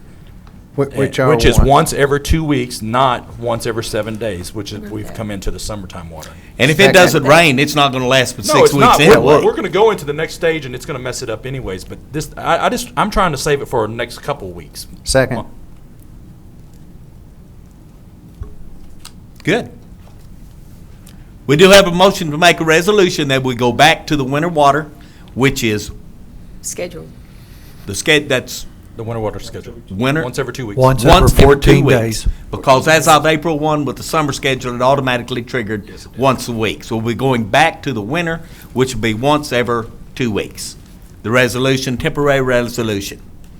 Do we have any other council discussion on this? Changing the Public discussion? changing the policy. That's permissible, Mayor. You used the word enactment, which Yes. triggered the idea of an ordinance, but you're correct. We were It is a temporary giving a policy resolution. direction. Right, but just, that Well, was a flag. clean my motion up to where it's legal in. Okay. Yes. Did you Will clean it do. up, Alicia? We have a member of the public that wants to know if this is all we're gonna talk about on number 16. I got a question. If they vote to approve this, does that go into effect today? Or do we have to Yes. come back with something? No, they're making it as a temporary resolution. Today? Today. Okay, thanks. Which is what I want. Or I would Not like an to, I ordinance, would like it's a to have. resolution. Resolution. Yes, show me where Temporary. it's fitting in. Okay. I can handle that. well, I just Thank have a you. question. Is this all on item D that you're proposing today? That's the only thing I was proposing. I Okay. wasn't proposing anything. Okay. There was a lot of stuff that was tossed around out there. Now, we've got swimming pools that we're going to have to deal with in 6 weeks if it doesn't rain. We're gonna have to deal with the car washes, but that doesn't happen for another 6 weeks. So, I think today, this is all we need to deal with, is get these watering schedules adjusted. Yep. Does that answer your question? Well, whether or not you're gonna take input or not before now and drop stage 3. So that's why we've been sitting here to provide public comments on number 16. So I know everybody wants to go to lunch, but that's why we've been sitting here to provide at least 3 to 5 minutes of input based on that. Now, if we're gonna have this on the agenda item. Excuse me, would you please come up? Well, Charlotte, let me ask you, did you not read where the car washes were not included? It's in the drought contingency plan, that the businesses, it's in there that they are granted a variance. That's what's in there now. It says And you they can have. apply for a variance, right? They apply for a variance. But then that was 2 years ago. And the variance expired, it was Yes, that is requested. expired. Well, We'll have to well, deal wait. with it again. It's stated in a newspaper article that it expired, but in reading the minutes, there was no expiration date. So that's why I wanted to have a meeting to clarify these problems. And then bring it back in 2 weeks. Yes. I like that. Bobby, just let her visit and. Well, then I would just like to say that the Go ahead. council, we are your most, aggressive and passionate conservationist, okay? And we want to provide data that shows that, and we even reiterated on number 12 today, that the car wash industry is not a large user. All of our water goes back to the sanitary sewer. We're implementing water-saving activities funded through ourselves, not through any incentive with the city. If you shut us down for 200 days and not a single person washes their car, the city gets one additional day of water supply. So we're very much in support of doing an aggressive policy that is widespread, because it will take 100 little things to add up to make a difference. But targeting our industry, while it may feel good through people's misperceptions, it's really ineffective. And it will put a lot of small businesses out of business. And when you come out of stage 3, you won't see the small businesses like myself or Dan Martin and Dina Martin, who, their car wash has been here for 40 years. We won't come back up, and we won't save the city any water. So that was our input. So we thank you for your time. Thank you. I have their data that was provided in this committee meeting, and we'll go over. And if I remember correctly, when we dealt with this in 212, I think we said at 12 months we would grant the variance and allow you to continue to work. But if my memory serves right, when we got to 10, then it would be shut down. And there's going to have to be some type of language this time. If it doesn't rain, we're going to have to shut a lot of stuff down, or we won't have any water to drink. Right, Mr. Mayor. It was really, I think, like a 3 or 4 month variance. There was a month period in there. And our only point is, when you look at the data, shutting us down at any point is counterproductive. Because one, we're a small water user. Our water goes to the sanitary sewer, and Mr. Dixon could tell you how much is reclaimed for the city use. But then people are going to wash their cars because it's their number one asset other than their house. So if you wash your car at home, you use a lot more water, and it's really counterproductive. So we're saying we're part of the solution, and we are, very, very passionate about water, because we're targeted, and it's really ineffective to target us. We are not the problem, even though I hear it all the time. Well, if I have to choose between drinking and washing my car, then I want to drink. Well, that's a false choice, because we are such a small percentage of the daily water usage. It's going to take 1,000 little things broadly applied to make a difference for our community. And we're members of that community and have been for 40, 50 years. Okay? Well, we listened to your information back in 12. Right. We made an adjustment. We also made an adjustment for the swimming pool people to allow them to top off the pools. But there comes a time when, if it's not raining and we're out of water, these things these are moot points anyway. And I think we will work with you this time. Well, we appreciate that, and just realize we don't like to be individually targeted if you shut us down, it's ineffective. So thank you for your time. Understood. We appreciate it. Call for a vote, Mr. Mayor. I think it is time to call for a vote. These are things that we can handle when we get to this point, and we will have to handle them, and I suspect that there will be some adjustments made at that time. Yes. But really, in drought stage 3, the way it's written now, when we get to drought stage 3, we shut things down, except drinking and household. And when we get to that point, if we can, as a council, agree to give you a couple of months there, then maybe we can do that. But this is not the time to deal with it. We're not there. Right. We just like you to look at the data. Appreciate it. I've got a motion that we pass a resolution suspending the twice every week watering, go back to the winter, which is once every 14 days. I do have a second. All in favor say aye. Aye. Any opposed, nay. The resolution is passed. We're going back to winter. Is there anything else we need to deal with on this drought contingency? Not right now. All righty. Well, it is 12:31. We're going to take us into executive. I think we've got probably, well, let me read these and then y'all help me figure out how much time we're going to need. Executive under the revision of Government Code Title V, Open Government Ethics, Subtitle A, Open Government, Chapter 551, Open Meeting, Subchapter D. Exceptions to requirement that meeting be opened under the following. Section 551.0712, consult with its attorney on a matter in which the duty of the attorney to the governmental body under the Texas disciplinary rules, professional conduct of the State Bar of Texas clearly conflicts with this chapter regarding quarterly invoices dated 2/24/14, 3/7/14 for services rendered pursuant to the interlocal agreement between the cities of Abilene, Midland, San Angelo, effective 4/9/2011, West Texas Water Partnership, subject to confidentiality under said interlocal agreement. Consult with attorney recording West Texas Water Partnership, Section 551.071.2, to consult with its attorney on a matter in which the duty of the attorney to the governmental body under the Texas disciplinary rules, professional conduct of the State Bar of Texas clearly conflicts with the chapter regarding municipal authority regarding solid waste franchise. Section 551.072, to deliberate the purchase, exchange, lease, value, real property regarding West Texas Christian Foundation property, a.k.a. Christian Village, regarding Lake Nasworthy. Section 551.087, to discuss an offer of financial or other incentive to a company or companies with whom the City of San Angelo is conducting economic development negotiations in which the City of San Angelo seeks to have locate, stay, or expand in San Angelo. Item number 23, which was pulled from the regular to executive, discussion of a record accounting for the Marta for Hirschfield incentive. It is 12:30. Chief, what do you think? An hour and a half? Probably an hour and a half, absolutely. We're going to try and be back here by 2 o'clock to go ahead and complete the agenda. If we see at 2 o'clock we're just not through, then I will come back and make an announcement. We're shooting for 2 o'clock. We are adjourned in executive. It's 2:22. Let's get this meeting started. Is Mr. Dixon in the room? I think Mr. Dixon has left the building. He asked us for something in A and B, and we got away from it. He was asking for some money, I thought. No, when we When we bring it back. CIP. look at budgets at the CIP CIP. funding. Okay, all right. Yeah, it was 200. Yeah. We're not giving it It's to already- him. Those projects he talked about are already included in the CIP. Okay. So it's just a matter of prioritizing and seeing how that money's going to be spent, though. Okay. Okay. Let's move on. Second public hearing, number 17 on the agenda.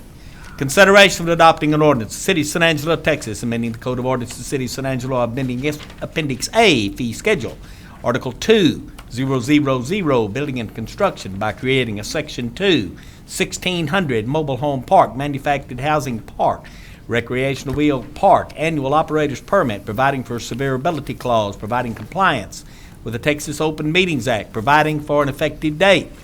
Mr. Howard. How's everyone? Doing well. Well, we've belabored this topic for some time, and so I'm going to brief by exception. Essentially, after our last meeting, we went back and made some clarifications to the language in number 18, and so I'm just going to highlight those. We made sure that we made reference to the fact that the existing parks were going to be excluded from the fees associated with this ordinance, and that's essentially the only change that's been made. The language is provided in the packet, highlighted, that clarifies such, but essentially, as you know, there's a fee for the establishment of a new park of $1,000. If in fact there's an expansion of the new parks, those that will exist after, that have been established after today, will be also $1,000, and then $600 for the annual renewal fee. Additionally, the supplemental fee, as shown here, would be $5 per space, as seen on the site plan. That's essentially all the changes that have been made subsequently to the ordinance before you for consideration. Move to approve. Got a motion? Second. Got a second. Charlotte? Winky's got the motion. Any further council consideration? You good with this? Let's hear from the public. Any comment from the public on this? Do I have a motion? Do I have a second? All in favor say aye. Aye. Any opposed, nay. Put a 7-0 on that one. Number 18, second public hearing, consideration adopting an ordinance, City of San Angelo, Texas, amending Code of Ordinances, City of San Angelo, Texas, by amending Chapter 12, Exhibit C, Land Development Subdivision Ordinance, by number 1, amending Chapter 3, entitled Definitions, by redefining certain terms and defining newly added terms. Number 2, amending Chapter 4 entitled Classification of Subdivisions by amending Section 2 entitled Minor Subdivision or Re-subdivision. Adding a provision for certain subdivisions, laying out spaces for manufactured housing parks, mobile home parks, recreational vehicle parks. Number 3, amending Chapter 5 entitled Procedural Requirements for processing subdivisions. Section 3 entitled Stages of Development Review by restating Subpart B, Minor Subdivisions, to add a process for plat approval of manufacturing housing park, mobile home park, recreational vehicle park spaces. And number 4, amending Chapter 9 entitled Subdivision Design Policies, Section 1 entitled Lots by restating Paragraph 1, Zoning Requirements of Subpart B, Lot Dimensions, amending Section 3 entitled Streets and Roads, Subpart A, General Design Guidelines, restating Paragraph 1, Public Access, providing for access to park spaces from internal streets, and adding a new Paragraph 7 entitled Manufacturing Home Park, Mobile Home Park, Recreational Vehicle Park Developments, providing paving standards, prohibiting primary access from certain streets, amending Section 8 entitled Street Name Signs, by adding a provision for street signage on internal subdivision streets, providing a severability clause, providing for an effective date. Mr. Howard. Okay.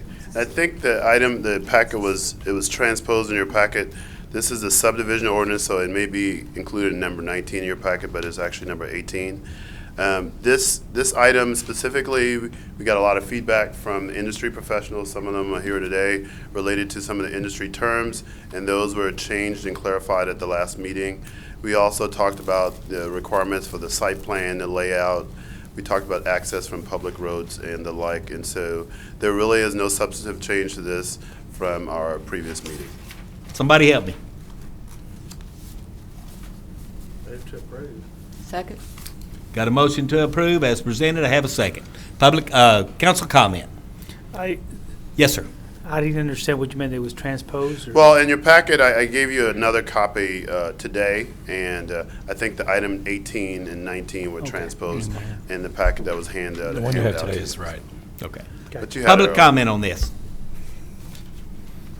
Pro or con? You got anything to say? This is your time. Motion's been made and seconded. All in favor, please say aye. Aye. Opposed, nay. Put a 7-0 on this one. Number 19, second public hearing, consideration of adopting an ordinance, City of San Angelo amending Chapter 12, Exhibit A, zoning ordinance by number 1, amending Article 3, use regulations, Section 310, use table, restating that part of the use table, designating residential use categories, group living. Number 2, amending Article 3, use regulations, Section 313, residential use categories, Subpart A, group living, expanding the definition of group living. Number 3, amending Article 3, use regulations, Section 315, commercial use category, Subpart A. Subpart H, retail sales and service. Part 3, examples, Item C, entertainment-oriented, removing reference to recreational vehicle parks as a type of retail sale and service.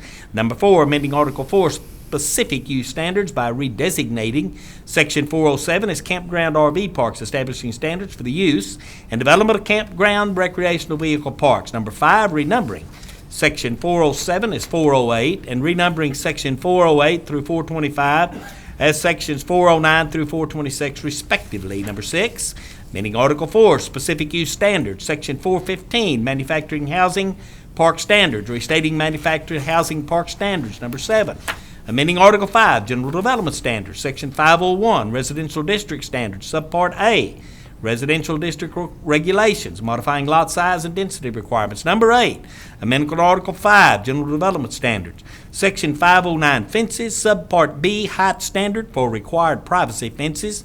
Part 3, maximum height and required front yards, adding exceptions for MHP and MHS zoning districts and special use campground RV parks. And number 9, amending Article 8, definitions, Section 804, defined terms, adding definitions, providing a cumulative clause, providing a severability clause, and providing an effective date.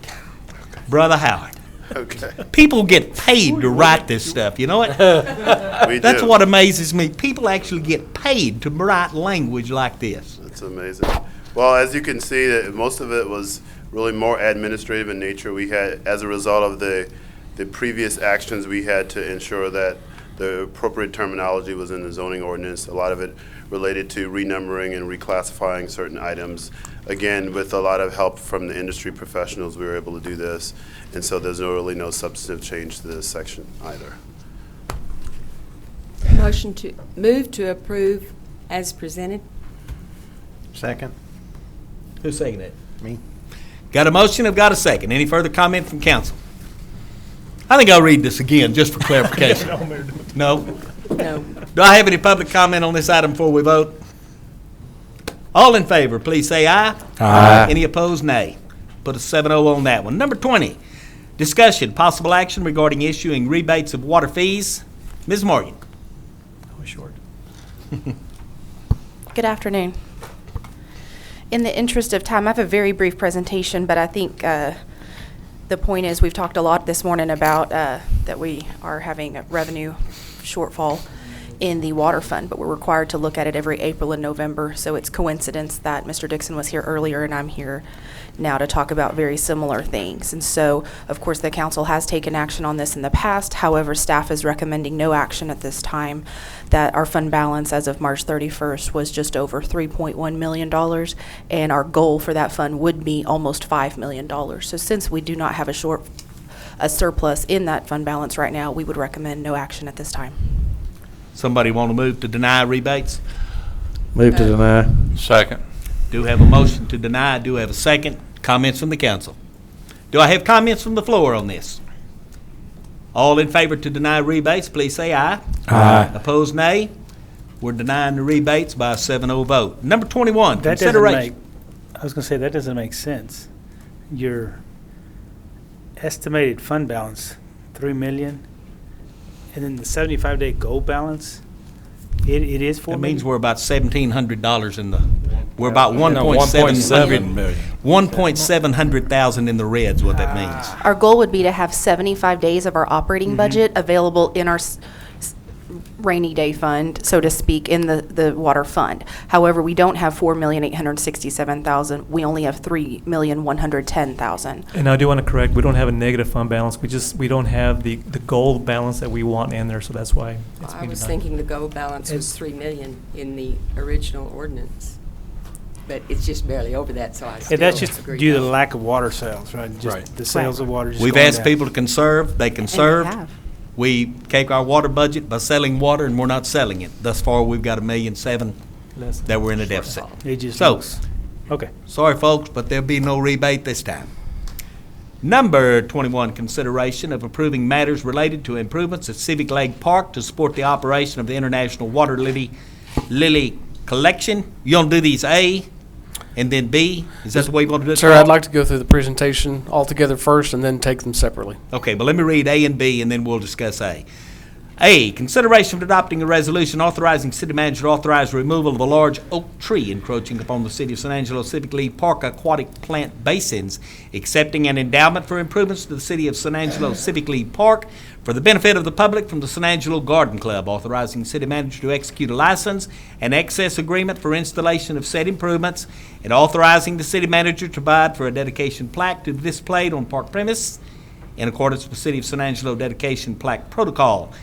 Item B, consideration of adopting a resolution approving a first amended aquatic plants specialist agreement to amend the terms of the original aquatic plants specialist agreement dated November 17th, 2009. Said amended term commencing November 1, 2009 and ending October 31, 2019, authorizing the city manager to execute said first amended aquatics plants specialist agreement. Carl White. Yes, sir. Just some quick background. The San Angelo Garden Club has come forward with some money, $150,000 they've secured at First Financial Bank, and are offering those funds to a contractor to develop some improvements at Civic League Park to support the collection. Back in 2005, one of the raised basins that was basically underneath the large live oak tree was envisioned to be constructed, but we were short on funds to construct that basin, so we held off on doing so at that time. General improvements to the park, including improvements to the collection, is in the city's capital improvement plan. It also is part of the improvements. The the garden club would like to construct a pavilion that would be adjacent to the basins that could be used for events, it could be used for educational purposes. Back in May of 2013, the City Council authorized staff to negotiate an agreement with the garden club. We've since, to make these improvements happen, we've since realized that an agreement's not necessary. We could do this through a resolution. That is the agreement with the garden club. We can proceed with a resolution. Again, we're not asking for funds to construct these improvements. We would need some funds, about $1,500 for the dedication plaque, and some funds, about $2,500 annually for maintenance of the new basin and the pavilion. So for the first part, as part A, we'd like to ask council to adopt a resolution. That resolution has some key pieces in it. The first part is removal of the large live oak tree that's encroaching upon the water lily basins. Accept the endowment for the improvements. Again, we're not accepting the money, we're accepting the improvements, if you approve. Authorize the city manager to provide for a dedication plaque, the $1,500 for the dedication plaque to recognize these improvements and the benefactors. And then authorize the city manager to execute a license agreement for the installation of these improvements. That license agreement would be with another party, a contractor. That license agreement would allow that contractor to come onto our property and build those improvements. That license agreement is not part of your packet. It's not ready yet. So you have the option, if you want to move forward with this, you have the option to approve the resolution as it is, amend the resolution so that it states negotiate and execute that license agreement, or amend it to read just to negotiate that agreement. In that case, it would have to come back to council for approval, likely on the consent agenda. As part B, we're asking. Let's vote on part A first. Okay. Let's do part A. Keep them separate. Council? Mr. Mayor? Yes, sir. I could be wrong, but I believe this is in my district. I don't have any problem with Part A, with the exception of am not interested in cutting down that live oak tree for what it's worth. And I could be wrong again, but I believe that you could make other arrangements to save that live oak tree, which is one of the largest in the city of San Angelo, in my opinion. And I think it would be a mistake to cut it down. And I'm not in the business of cutting down live oak trees or pecan trees in this town, and so I know there's a contrary opinion, but anyway, that's just my opinion. What are your feelings, Don? I'm kind of with Winky. I mean, that thing took a long time to grow, and it hurts me to see us not take advantage with as many trees as we've had to cut down because of the drought and losing them. Plus, I have another question along those lines. If we have another pond and we go to our next stage of water restrictions, are we even going to have lilies? That likely could be a council's decision if we keep those ponds filled, but we have found a solution in using well water, not city treated water, to fill those basins if we have to. Okay. Ms. Charlotte, what's your feelings? Well, I agree with Mr. Wardlaw. I'm not in favor of cutting the tree down, and I disagree with the statement that the tree is encroaching upon the ponds. The tree was there first, and we put the ponds there just right underneath. I would like to see us invest, and look at some netting possibilities at that time when there is the acorns that fall. I've seen them in other cities, especially San Antonio, along the river. They use a netting that catches, and they empty them and maintain them. But I'm not in favor of cutting a historical part of San Angelo down. I'm just into history, and who knows who could have swung from that tree, literally. Mr. Silva. I'll be the first to admit that I love trees. I really do. As much as it killed me to cut the one down there by Kids Kingdom, that was a safety issue. That was a health safety issue for the kids. My question is the lily pond. What is the economic impact to the city? I mean, what does that bring in? What? I can't state a dollar figure. I'd have to get back with you on that. Ken, any idea what it does, what it brings? No idea? Anybody? You? Pamela? Pam?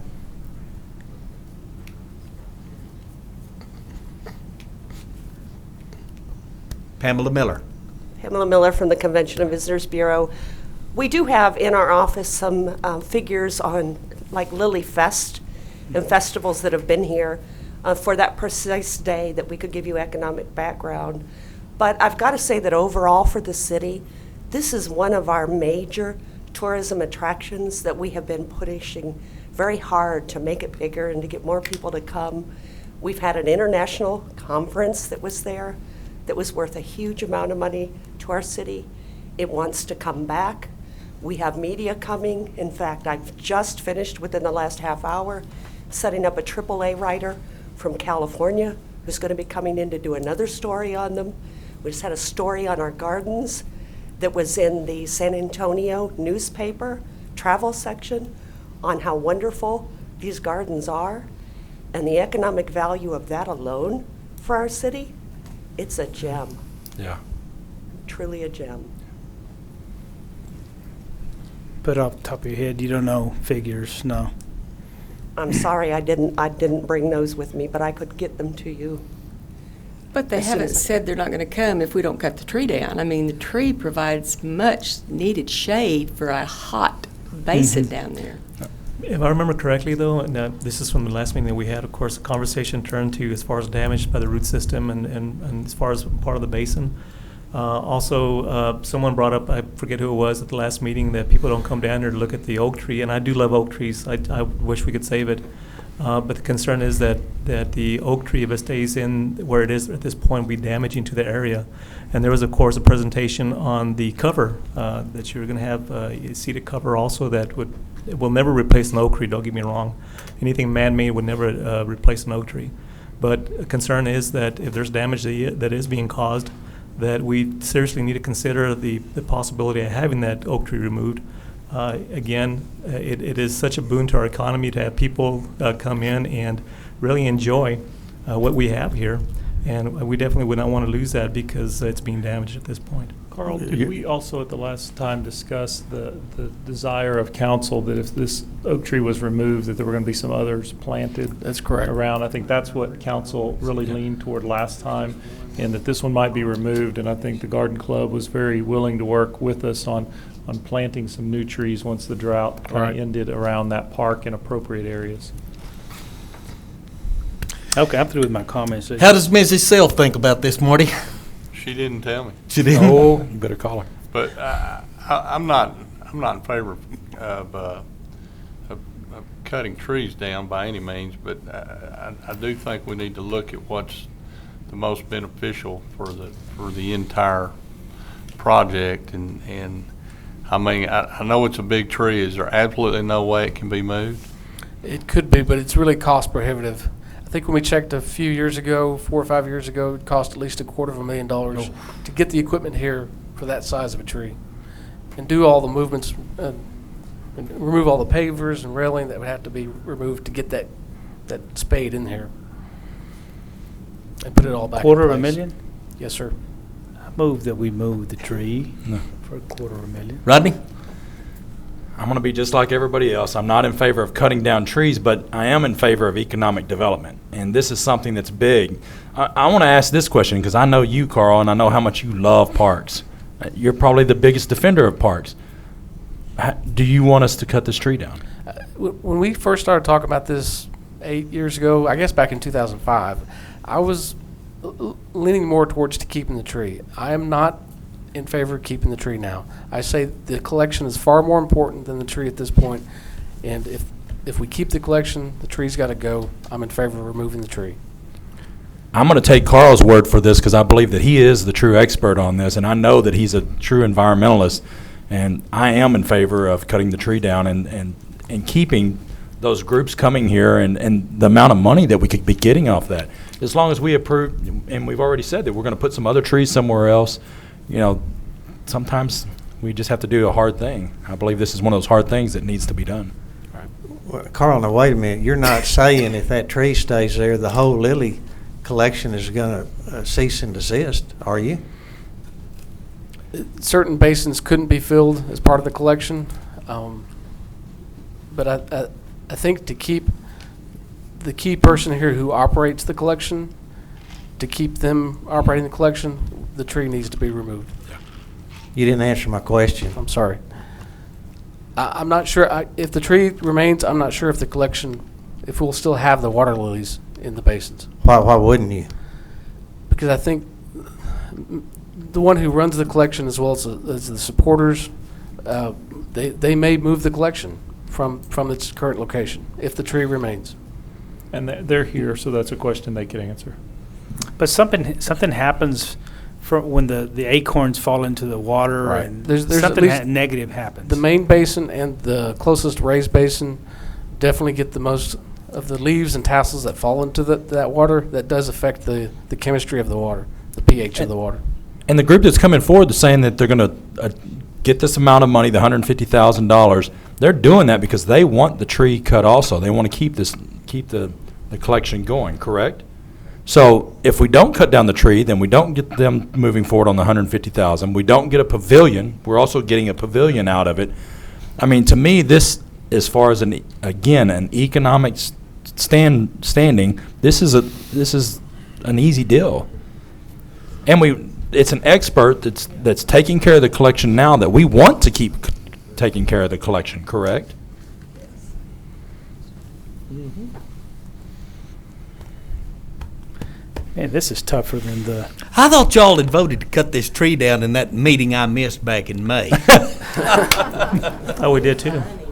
I thought we did. I thought y'all we did. definitely talked about it, but the I action... thought you voted to cut it down. Yeah, we did talk about it, yes, sir. And I was But the tickled to action- death because I didn't have to sit in on this. The action that was taken was to authorize staff to negotiate an agreement that worked towards that goal. Well, let's go back and redo that and give authorization back in May of 13. This is tougher than the fire code. It's tougher than the fire code. Well, I just can't believe, Carl, that thing's going to move out of there if we don't cut the tree down. How long's that tree been there? I don't know for a fact, but I've got an image of it dating probably back to at least the early 60s. But I don't think it was planted intentionally. I think it volunteered. It's older than in the 60s. It's a whole lot older than 50 years Yeah, old. it's older than 50 Well, I'm years. just saying, I've got an image of it dating back to the early Yeah. 60s. That tree's probably 100 years old. Wow. Roger Martin was here last time we dealt with this, and That's he been a few years. got out and hugged that tree and saved it. Can we hear from the... Yeah. Let's talk to Mr. Landon. I was waiting for you to pull up that picture of that tree. Ken Landon, Director of the International Water Lily Collection. The tree problem is this. Water lilies require 10 to 12 hours of sunlight a day. It's not going to get them under that tree. The refuse that comes off of that tree, the leaves and the trash, the tassels for a whole year collect in the ponds. Now what happens is, if the leaves come out on the ground, you can sweep them up. The Parks Department take care of that. Once it goes in the water, it's trapped. It's as if you took all of your garbage in your household and dumped it in the living room instead of having the sanitation department come pick it up. That's what I deal with. We've come to an impasse here to where the tree, when I got here, was about this big around. That's 25 years ago. Now it's this big around. What's happening is, it is sapping the entire garden or the park. Civic League Park is built in such a way that it's an old caliche pit. It's in a pit. You've all seen it. This tree sits in that level. In that level, it's got all the moisture and water coming down from all sides, and it's pulling it this way. It's become a behemoth because it has that at its disposal. Now the root system is, there's pool number 2, the pool that we want to try to build is number 1.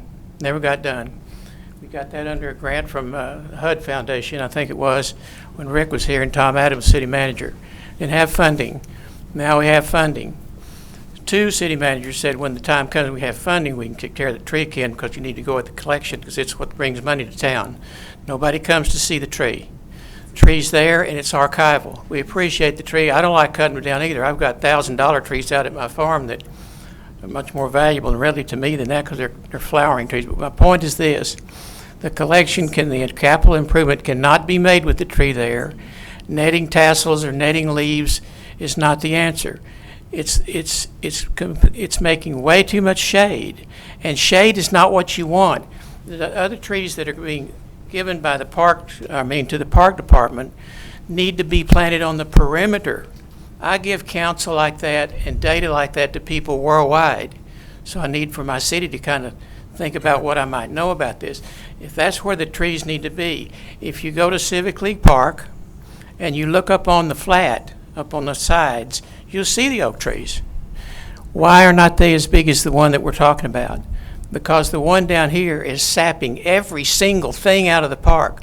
On one side, the north side, when the Parks Department waters that, water's good for 2 days.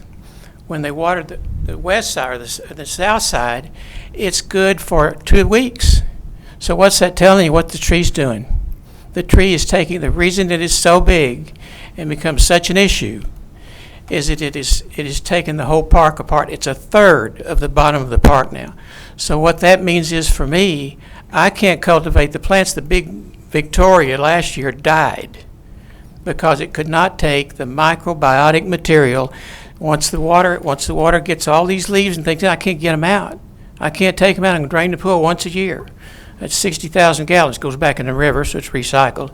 The thing about it is, when all of that trash falls in, you can't maintain the pools in a viable way, which means that this collection can't continue in that context. It's a situation to where either we got to, as bad as I hate to say it, make some kind of a judgment here. Now, if we could put trees in a perimeter around the top of the park as a windbreak, that'd be great. But right now, as it is, even the Parks Department having a hard time maintaining the leaves. Last year, a guy cracked his head wide open because he tripped on one of the pavers that the tree heaved, and he didn't see it, and there were leaves, and he was injured. And this happens all the time because I'm down to Civic League more than anybody. That's where I work. That's where you make sure that I'm there. The thing about it is the trees cause a lot of, I don't see how the city hadn't been sued, really. It has heaved the sidewalk. It is breaking the sidewalk. It has got an occluded root system. It is not growing in the soil per se. It's growing in a bed that's raised 1.5 feet high. So eventually, the park department's going to have to move it anyway. You've got a capital improvement in front of you to go forward. When I give tours, and when they call me to give tours, I do tours down there for the people who come to visit our city. Okay. When I do the tours, invariably, we go down there and we try to get under the tree, or everybody's where it kind of congregates because of the sun. Now we've got a misting system that's viable, so we don't have to worry about anything, hot weather or anything down there. But my problem is this, and think about this, really think about this. When I bring a bunch of people down there, and there's about 3 or 4 busloads of people to come see San Angelo and what we're noted for, #1 in the world in aquatic collection, us. Yes. That's us.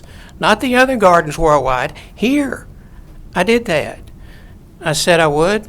I've made y'all happy. Made y'all get your state water lily too. The thing about it is though, when we give a tour, we stand under the tree, and what happens? Bird droppings are on everybody before we leave. They're on me. They're on anybody that's standing under the tree.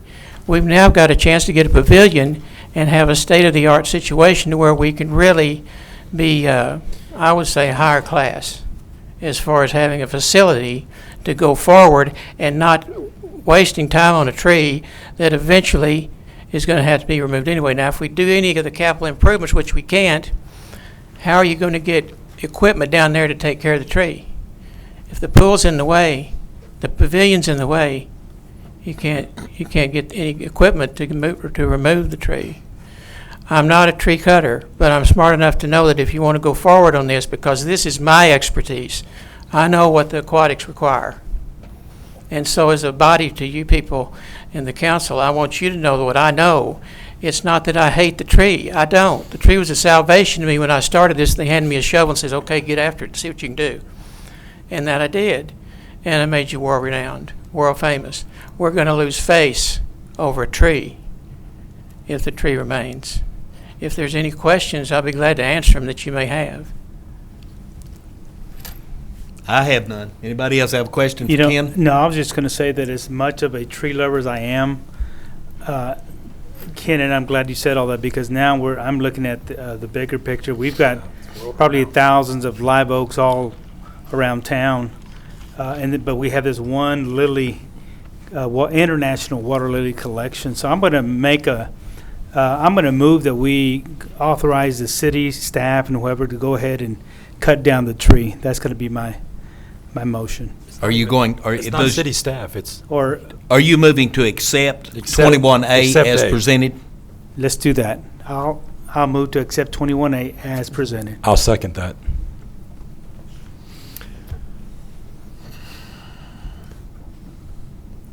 Council through commenting?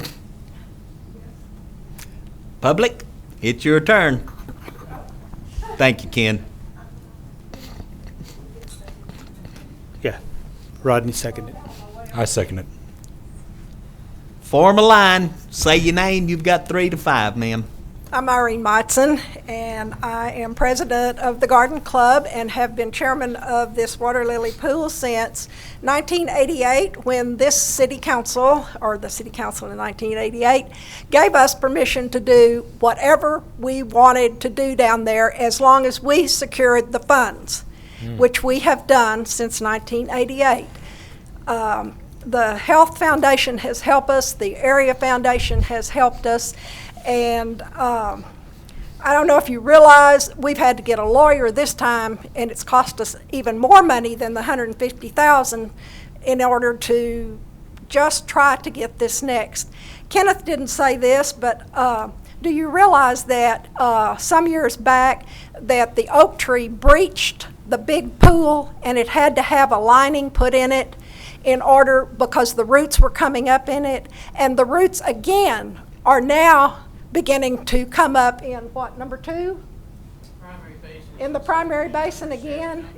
Well, they're coming up again, and so the Garden Club, we sold our building, and we're willing to give the city the money to do the formal. We'll have our formal pools, and we'll have a pavilion where people can sit and eat their lunch and whatever. But if the tree doesn't come down, we're not going to go forward.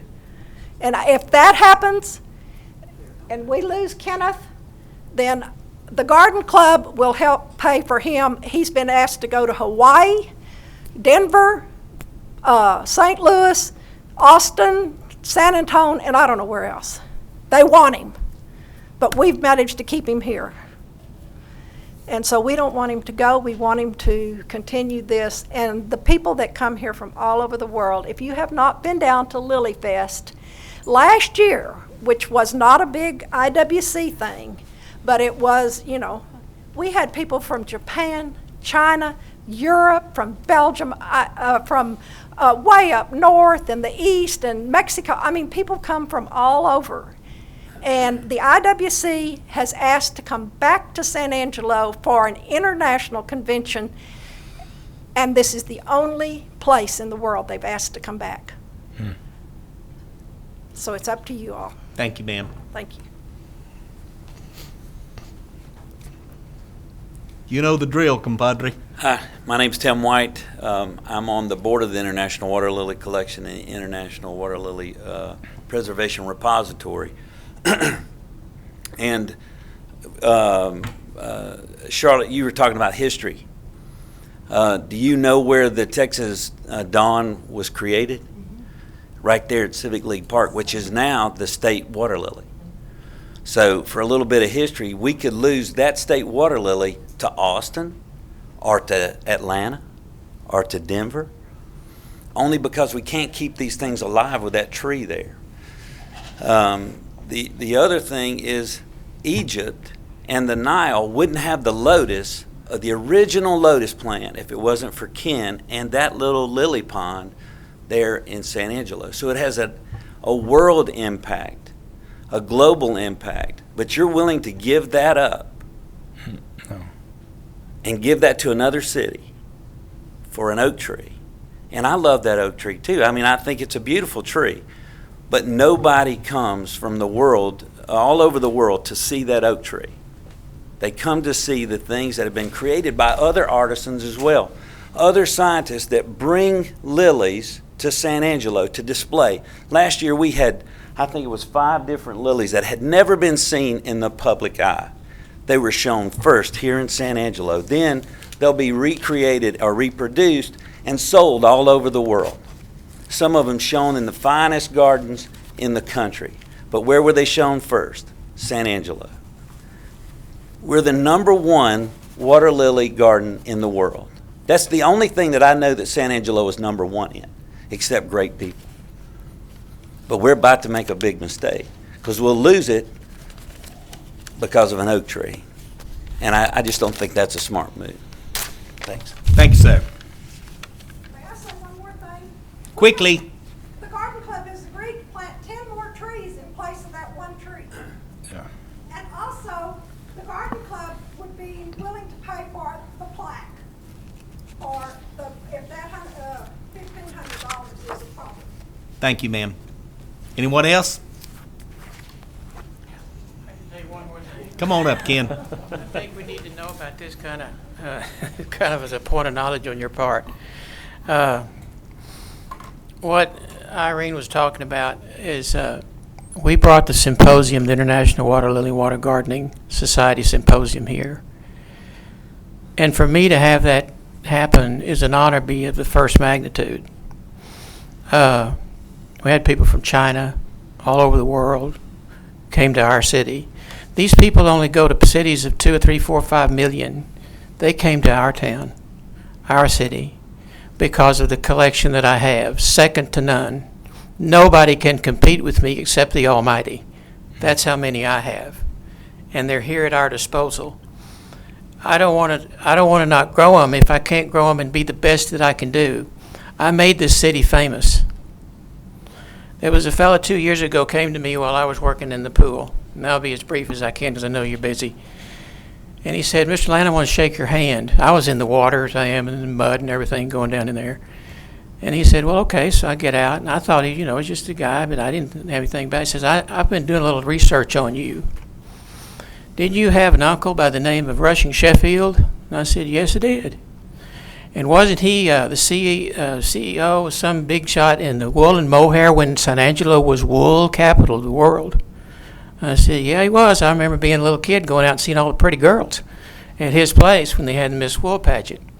He says, well, how was he? He was pretty sad. I told him, I said, he's pretty sad when we lost that distinction.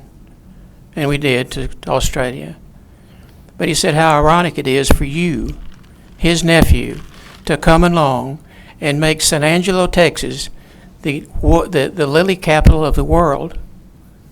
What's in your family? What kind of genes do you have? And I said, I was asked by the park department to do this. But when I do something, I don't do it half-baked. I'm driven. And I made it happen because I'm driven.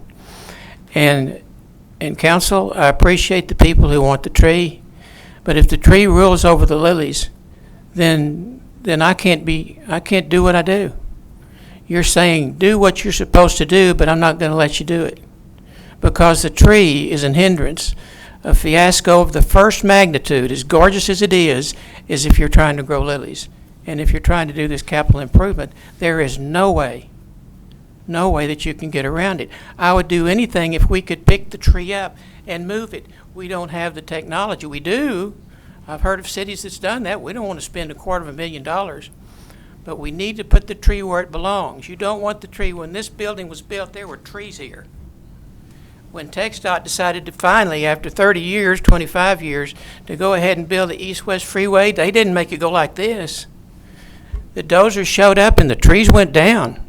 And now we have a freeway where millions go back and forth to work every year. This is a project to go forward.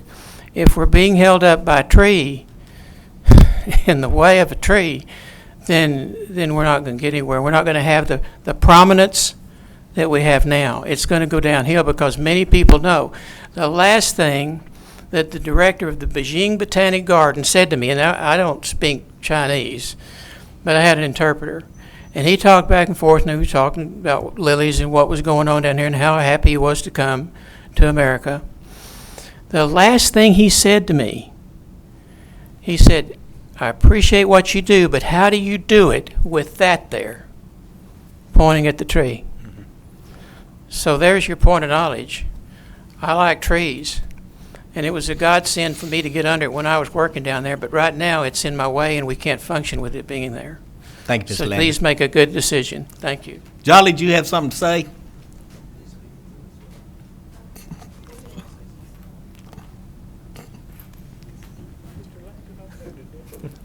Hello, my name is Melody Twombly. I have worked with Ken down at the Lay Pond for almost 13 years. When I first started down there as a volunteer as part of a high school project, I didn't think that it was anything. It was just a pretty park with some flowers.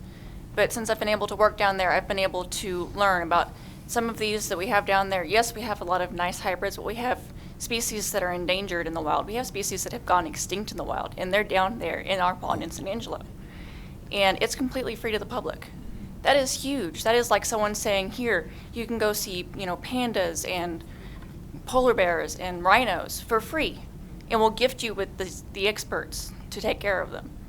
And yes, that tree is nice, but to say we're going to allow it to stay and endanger these things that you can't see anywhere else that have gone extinct in their native habitats, that's kind of silly to me. The tree is nice, but this morning we were applauding these developers for cutting down all sorts of trees because it was not in the way of, being economically sound for our city. And that's all I wanted to tell you. Thank you, ma'am.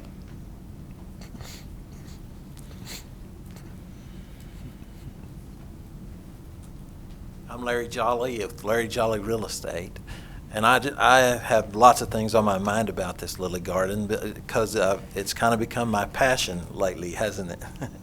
The thing is, I sell real estate, and I have seen people buy houses and go out and plant a tree because they're celebrating buying it, and that tree is in the wrong place.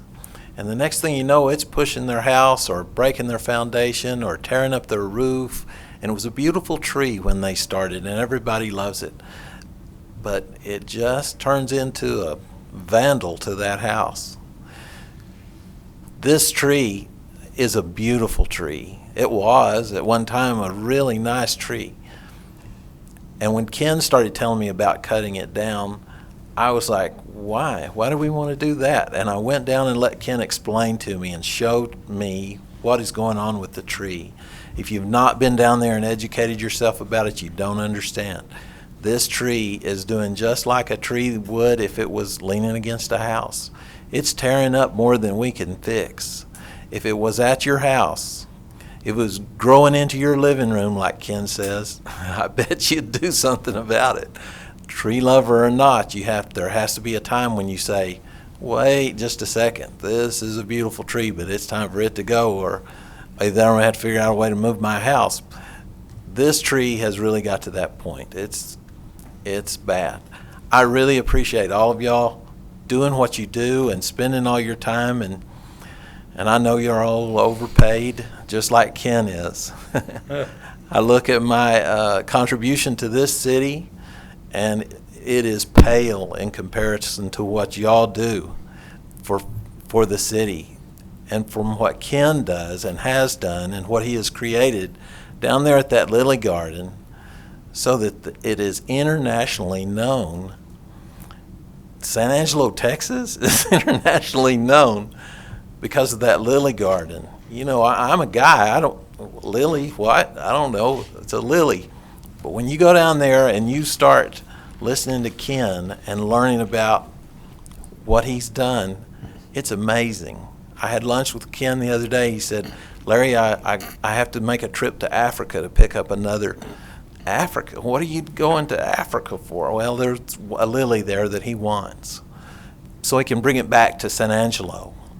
He's done that many, many times. When they talk about he helped the lily of the Nile, did you know that they lost that lily in the Nile and Ken revived it?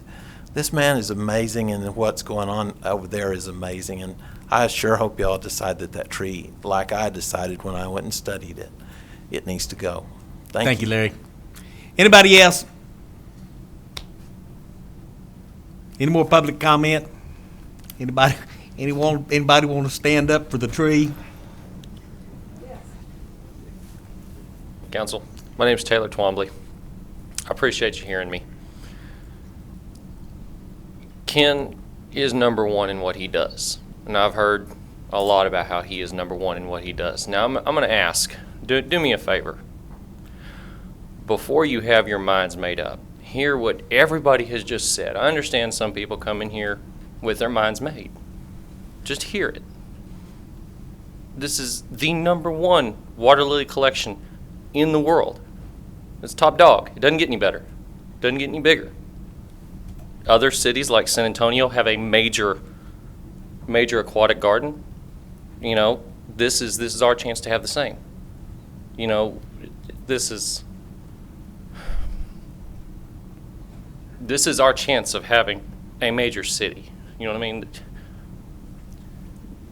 I've worked for the Ken now for, I don't know, 2 or 3 years, and I've grown to love seeing that pond just as much as they have.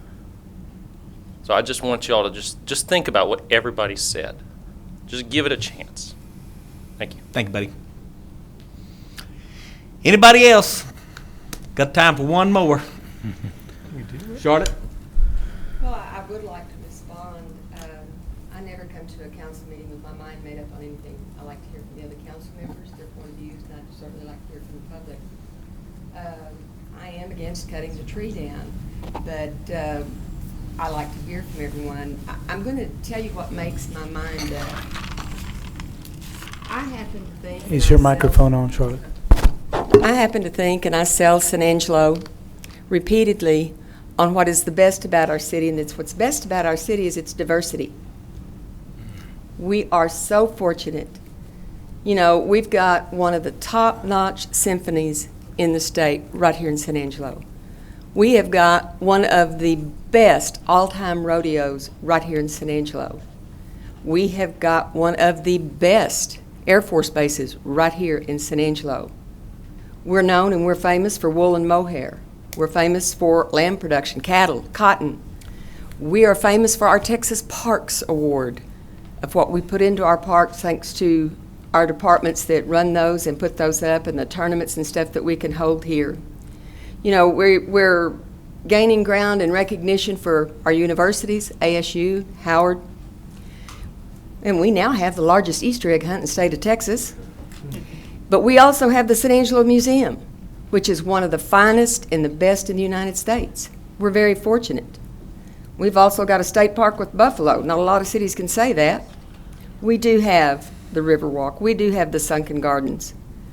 We do have a semi-pro baseball and football. And not every city's got Carl White. And we do.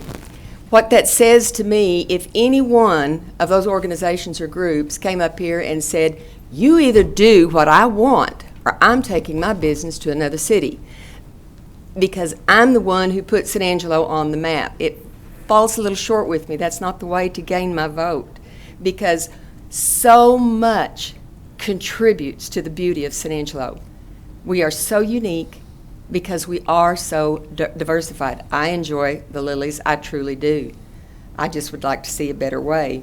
And because we're so diversified and because we have so many different individual organizations and groups, I can't see being forced or threatened, you either vote my way or I'm out of here. I don't think it would sit too well with you. So that's what I'm sitting up here thinking of, just my opinion. Any further comment?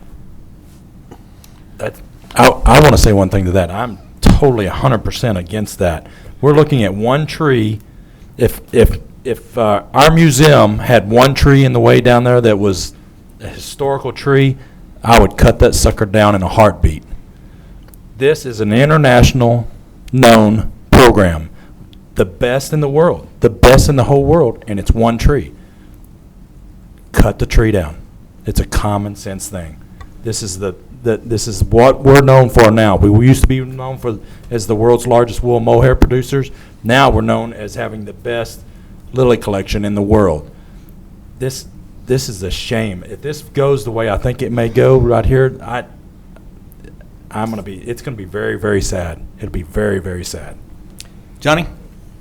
Mr. Mayor, I just wanted to make sure, now when we talk about, because I'm going to stick to my motion, cutting the tree down, but where is it written, or is it written that they're going to plant the 10 more plus a pavilion? Is it in this section A, or is it in the B in the contract, Carl, where is it? The resolution talks about the basin and the pavilion, but it doesn't talk about the additional trees added.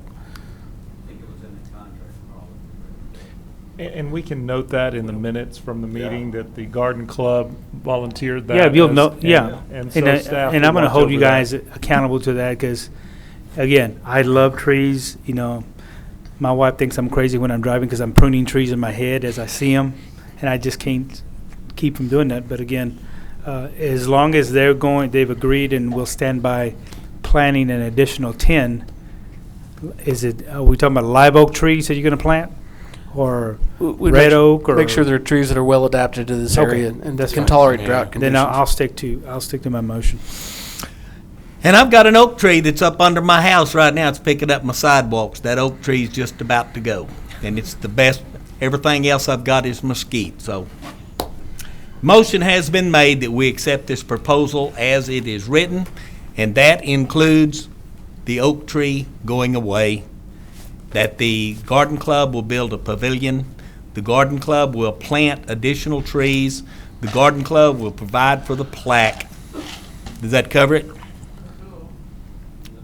And the pool. The basin. The unbuilt pool. A new pool.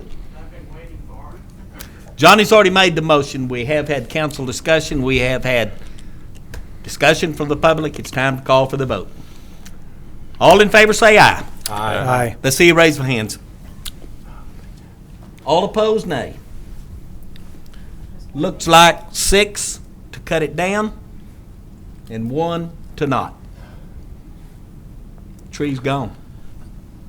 Go to B. I've already read it. Go ahead.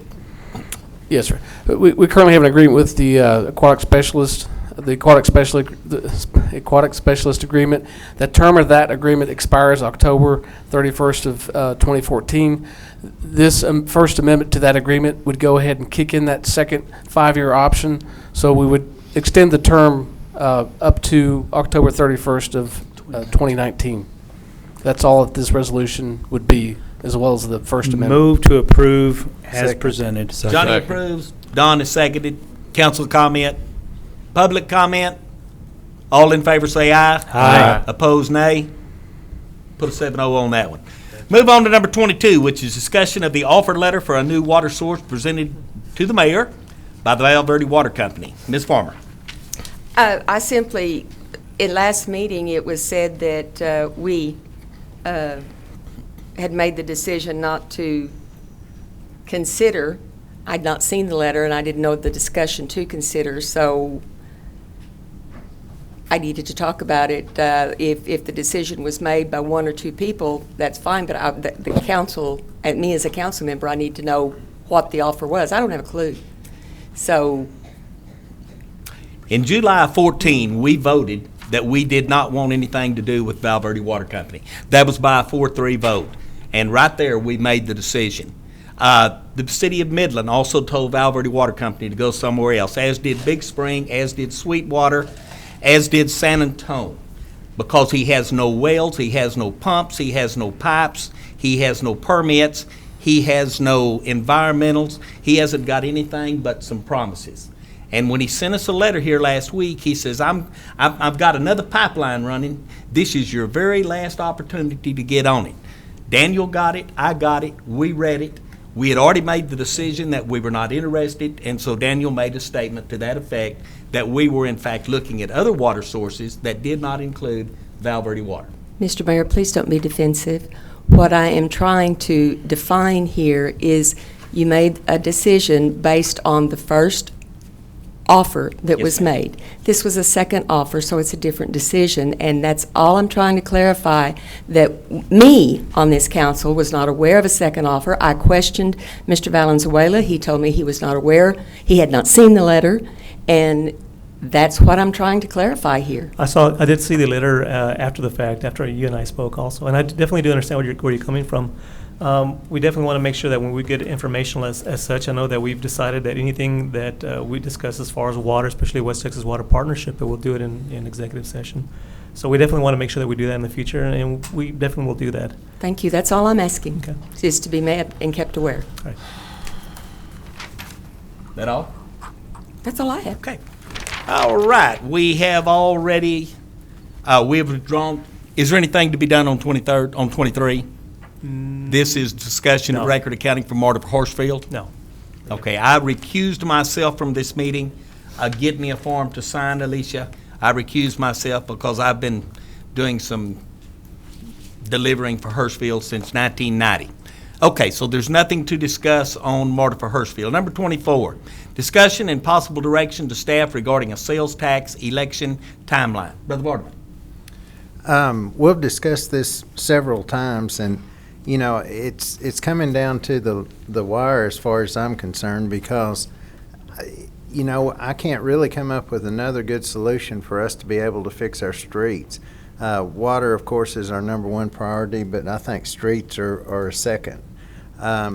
What I'd like to do is to at least have some discussion about maybe putting this on the ballot for November, starting to educate our citizens if the council so deems it. But I just wanted to try to get us off high center a little bit to where we could make a decision whether we're going down that road or not. I think you're right, Don. Yes.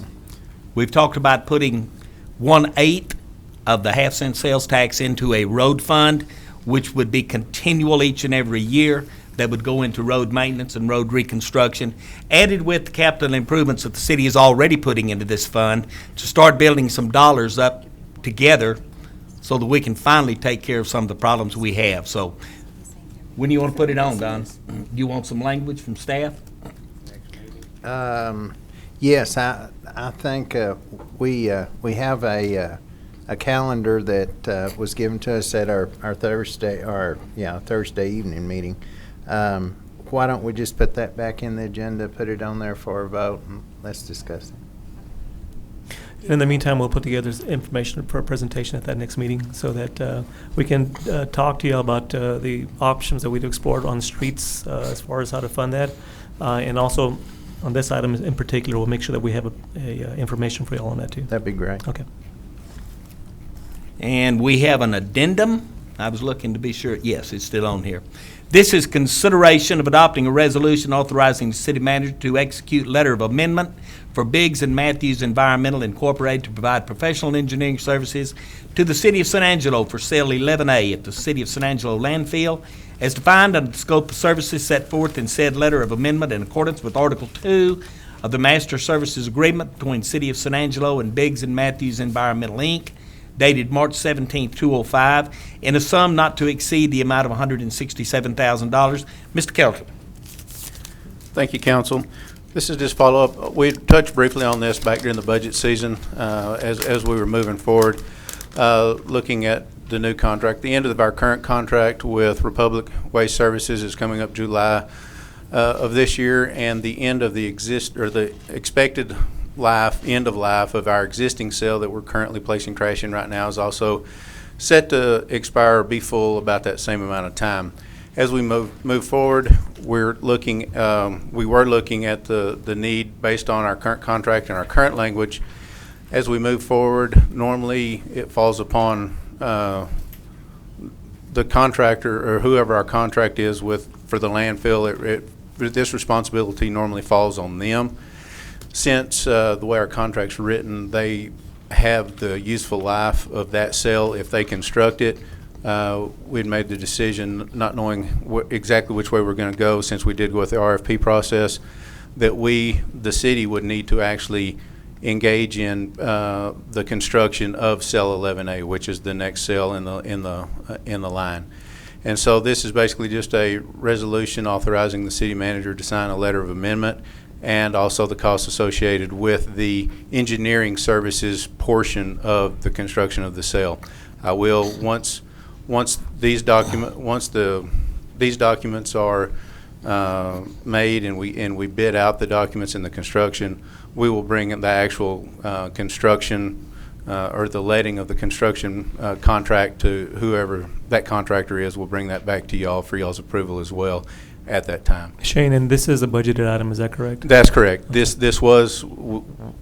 did bring this forward during the budgeting process this prior budget year.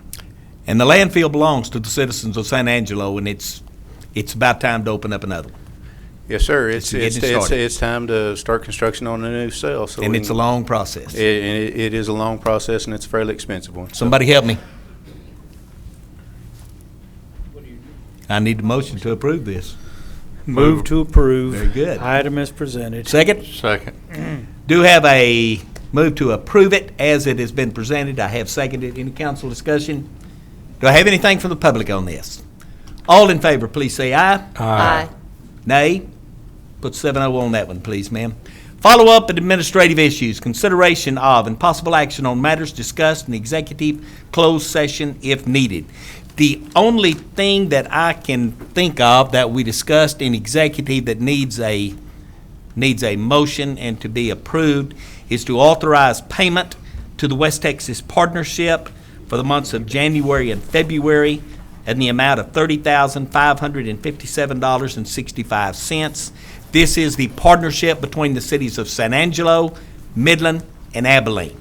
And we are exploring long-term water sources for all three cities. This is a very, very expensive undertaking, but we're looking for water for our cities. This is 1/3 of the cost. Abilene, Midland, and San Angelo share 1/3. It's a lot of money, but if it wasn't for this, we would be doing it all ourselves. I'm asking for a motion to approve the expenditure. Motion to approve the expenditure as presented. Second. Do have a motion from Charlotte. I have a second from Marty. Do I have any further discussion? Do I have anything from the public on this? All in favor, please say aye. Aye. Any opposed, nay. Nay. To put a 6-1 on that one, please, ma'am. We have consideration of approving a board nomination by council designated council members, Animal Shelter Advisory Committee, Bradley Petty, SMD 6, to an unexpired term, January 2015. Water Advisory Board, Mandy Scott, SMD 1, to first term, September 2015. Russell Gully, SMD 2, to a third term, September 2014. Do I have a motion to approve? Move approval. Second. Do have a motion from Marty. I have a second from Don. Any further council discussion? Anything from the public? All in favor say aye. Aye. Any opposed, nay. Announcements and consideration of future agenda items. Who's got something? Mr. Wardlaw? Being a lame duck, I don't believe so. Okay, Don?